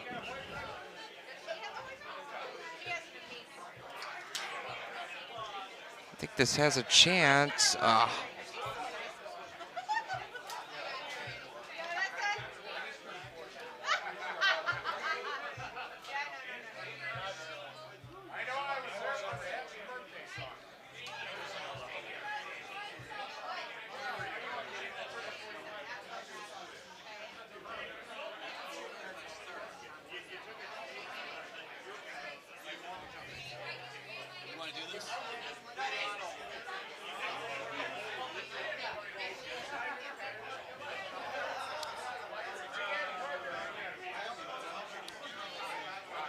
All right, so let's see who can stick the green on 17 here of Monte.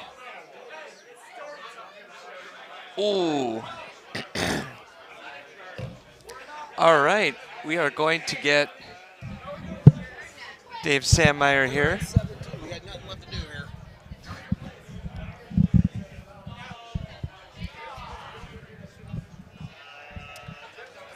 That's not good. Yeah, Jason stuck the green, so. Will hit the back wall. I'm Dave, hanging out with Mr. Stark, I guess now.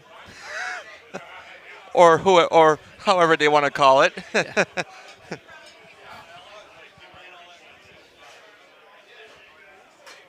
Oh. Yeah. This is not even that hard of a look. I played a full and didn't hit it good enough, so I watered it also. So I really don't want to critique these guys, but that's not really that hard of a look. 18 is a cupcake.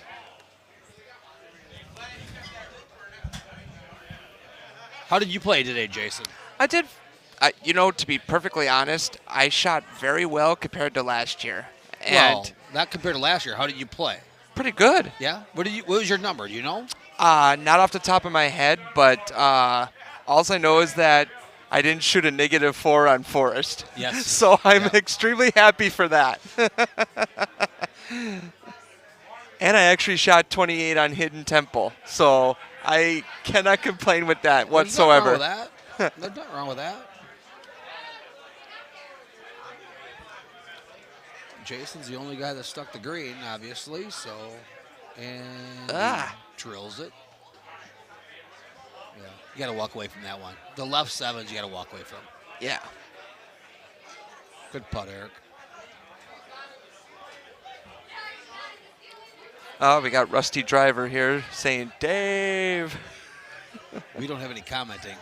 I got the chat on my phone. Oh. So. Well, I'd rather not look at that.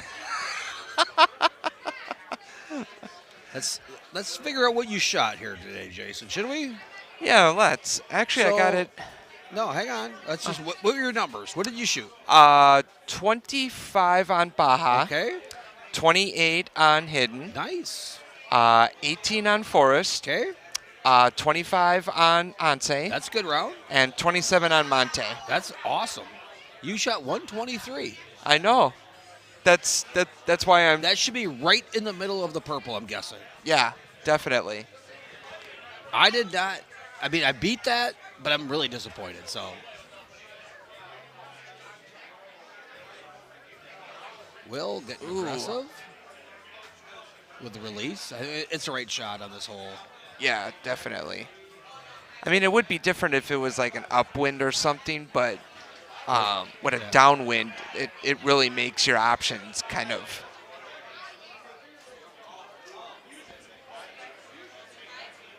That's pretty good too. Ooh. Will had the right idea of just hitting release on that. When you're into a 10,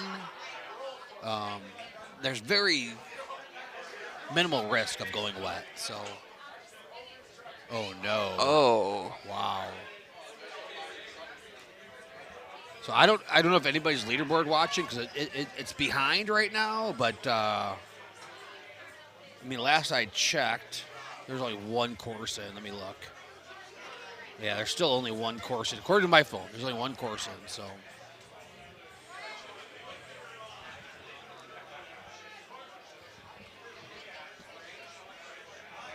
So I pitched this question to Gomez, and now that I have you here, I'll pitch the same question to you. Sure. With the new the next event coming up, the Florida? Women's Open. Oh, Florida. Yep. Who do you think is going to be the top woman to win the first ever women's event in Florida? Well, hands down, the favorite's going to be Jamie Arrington. That was the same answer that Gomez gave. Yeah, it's hands down. But I think after that, there's a group of girls that are all really good. So it's going to come up to if Jamie plays her game, she's going to be the person to beat. Everybody has a favorite. Like at every tournament right now, it's Luna. Yeah. Jamie's a favorite. But there's a bunch of girls. If you get into all the New Jersey girls, you got Brittany in Michigan, and I don't want to miss anybody out, but there's a bunch of girls can really play Golden Tee. Yes. But everybody has a favorite, and to me, the favorite is Jamie. Yeah. And do you think Fitz will teach Angela how to play Golden Tee? No. Nope. I mean, just a thought. I mean, nope. And there's a lot of wives that come to every Jackie Lojavo. Yep. She goes to every tournament. She has zero interest in playing Golden Tee. She comes here to hang out, support her husband, root him on, and have a good time. Totally agree. And so, but there's a ton of wives that come to every one of these tournaments, and maybe watching these girls compete for a World's Pass will drive a couple of them, just a couple of them, to play Golden Tee. Yep, definitely.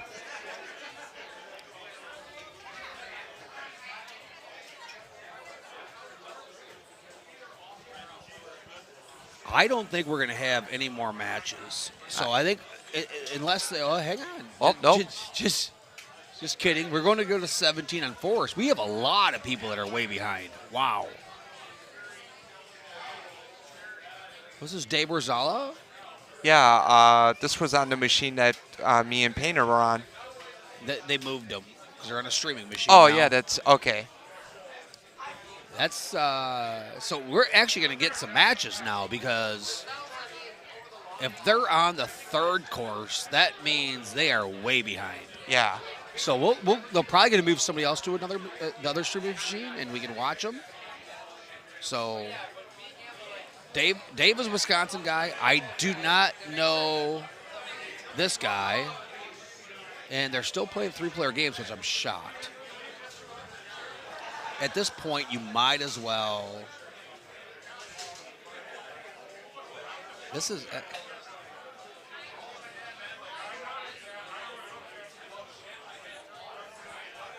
Yeah, because when it.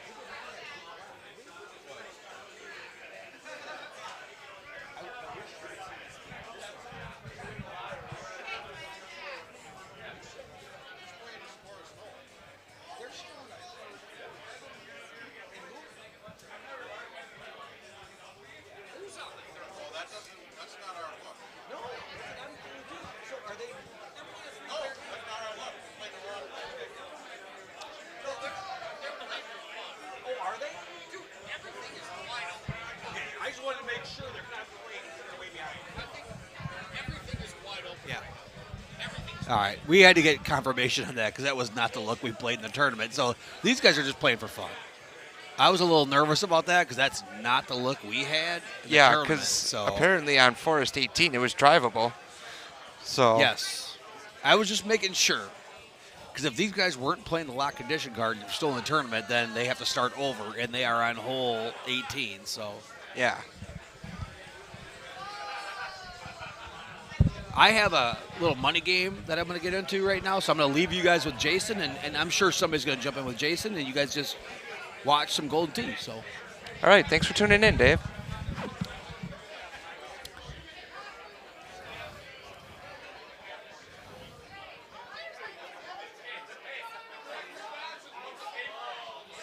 Yeah, so now we basically just have funsies matches now. Got David Wazawa and don't quite know his name off the top of my head, but we'll see what other matches we get here and see if we can give you guys some really good entertainment.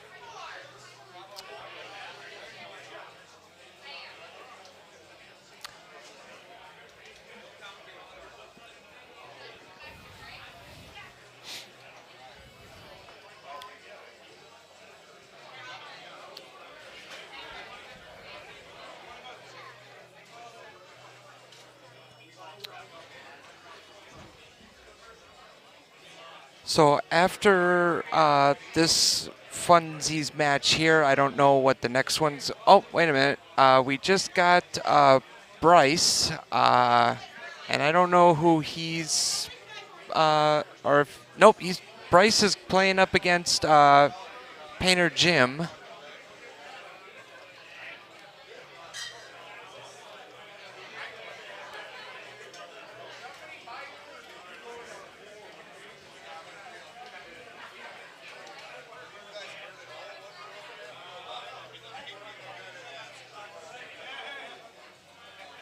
And I'll probably stick with you guys for a little bit longer, and then I'm gonna probably get on a machine or two and play a couple matches, or just some fun matches, excuse me.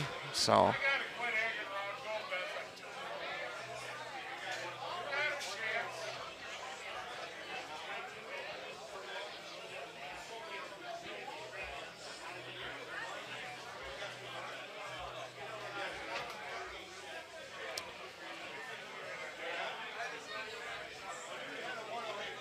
Ooh, nice little cut shot there by Painter.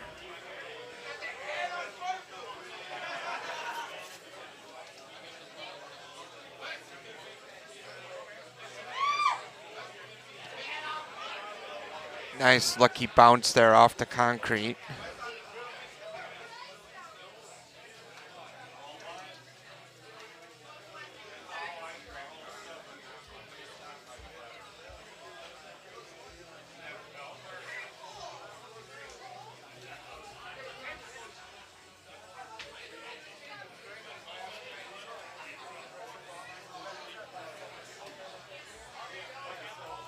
All right, let's see if Painter's got the power to. Oh, yeah.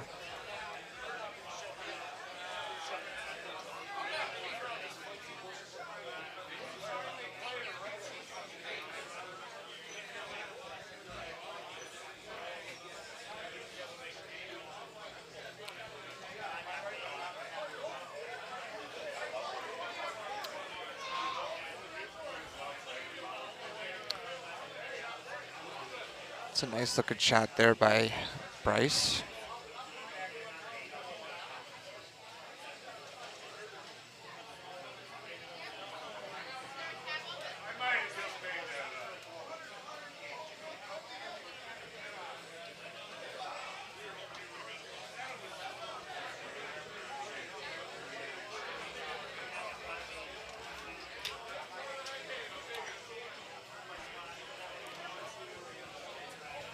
I almost thought for a moment there Painter would have gone for the hole and win.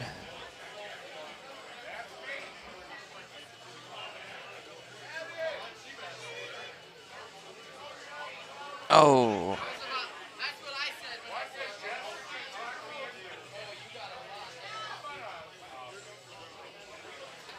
Oh, and Bryce gets one.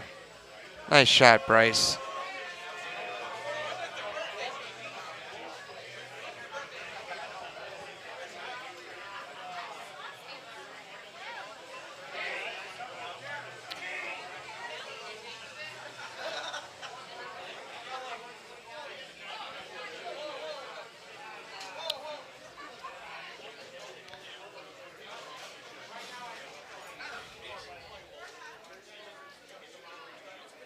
Oh, come on. That looks good. Oh, nice shot, Bryce.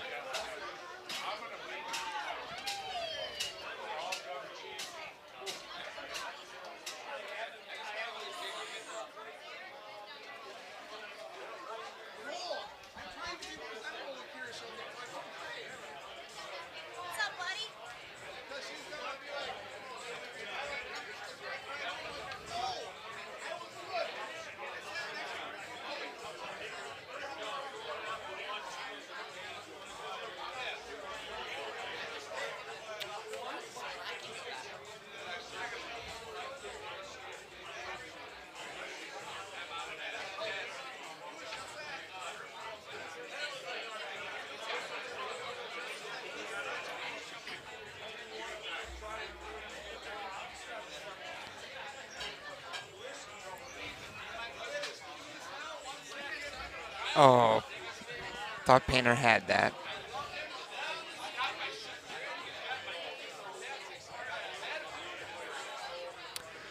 All right, so with that being said, I'm actually going to go out and play some funds matches here.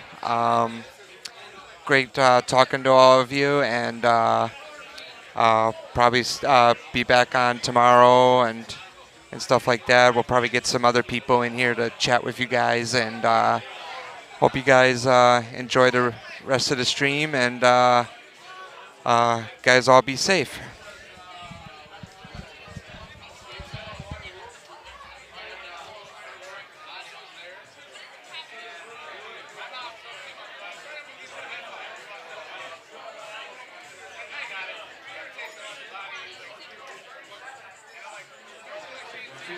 Attention, this is going to be your last call for surf and turf dinner for tomorrow night.